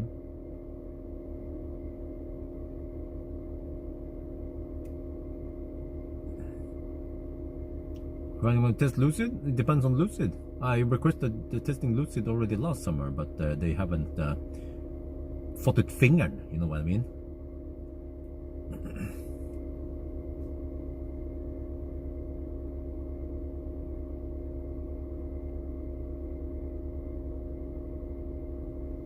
Oh, I hope the recording will be okay, man. The sun is blasting towards the screen now. It is really hard to see the screen, but hopefully the polarization filter is filtering out all the reflection.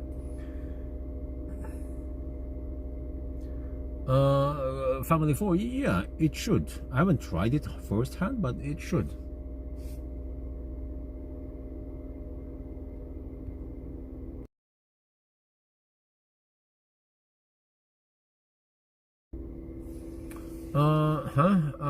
I5, nope. If it's not in the upcoming, then it's not scheduled.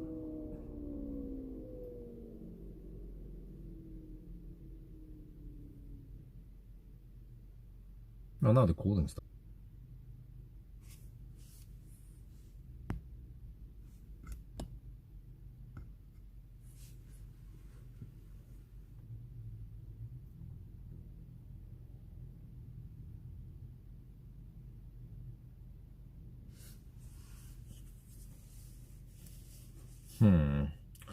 Wait, is the speed supposed to plummet now at 85%?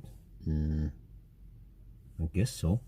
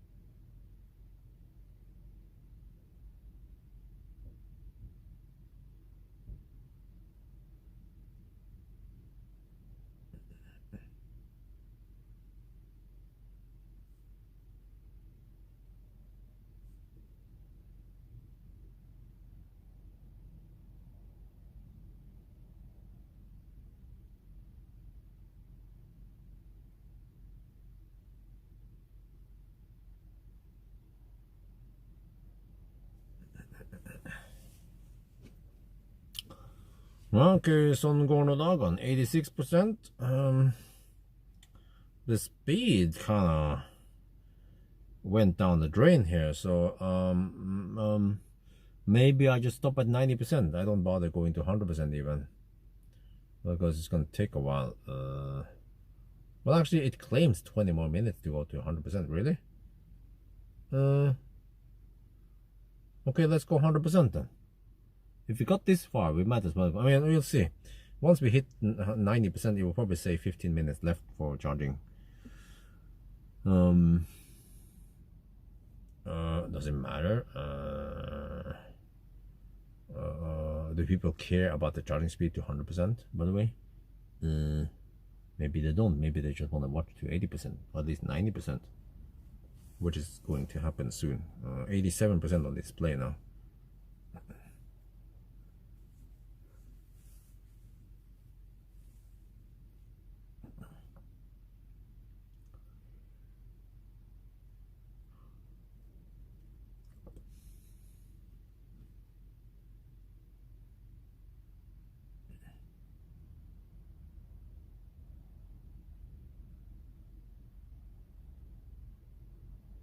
Right, 40 seconds lower. Okay, that's not too bad.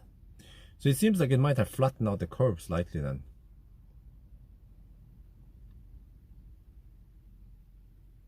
Let me see, Kongal session. Oh.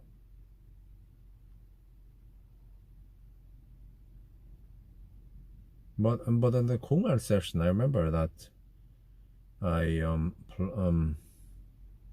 went deep. Yeah, I went to 6%. Or not 5% at Kongal. So it would be better if I started with 10%. Actually, it sounds strange, but that's how it is here. But I remember at Strömstad, the Strömstad session was really good because I started with 19%. So it's like the higher you start, the flatter the curve is. It's like it's using up its quota at low state of charge to charge really fast. But then, yeah, I don't know if you understand what I mean. But it means that if I charge from 5% versus charging from 20%, the difference might not be that big if you're going for, let's say, 70%.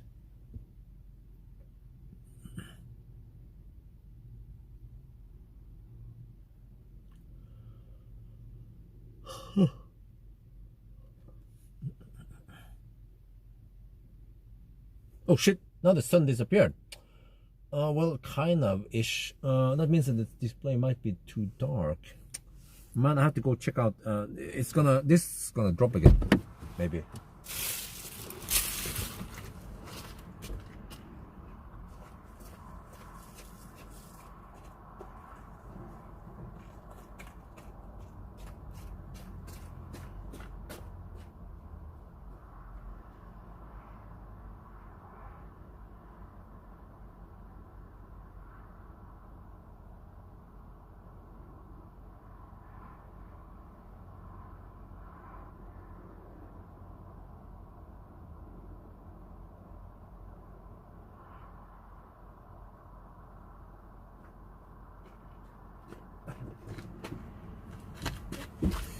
Okay, I need to keep adjusting manually for the sun. I don't want to...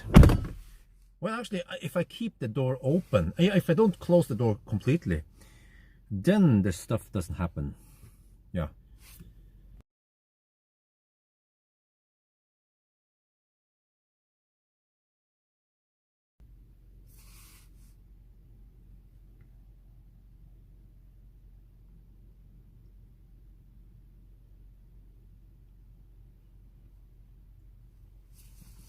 Man, the car is dirty. I need to get a good water feed into the pump thingy. I can vacuum clean it. I could go to K-Wash. Yeah, I'm not sure how busy. We can check out how busy K-Wash is today. I can visit K-Wash before I go home. Hopefully it's not that busy on a Sunday afternoon. I don't want to put too dirty car in the garage. But wait, and then tomorrow morning I have to return it. Okay. I can test out my new vacuum cleaner then. Yeah.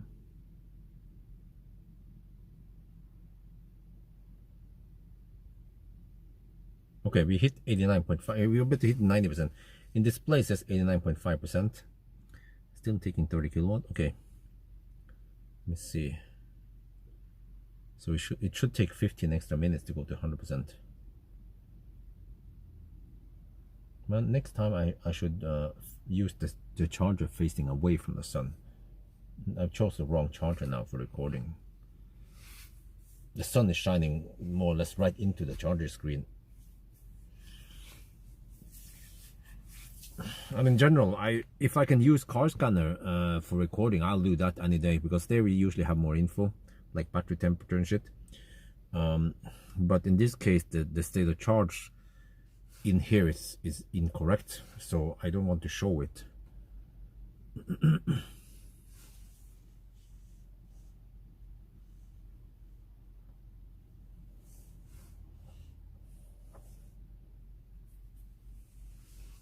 There we hit 90%. Not sure how long it took, but we just keep charging. Supposedly 20 more minutes, really? What happened to... Huh?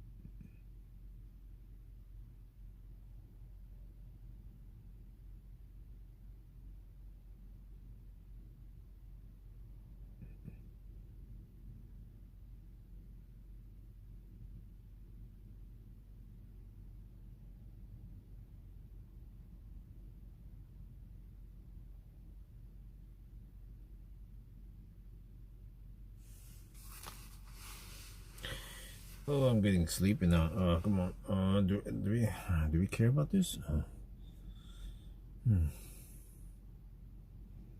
15 more minutes to 100%. Better be worth it.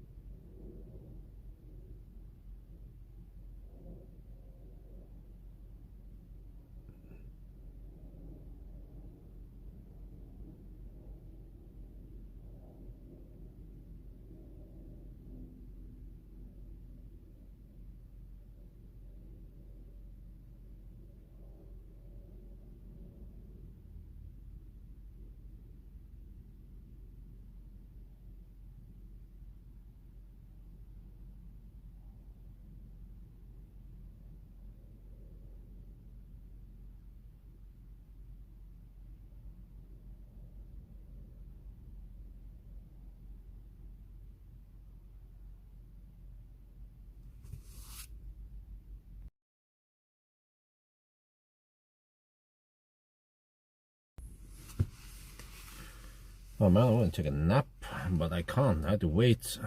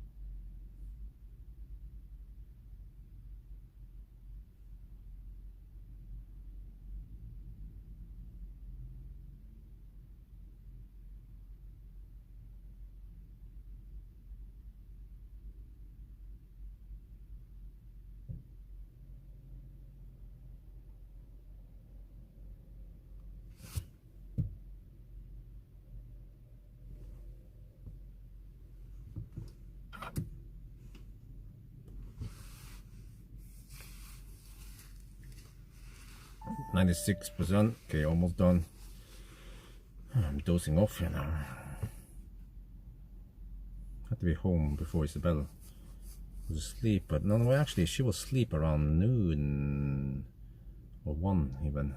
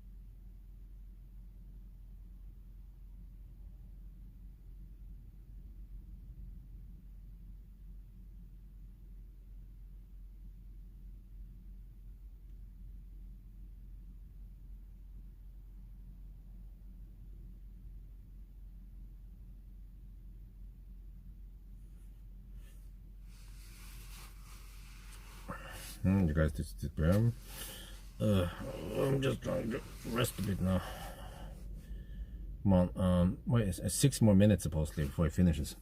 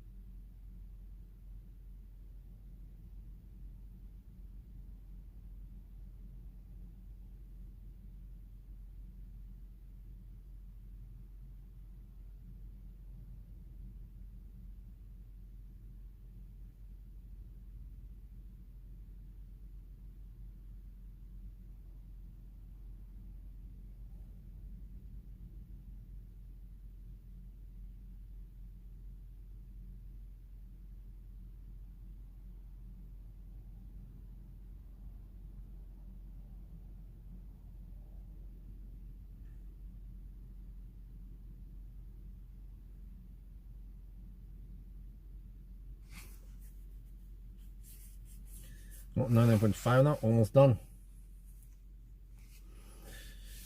Come on. 2 minutes left.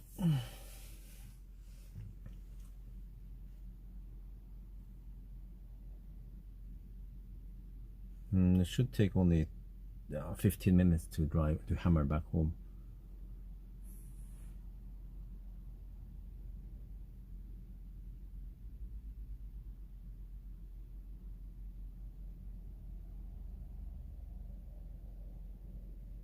Huh? Is it Panzer Ivan? He got the story completely wrong. Arctic range. Huh? This is why I need to make that video and explain stuff.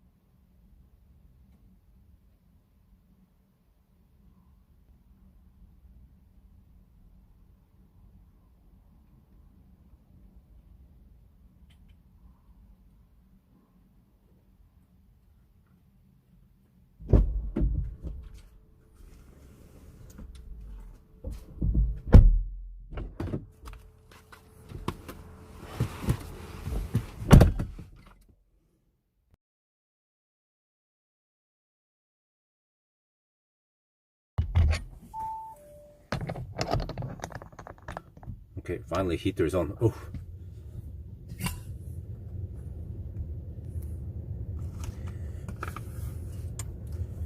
It's getting a little bit unpleasant in here. But I think I need to wait, what is this supposed to go?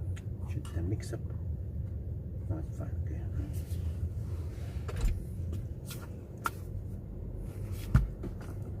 Yeah, I think I have to go to the restroom a bit.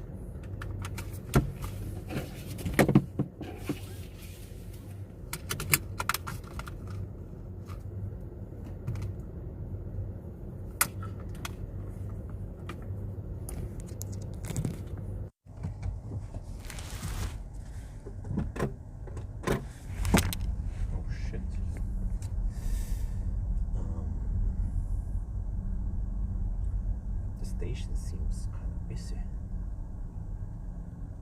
Oh, okay, let's skip it. I think it's too busy, just based on the cars around here.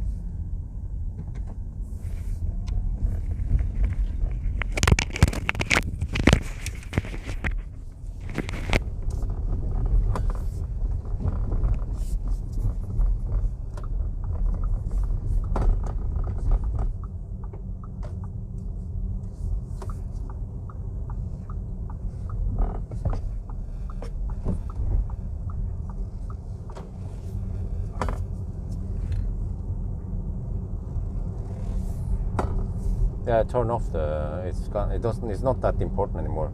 I turn off glimpse.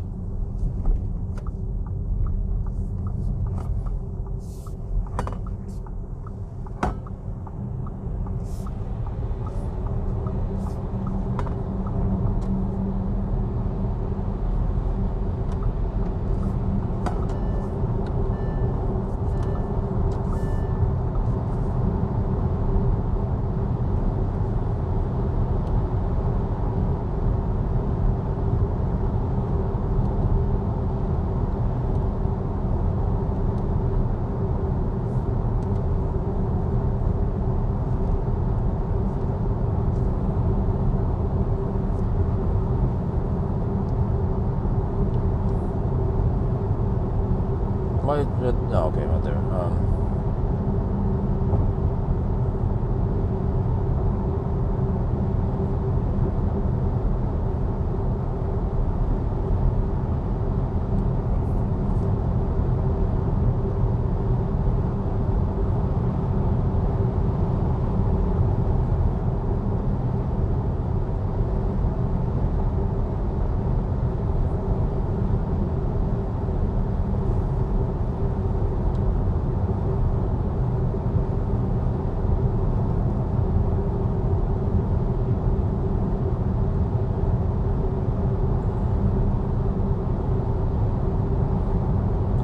So yeah, we're done. Traveling home. It's 11, so it's not too late. But I need to recover now. I'm tired. I need to go to the restroom also. Yeah.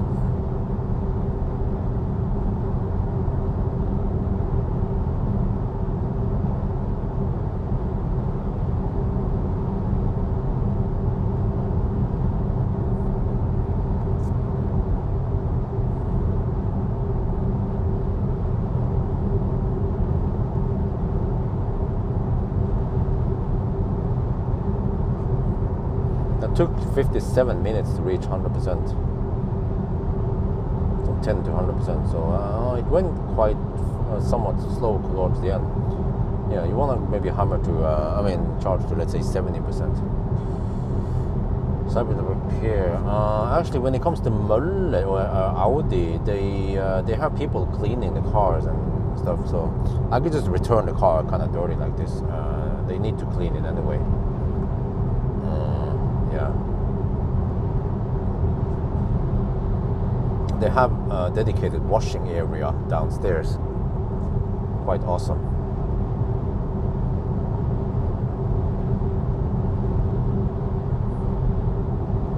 Whereas some other places, like Nissan, they don't have that.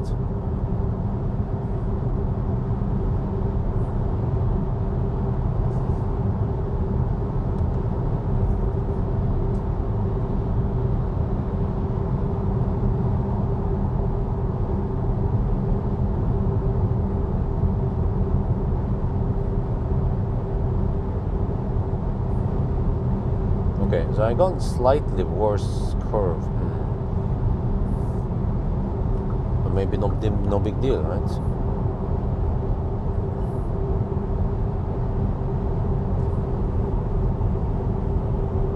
But it's kind of hard to get the perfect curve anyway, but I think it was close to perfect.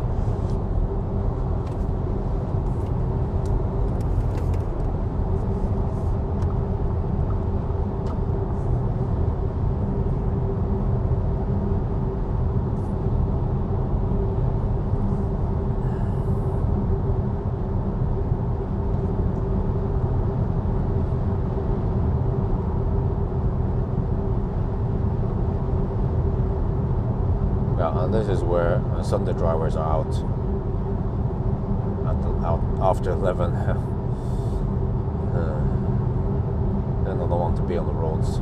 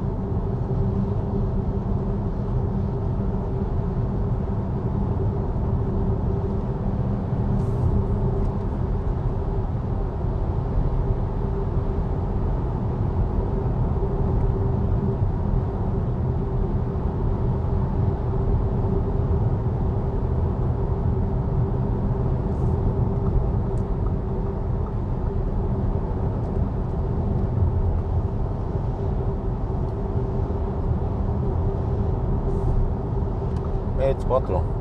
I think many people pointed out that 45 is only available in Quattro anyway.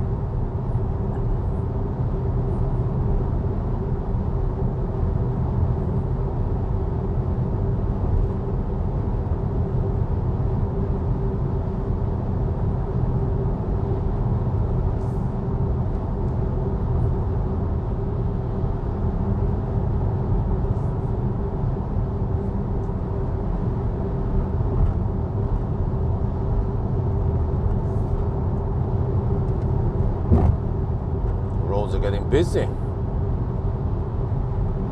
Office rats are going home.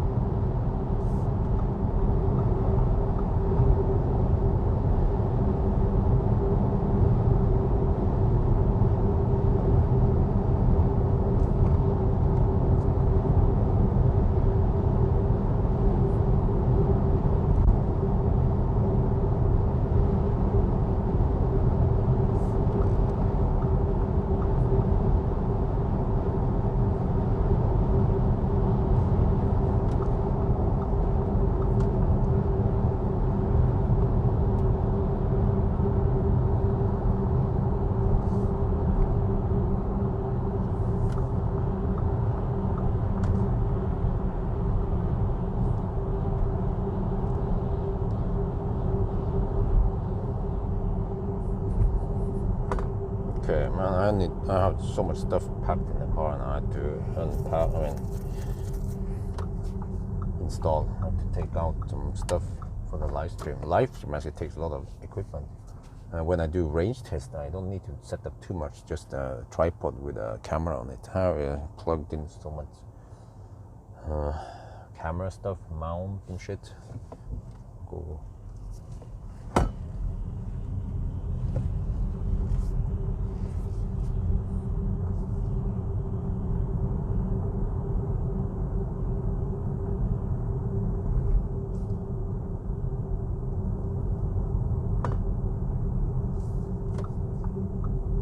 Okay, so tomorrow morning I go return this car, and then I pick up EV6. Wait, I have to check what time it was. No, I have to pick up. I'm picking up EV9 tomorrow. Should be. Maybe I can just start doing.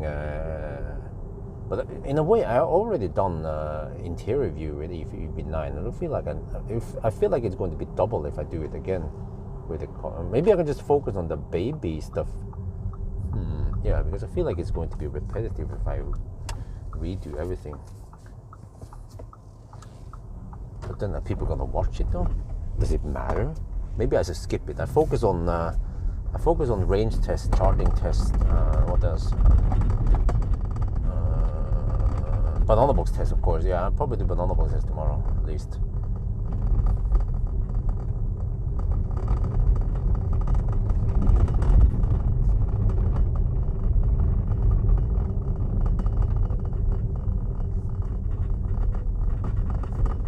But yeah, anyway, the test is over a long time ago, and also I'm gonna sign out now. Wait, I had to check. No, I had to double check that Isabel is not sleeping in the garage, but it's highly likely. It's too early for her to sleep there. She will usually sleep sometime afternoon, like somewhere between noon and 1 in the afternoon is when she usually sleeps there. But I had to double check on the camera in the garage if she's sleeping there or not. And I guess this car is not that dirty or wet, so I can just put it right in the garage. Let me see, I have to figure out where I'm supposed to drive. Oh yeah, well actually it doesn't matter. It shouldn't matter too much because it's not that slippery.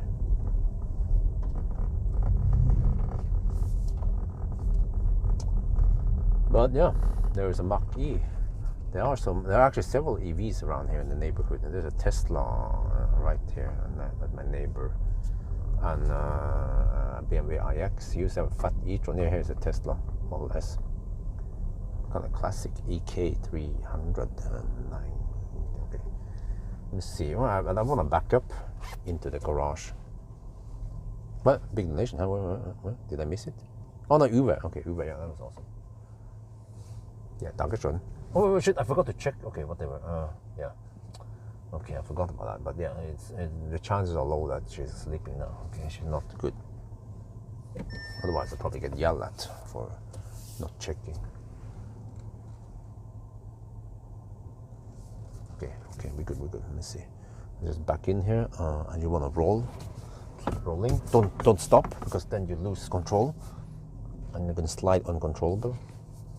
Now as long as you're rolling, then we're fine. Back in the garage.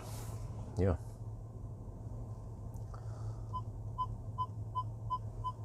Oh, okay. Guys, That's it. I have to do a quick end now, guys. Hey, what? Oh, I missed that one. Huh? Is that? Oh, that was okay. Wait, is it now?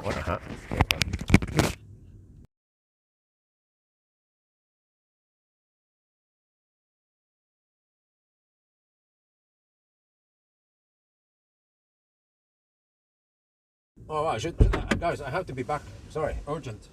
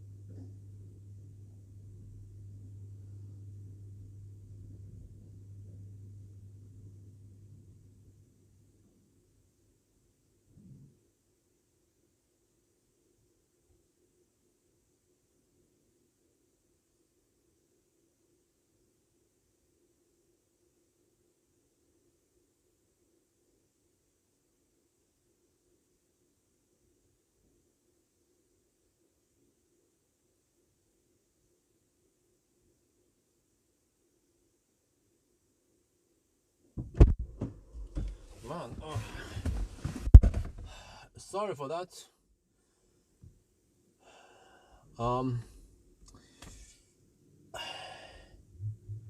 I had to deal with the consequences of the double sausage penetration. Wait, I think I even type it here, but no, it disappeared.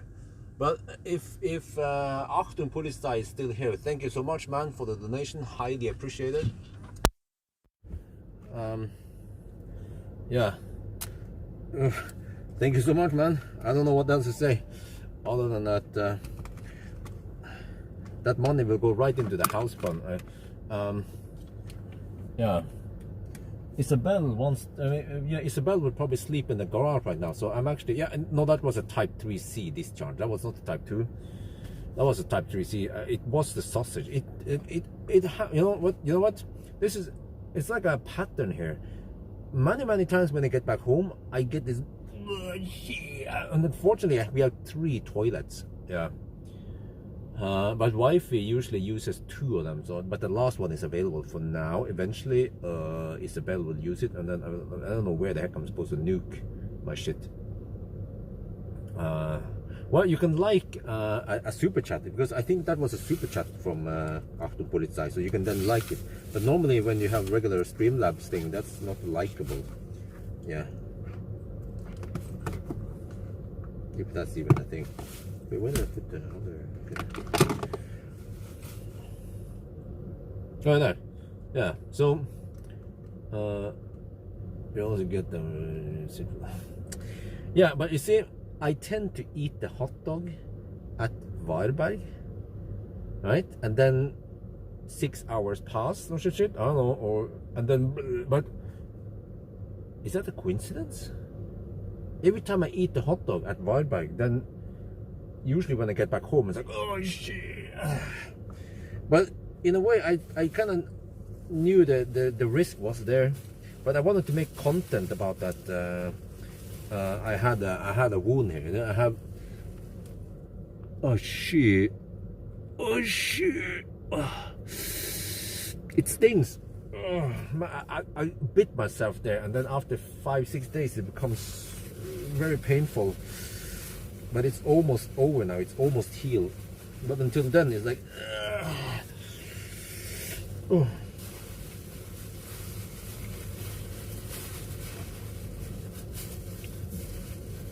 But where the heck did that? Huh? Where did the thing go now? That is unbelievable. How the heck can I? Oh, there it is.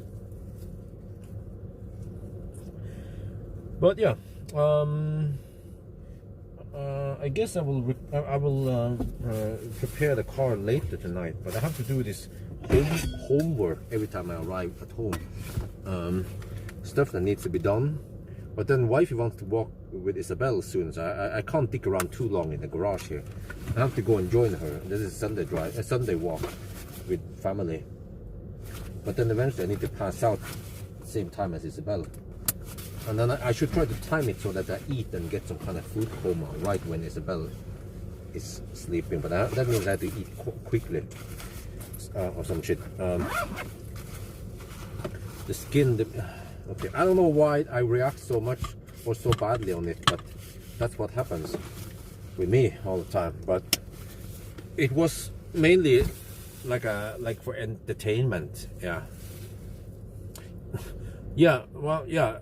I actually have salad, quite delicious salad at home. I could have brought, but I was like, I can eat the salad, or I can eat the hot dog and pretend that I'm hurting myself. I'm a sado or masochist. I don't know which one it was.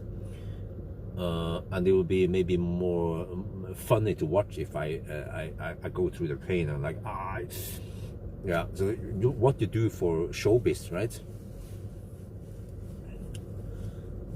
No, but I have delicious salad with me. I could have brought, but that wouldn't have been so exciting or funny to watch. Yeah. Okay, I think I'll just clean up the rest later. But yeah. So I was gonna say that's it. I'm just gonna do a quick recap here, by the way, before I leave. Are things here safe?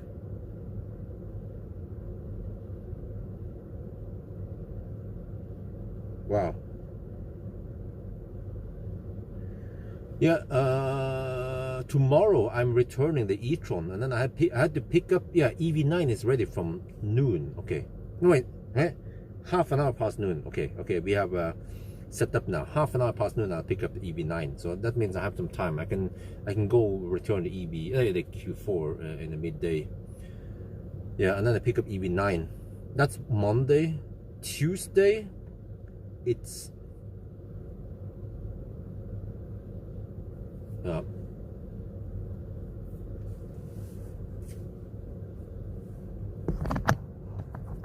think it should be safe to show some of this. Like, I just have to show you guys my calendar. I think it's safe. There's no secret stuff here, but you can see here, this is usually my calendar. Yeah, I have to go to Trysil. The next week is the last week. I'm going to drive a Scania electric truck thingy, and then I have to return the e-tron, and then I have to pick up EV9, and then this is just one day. Yeah, and then yeah, it's here, so it's from 12:30 I can get the EV9. Next day, Tuesday, it's like this for me. EV9, okay, still Samenes Nationaldag, and then yeah, I have to go with wifey, take a urine sample. She's doing the glucose test thingy as a pregnant. Yeah, we have to spend several hours sitting at the doctor's place after she drinks this high glucose syrup thing, and yeah, whatever shit. So Wednesday, rørlegger, yeah, the plumbers are coming to install shower walls. Finally, it cost 50k NOK, 5,000 euros, but it was actually a good deal. The other shop wanted 70,000 or 7k euros. So, but yeah, I need to. This is important because wifey's tummy is getting bigger and bigger. She can't sit in the bathtub anymore. She has to stand up right and shower. But then we need shower walls. So yeah, we're getting shower walls installed in all 3 bathrooms. That's what's happening on Wednesday. Plus the electrician also comes at the same time to plug in the mirrors now. I want to see a big ass mirror in the main room. And then here maybe I will go to Scania if the weather is okay. Here Scania, okay, EV9. Here I will probably do 1,000 kilometer challenge. Yeah, no wait. The freaking e-car expo. I have to. I'm going to that one also. Yeah, Fastelavn. Okay, what about here? And then supposedly Polestar, but they haven't confirmed yet. And then I have yeah, I'll return EV9 and pick a Polestar. That's on Monday next. Okay, and then I have Polestar maybe. That's Valentine's Day. Oh, okay. I have to put in the calendar so I remember all these days, man. Polestar. Yeah, Jordmor. I had to go to midwife with wifey. And then Polestar, and then nothing here. Kong Harald, okay. ID7, yeah, 27, yeah, okay. ID7, oh man, I'm looking forward to ID7. Oh, gonna get an erection, man. And then I have free time here by the end of the month. Maybe I will do some Highland testing, some Soul or some shit. And then Ghoul, man. No, I don't know if I have time for that. Marcus is like, go to Ghoul for ice skate. I don't know, man. And then we are in March, and then Smart Brabus is coming here. Okay, let me zoom out a bit. And then I'm kind of booked until mid. Yeah, what is this? EQE. Okay, that's in March. But then I'm available. And then what is that? What the fuck is this? Easter? The fuck, man? What the heck is that? Easter? Okay, so that's my schedule so far. Yeah, just giving you guys. Nobody usually sees my calendar like this. Well, yeah, but I had to get ready because I think the wife is getting ready. I can check in the camera, by the way. But I'm trying to cool down the garage by opening the garage door. It's now reporting 6.7 degrees Celsius. Oh, did she already leave? Or she's about to leave? Okay, guys, I had to leave. So have a nice Sunday, I will leave now, go with wifey, and we will talk again soon, some other day, right? So enjoy your Sunday. I will do my Sunday walk with wifey and Isabel, and yeah, we will see next weekend. It will be EV9 1000 kilometer challenge, Sweden. Oh, I will not eat sausage. I will prepare salad next time. Yeah, so that's it, guys. See you. Bye bye. Hasta la vista. And yeah, and so on. A Max Burger will actually work, but it's a bit too late though. Okay, I have to stop now. Okay, I have to stop it both. Okay, bye bye. I have to leave now. Sorry, I have to leave. But thank you for watching, by the way. Yeah, I have to leave.